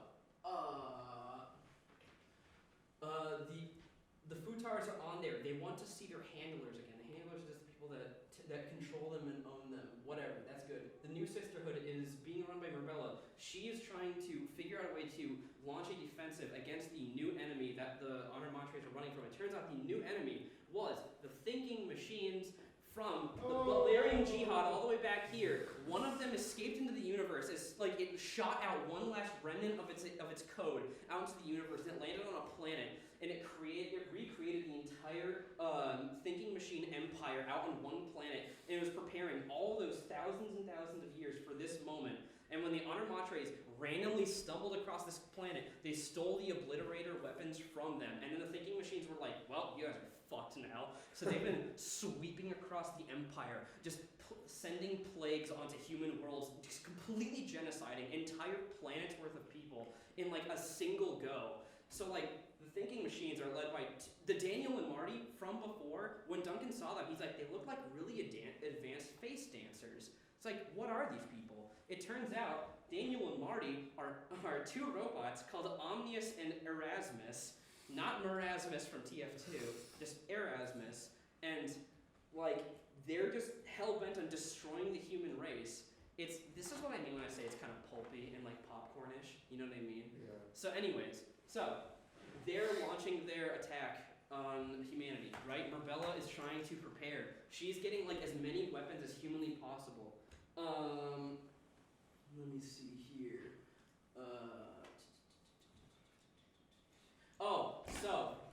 It turns out, this was revealed in Chapter House Dune, but I did not mention it. The Tleilactu Master Skytale, he had a thing inside of him called a Nullentropy 2, which is a Nullentropy capsule, which is a little capsule he has inside of him that's hidden from all forms of of detection, and it also keeps whatever's inside of it in like a suspended state, so it never like rots or dies. Inside of there are cells from a bunch of heroes of old times past, such as Paul Atreides and Cheney and Stilgar and Liet Kynes and Thufir Hawat and Jessica. Like basically the entire cast of the original Dune is just in there, and this was like revealed in here. So people were like, oh, it's probably a red herring. But like Brian Herbert was like, no. So he brought all of them back to life. So all of them are just kids now, and they're alive now. Paul at multiple points tries to get high and become Paul again, but that never works. So he's still just some cuck kid. All right, so basically the entire book is. Oh yeah, and also on a separate occasion, a different Paul Gola is also revived on a different planet by the Thinking Machine Empire because they know they need a Kwisatz Haderach for their end plans to actually succeed. And they're like, okay, so we'll just make our own. We know that there's one on the Ithaca, but we can't capture it, so we're just gonna make another one. So they make another Paul Gola and call it Paulo, right? Yeah, and then they also revive Baron Vladimir Harkonnen, and Vladimir Harkonnen raises Paulo to be like an evil motherfucker, right? And so now we have two Pauls and the Baron and like the entire cast of the original, right? So, fucking Christ. So, Ithaca eventually makes it to the world of the Ithaca eventually randomly happens upon the world of the handlers for the Futars, right? The Futars are like, oh, finally, the world of the handlers. They're hanging out there. Thufir Hawat and the Rabbi are both hanging out together. They're watching. They have like Honored Montres captive, and then they release the Futars to like hunt down the Honored Montres as like a sport thing.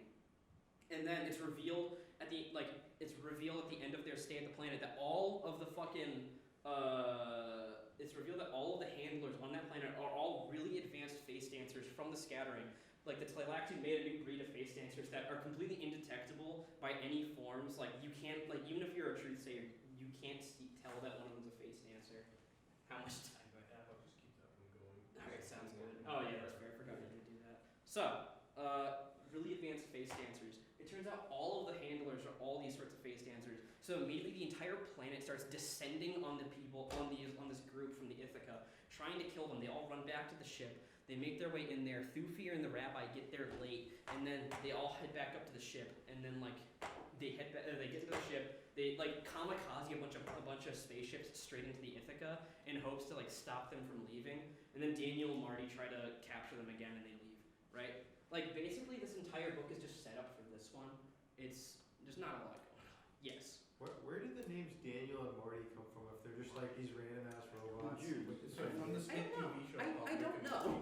Because those are also like Jewish names randomly too. See, so the thing is that like when at the end of Chapter House Dune, Daniel and Marty appear at like the very last chapter in Chapter House is Daniel from their perspective talking to each other in their weird like garden world, and they're like, "Oh Dan, you let them get away again," and like the whole thing is like people speculate that like the ending of Chapter House Dune is supposed to be Brian Herbert talking to his wife, what's her name? Oh, Beverly Herbert, right? Like, because the both of them, like, both had input on the Dune series as a whole, and so, like, before this book was written, Beverly Herbert died, I think in 1984. So Frank was really torn up about it, and he was like, oh, fuck. So he wrote this, I guess he wrote this last chapter. It's them talking. Frank Herbert's wife. Yes, Beverly Herbert. Yeah, so like they both worked on the Dune series together. Like she gave him some ideas. She had her own writing career as well, I believe. But this last chapter where Daniel and Marty are talking to each other, and they're like, oh, and there's so many things that they could have done together. Like they had a Tleilaxu master with them. That would have been so fun to play with, or something like that. And like, I can't believe we let them get away again, or something like that. It's basically just talking. It's like it plays out like a conversation between Frank and his wife, talking about how the characters that they love so much and have created throughout these years are sort of getting away from them as they age too much to continue this story. It's really somber and sad. In the book. In the book, yeah. It's Daniel and Marty talking about how like Duncan. But it's essentially. Yeah, like it's them talking about how the characters in the universe like literally escaped, but you can also read it as Frank Herbert and his wife are talking about the series as a whole. You know what I mean? Right. And like it's pretty sweet. I like it a lot. That reading makes the most sense to me as well, and I'm sure that like there were plans for a Dune 7 after this, so I don't really know. I mean, I like the ending to Chapter House. If you wanted to stop reading the series, stopping here, I would say it's pretty satisfactory. Even though there's a bunch of like hang-ups and stuff, a bunch of like stuff that's unconcluded here. Like Daniel and Marty. Yeah, like the entire plot point that there are two random old people just watching Duncan Idaho at all times, including when he's having sex. Like, Skim over that. Skip over that, yeah. Like you could just like you could just leave that completely out of it because it's very sparse and like it's never addressed. That you just imagine that never happened, or just like take it as quite literally Frank and Bev talking about the series after that. Anyways, so yeah, so at the end of Hunters of Dune, they escape. Also, there was a Tleilaxu master in Heretics of Dune. He gets revived in this. He's not really all that important, so I didn't mention him here. So whatever. But in the next book, he's kind of important. So all you need to know is there's a Tleilaxu master revived, and he's in a really shitty body. Like his body's falling apart really fast, so he has to complete his work really quickly. His name is Waff, W-A-F-F, right? So that's basically the end of this. Like so the whole thing is just like the new Sisterhood is preparing to fight the Thinking Machine Empire. The Ithaca is fleeing ever and ever away, and all of the Gola children are growing up on the ship, and also like the Omnius as a whole, he controls like the entire Thinking Machine Empire, and he just calls himself the Evermind. So like it's a collective. You can just refer to the hive mind of the entire Thinking Machine Empire as the Evermind, right? So this book ends. That's basically it. Not a lot happens, actually. Here's a few things I didn't touch on because I ran out of time talking about Hunters. Murbella and the New Sisterhood have a stranglehold on spice production on Chapter House and use it as a way to sway the Spacing Guild to do whatever they please. But unbeknownst to the guild, the New Sisterhood is bluffing on how much spice they are producing and are using their own stockpiles to compensate it, which ties into their downfall later down the line. Next, basically the entire plotline with Uxtal, Waff, Crone, and Helica and Tleilax. The entire plotline is for the Ultra Spice to be produced and for Dune to get its sandworms back. Beyond that, most of the stuff involving this plotline is pretty boring, bar basically any interaction with Uxtal. Not gonna lie, I kinda liked the bits with him, and I thought he was a pretty fun character.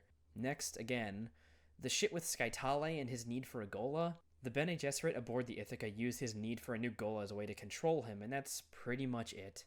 Honestly, kind of feel bad for the Tleilaxu in these books. They've been getting bitched on since Heretics. Another thing, the Bene Gesserit are skeptical of Leto II's Gola, so they try to kill him, but he turns into a worm and eats one of them. I know I mentioned it already in the video, but I just want to emphasize that I still have no fucking clue what that was about. Like, why did they not explain that? After that, Merbella contracts Rachis to build her space fleet, but the planet gets blown up by obliterators before they're fully able to complete the order. Then the new Sisterhood raids Tleilax, Uxtal dies, and Waff's Gola escapes to the Spacing Guild, setting up the plot point with the sea worms on Bozel. Also, when they invade, they find out that a bunch of honored Montres are face dancers after they die. I think that's pretty much it for all the big stuff I left out during this section, but if anybody notices something I forgot to mention, please let me know in the comments. Then, Sandworms of Dune happens. This is where shit gets dumb. Yes. Are the robots supposed to be the hunters of Dune? Yes, they're the hunters of Dune, because they're hunting the people from Dune. Okay. Like, the Sandworm, the names are kind of tentative at this point. Like, everything up until this point has been, like, kind of makes sense. It's like, oh, Dune, it's on Dune. Dune Messiah. It's about the prophet. Yeah. Children of Dune, God Emperor of Dune, Heretics of Dune, because O'Drady was considered a heretic to the Bene Gesserit because she believed in certain things that other Bene Gesserit didn't believe in. Chapter House Dune, because Chapter House is literally getting turned into Dune. Yeah. You know. And then Hunters, it's like, they're hunting people from Dune, I guess. And then Sandworms of Dune, like sandworms.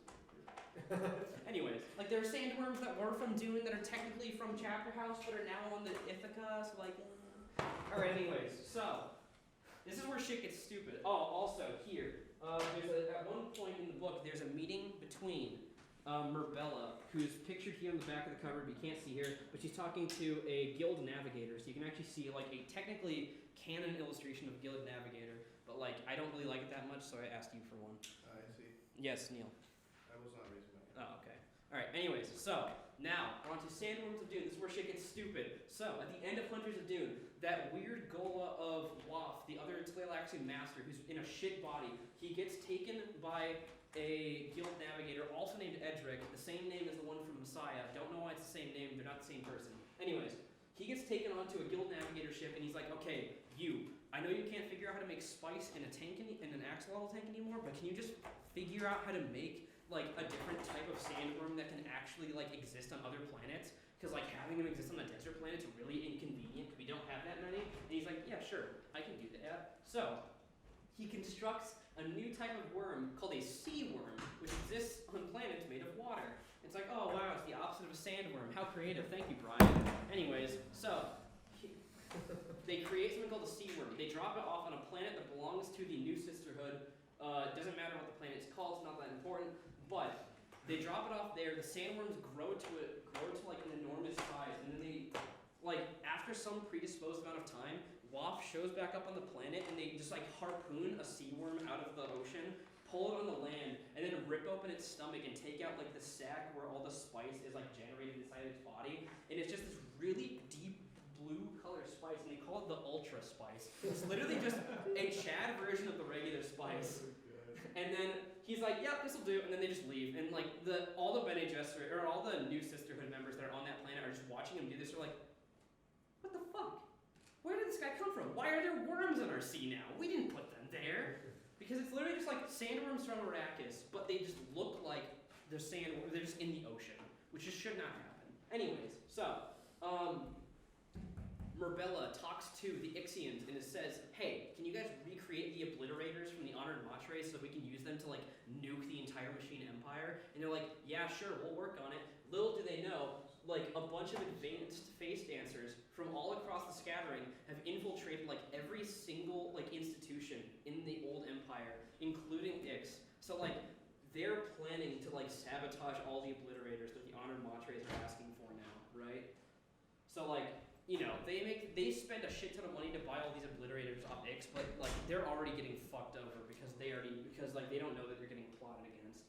Now, they make it to like during Chapter House, there was a thing happening. It was like another form of scattering where Darway O'Drady decided that she's worried that she doesn't want there to be like another monopoly on spice, so she just takes a Reverend Mother, puts her in into a capsule with like a bunch of sand trout and just sends them out into fucking space and is like, all right, go make another Dune somewhere, right? So she just sent out like thousands of people in tiny spaceships, hoping that one of them would eventually just create another Dune other than Chapter House, so that there isn't a monopoly on spice by having it only be on one planet.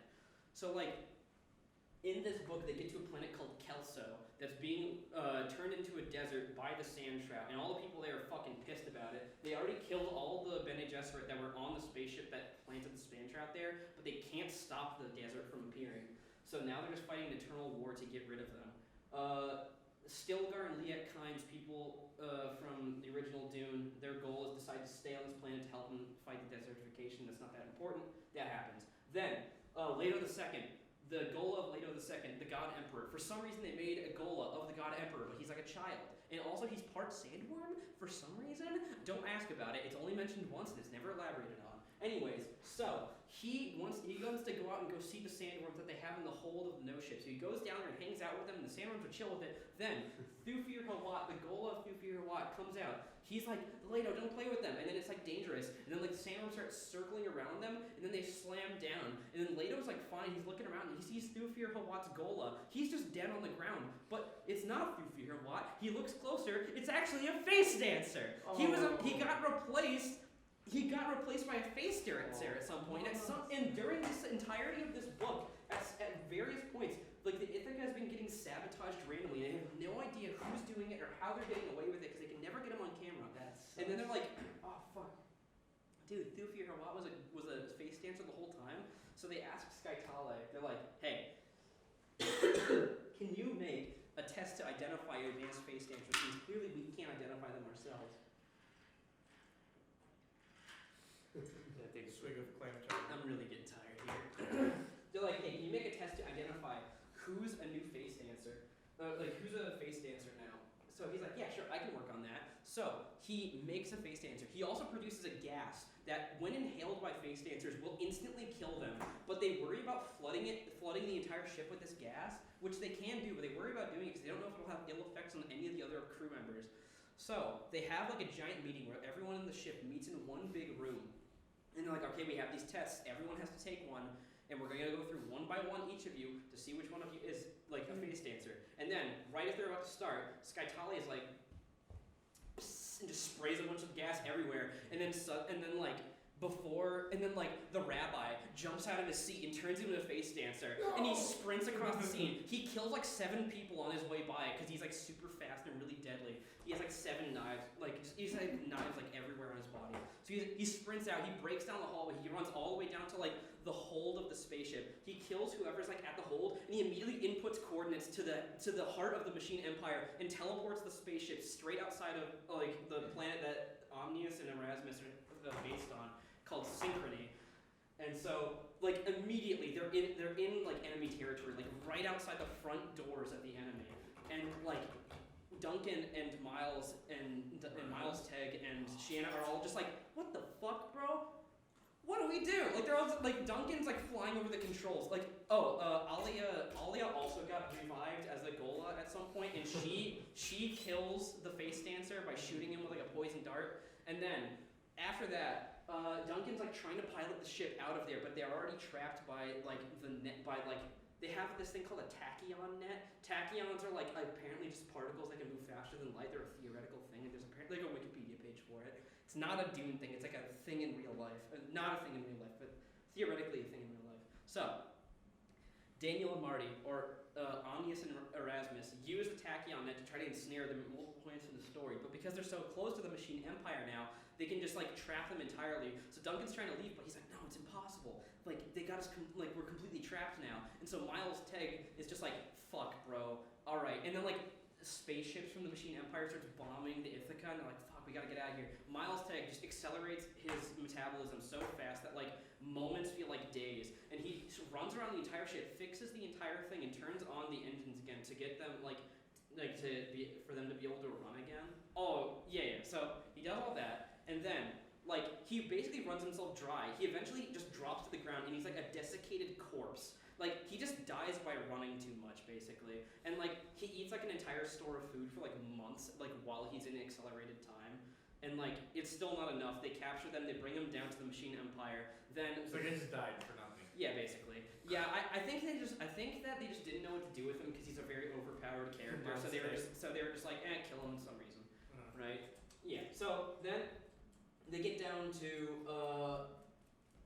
Synchrony, and Baron Vladimir meets up with them. He's like a little kid. He's like the most annoying little shit on planet Earth, and I'm sure he's written intentionally that way because he's supposed to be. But he's like, what's going on, guys? He's like gloating to them the whole time. He's like, oh, Duncan, I remember you. You're like a cuck, dude. Fuck you. And then he sees Alia, like the goal of Alia. He's like, what the fuck? And he just grabs her and stabs her a bunch of times, and she just dies. So he just shanks this like 3-year-old girl and just kills her on the spot. Jessica's like heartbroken. She's like, what the fuck, bro? Why? Yes.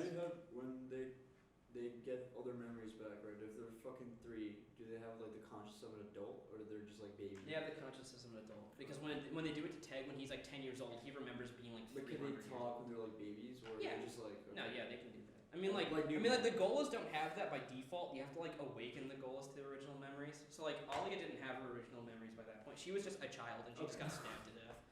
She just happened to have the same genetic code as a different child that also died. Anyways, so. Oh yeah, so Merbella launches, she rallies all of humanity that's left around the galaxy, or left around the universe. She rallies them all to fight against the Thinking Machine Empire. They all have like Ixian mathematical compilers aboard their ships, so they don't need to use navigators to pilot their ships anymore. Also back here in Hunters of Dune, when they teleported out of their dimension into a different dimension, they were stuck in that dimension until some random like ethereal being called the Oracle of Time, who has never appeared in any book before this at all. Never once was the Oracle of Time mentioned at any point. She just appears in this book and is like, hey Duncan, you guys are kind of fucked. And she just teleports them out of the dimension back to the normal one. And it's just like, huh, that was weird. Okay. One small correction. Technically, the Oracle of Time is mentioned one other time in the series before this in God Emperor of Dune, when Leto mentions that Norma Senva was the true inventor of the fold space engines and not her husband, which is the guy that was accredited with it.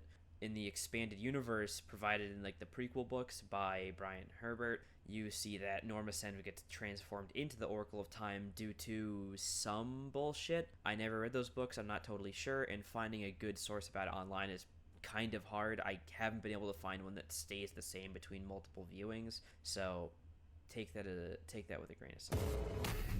And then, so, Defense of the Old Empire. So, Merbella is trying to protect all of the Old Empire against the Thinking Machines. They've already been sweeping across the entire universe, like plaguing different worlds. They already plagued the Chapter House world and killed like most of its inhabitants, but like they're still kicking barely. So, they have all their obliterators made, they have all their ships put together, they have Ixian mathematical compilers on the ships so they can fly them without the need of navigators. So they start to launch their attack and they see the fleets of the Thinking Machines coming towards Chapter House to destroy it, and they're like, alright, launch our obliterators, let's fucking destroy all of them.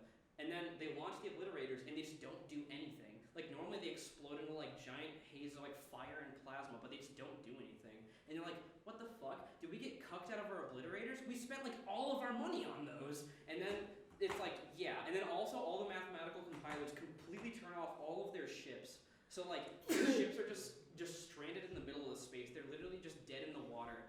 And Merbella's just sitting there just seething and coping and mauling the entire time. She's just so fucking upset. She's like, I spent like all of our money on this. There's literally nothing left in our stores, and we have absolutely nothing left. So she's just seething the whole time.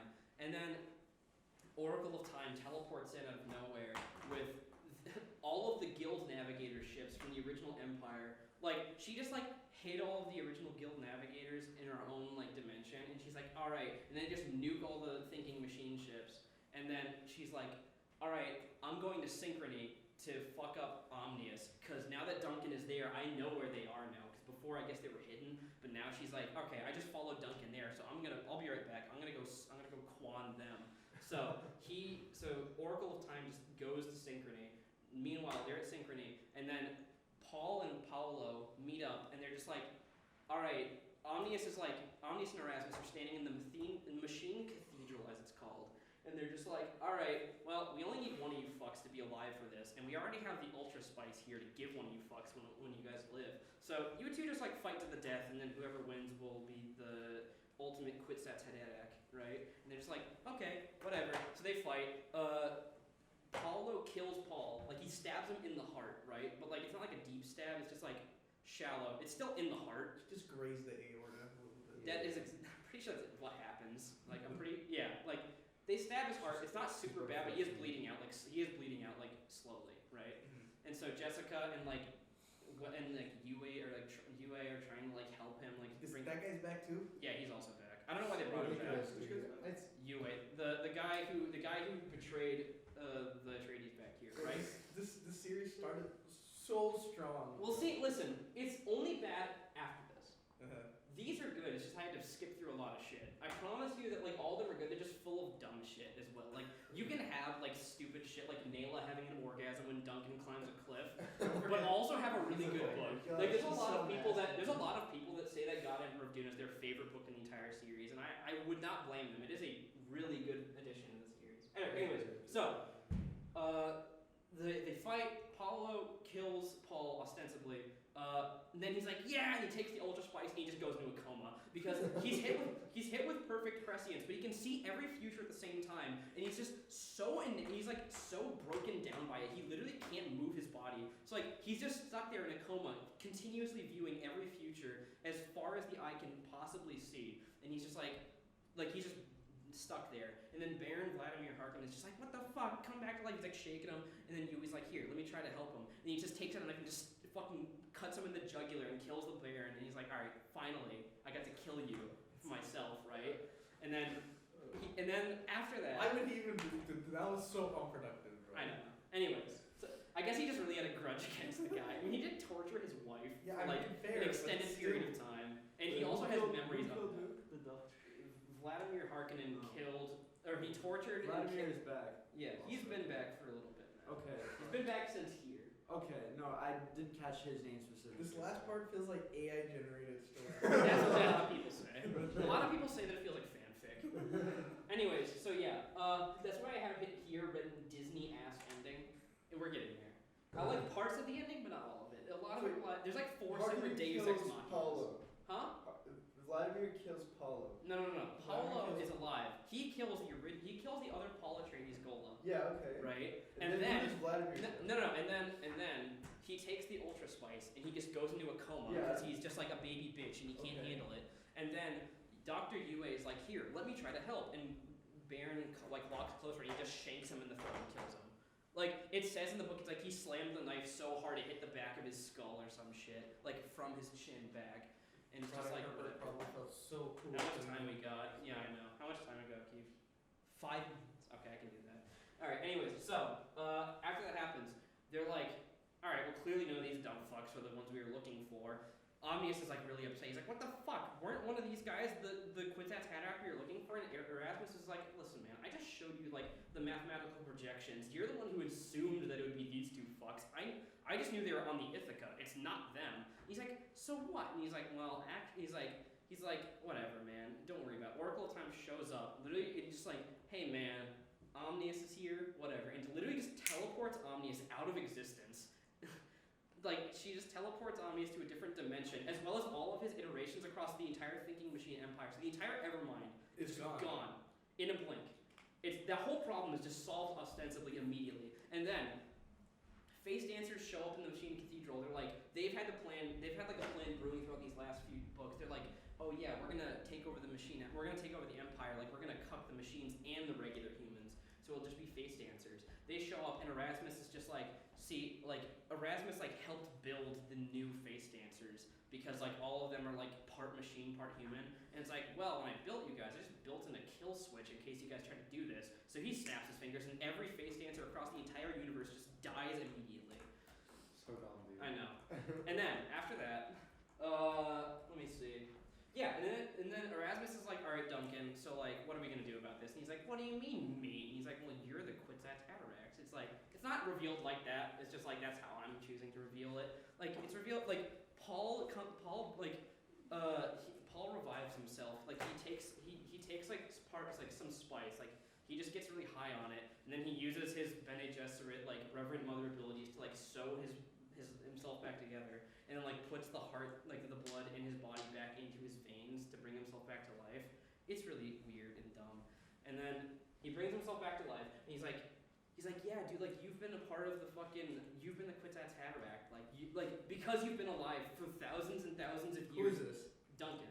Oh. Duncan is the ultimate Kwisatz That's what I Haderach was thinking. because he's like been alive for like 5,000 years now. Was he alive in the first book? Yeah. Yeah. Okay, so he's just been. He has been here the whole time. Is he the main character? Like apparently. one could I mean, argue- like, I'm not against that. I think Duncan's a cool character, so I'm not against that being the case. 2 minutes. I know. So, anyways, Duncan is the ultimate Kwisatz Haderach. They're like, okay, him and Erasmus merge minds together. Duncan becomes part machine, and he gains the ability to control all of the thinking machine empire. Like, so he's like, Erasmus is like, okay, now Duncan, what are you gonna choose to do? Are you gonna choose to completely eradicate all machines ever, or do you want us to live, or do you want humans and machines to try to live together as That's how two Intel the different company was two different sentient beings that can live amongst each other without warring? And Duncan's like, I'll work on it. And then Erasmus is like, well, I've experienced everything in life I've wanted to. I just want to die now. Because it's also a sentient being. And Duncan's like, well, I've died like 3,000 times, so here. Duncan like shares his memories of one of his deaths with Erasmus, and it dies. And like Erasmus chooses to revert back to its old woman form of Marty. And yeah, so that happens, they die.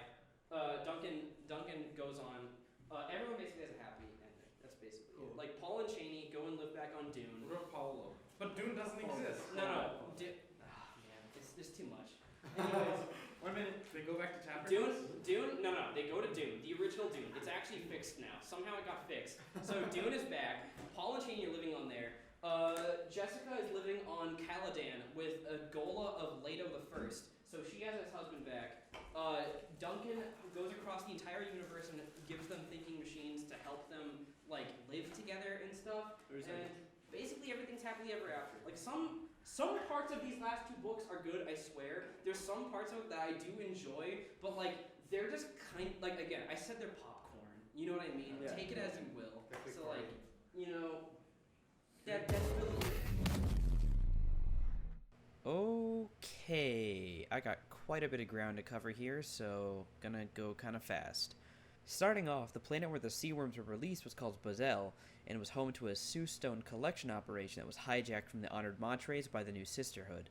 Sue Stones are valuable stones harvested from the Dune equivalent of an oyster, and Bazel is the only place that you can find them. In order to harvest them, the New Sisterhood and Honored Montres enlisted the help of fish people, which I forget the names of and can't find a source for it anywhere online. I'm pretty sure that they're just modified humans simply because I'd find it too strange for Dune to introduce aliens so far into the series, but at the same time, it's not Frank anymore writing these, so kinda. Who knows? Anyways, next point. Merbella commissions the Ix to replicate the Obliterators, unaware that they're already taken over by the Face Dancers. After Waff gets the Ultra Spice to Edric, he asks to be dropped off on Arrakis so he can repopulate it with his new worms. The worms end up dying, and as he's at death's door, he sees that worms of Old Dune survived by tunneling deep underground, reasoning that the Pearl of Leto's awareness gave them a warning of when the Obliterators were coming. A big point that I missed is that a thinking machine plague hits Chapter House and pretty thoroughly fucks them up, so now they gotta enlist more outside help, as well as deplete their own spice stores. On the Ithaca, Shienna starts up the Gola project by trying to revive Serena Butler, Gurney Halleck, and Xavier Harkonnen, but this all fails as the tanks are poisoned. Later, Crone intercepts Edric, steals the Ultra Spice for the thinking machines, and then they beat him to death with hammers. During the final battle between Paul and Paolo, Shienna and Leto free the sandworms into Synchrony, and Leto fuses with them. They then proceed to run train on the entire planet. After the battle on Synchrony is finished, the Oracle of Time teleports Merbella to reunite with Duncan. Duncan then gives Synchrony to Shienna and her Orthodox sisterhood, while she raises a Serena Butler Gola.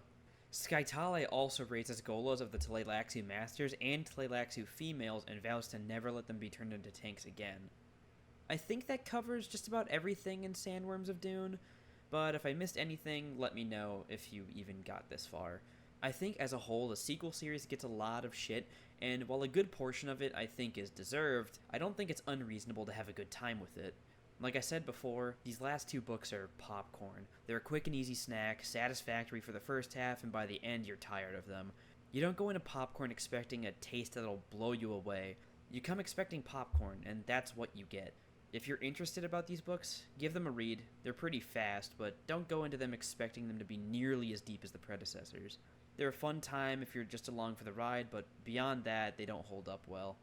Overall, they're not the worst.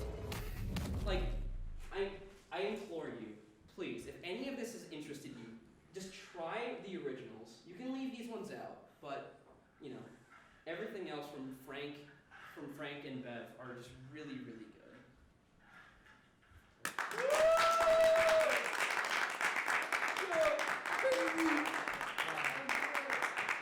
Is this thing dead? Any parting words? Professor. I don't know. I think Dune is cool. Oh, That was the point of this whole thing. Is I think it's cool. There's a lot of weird shit. Wait, guys, it didn't record. We're gonna have to do it again.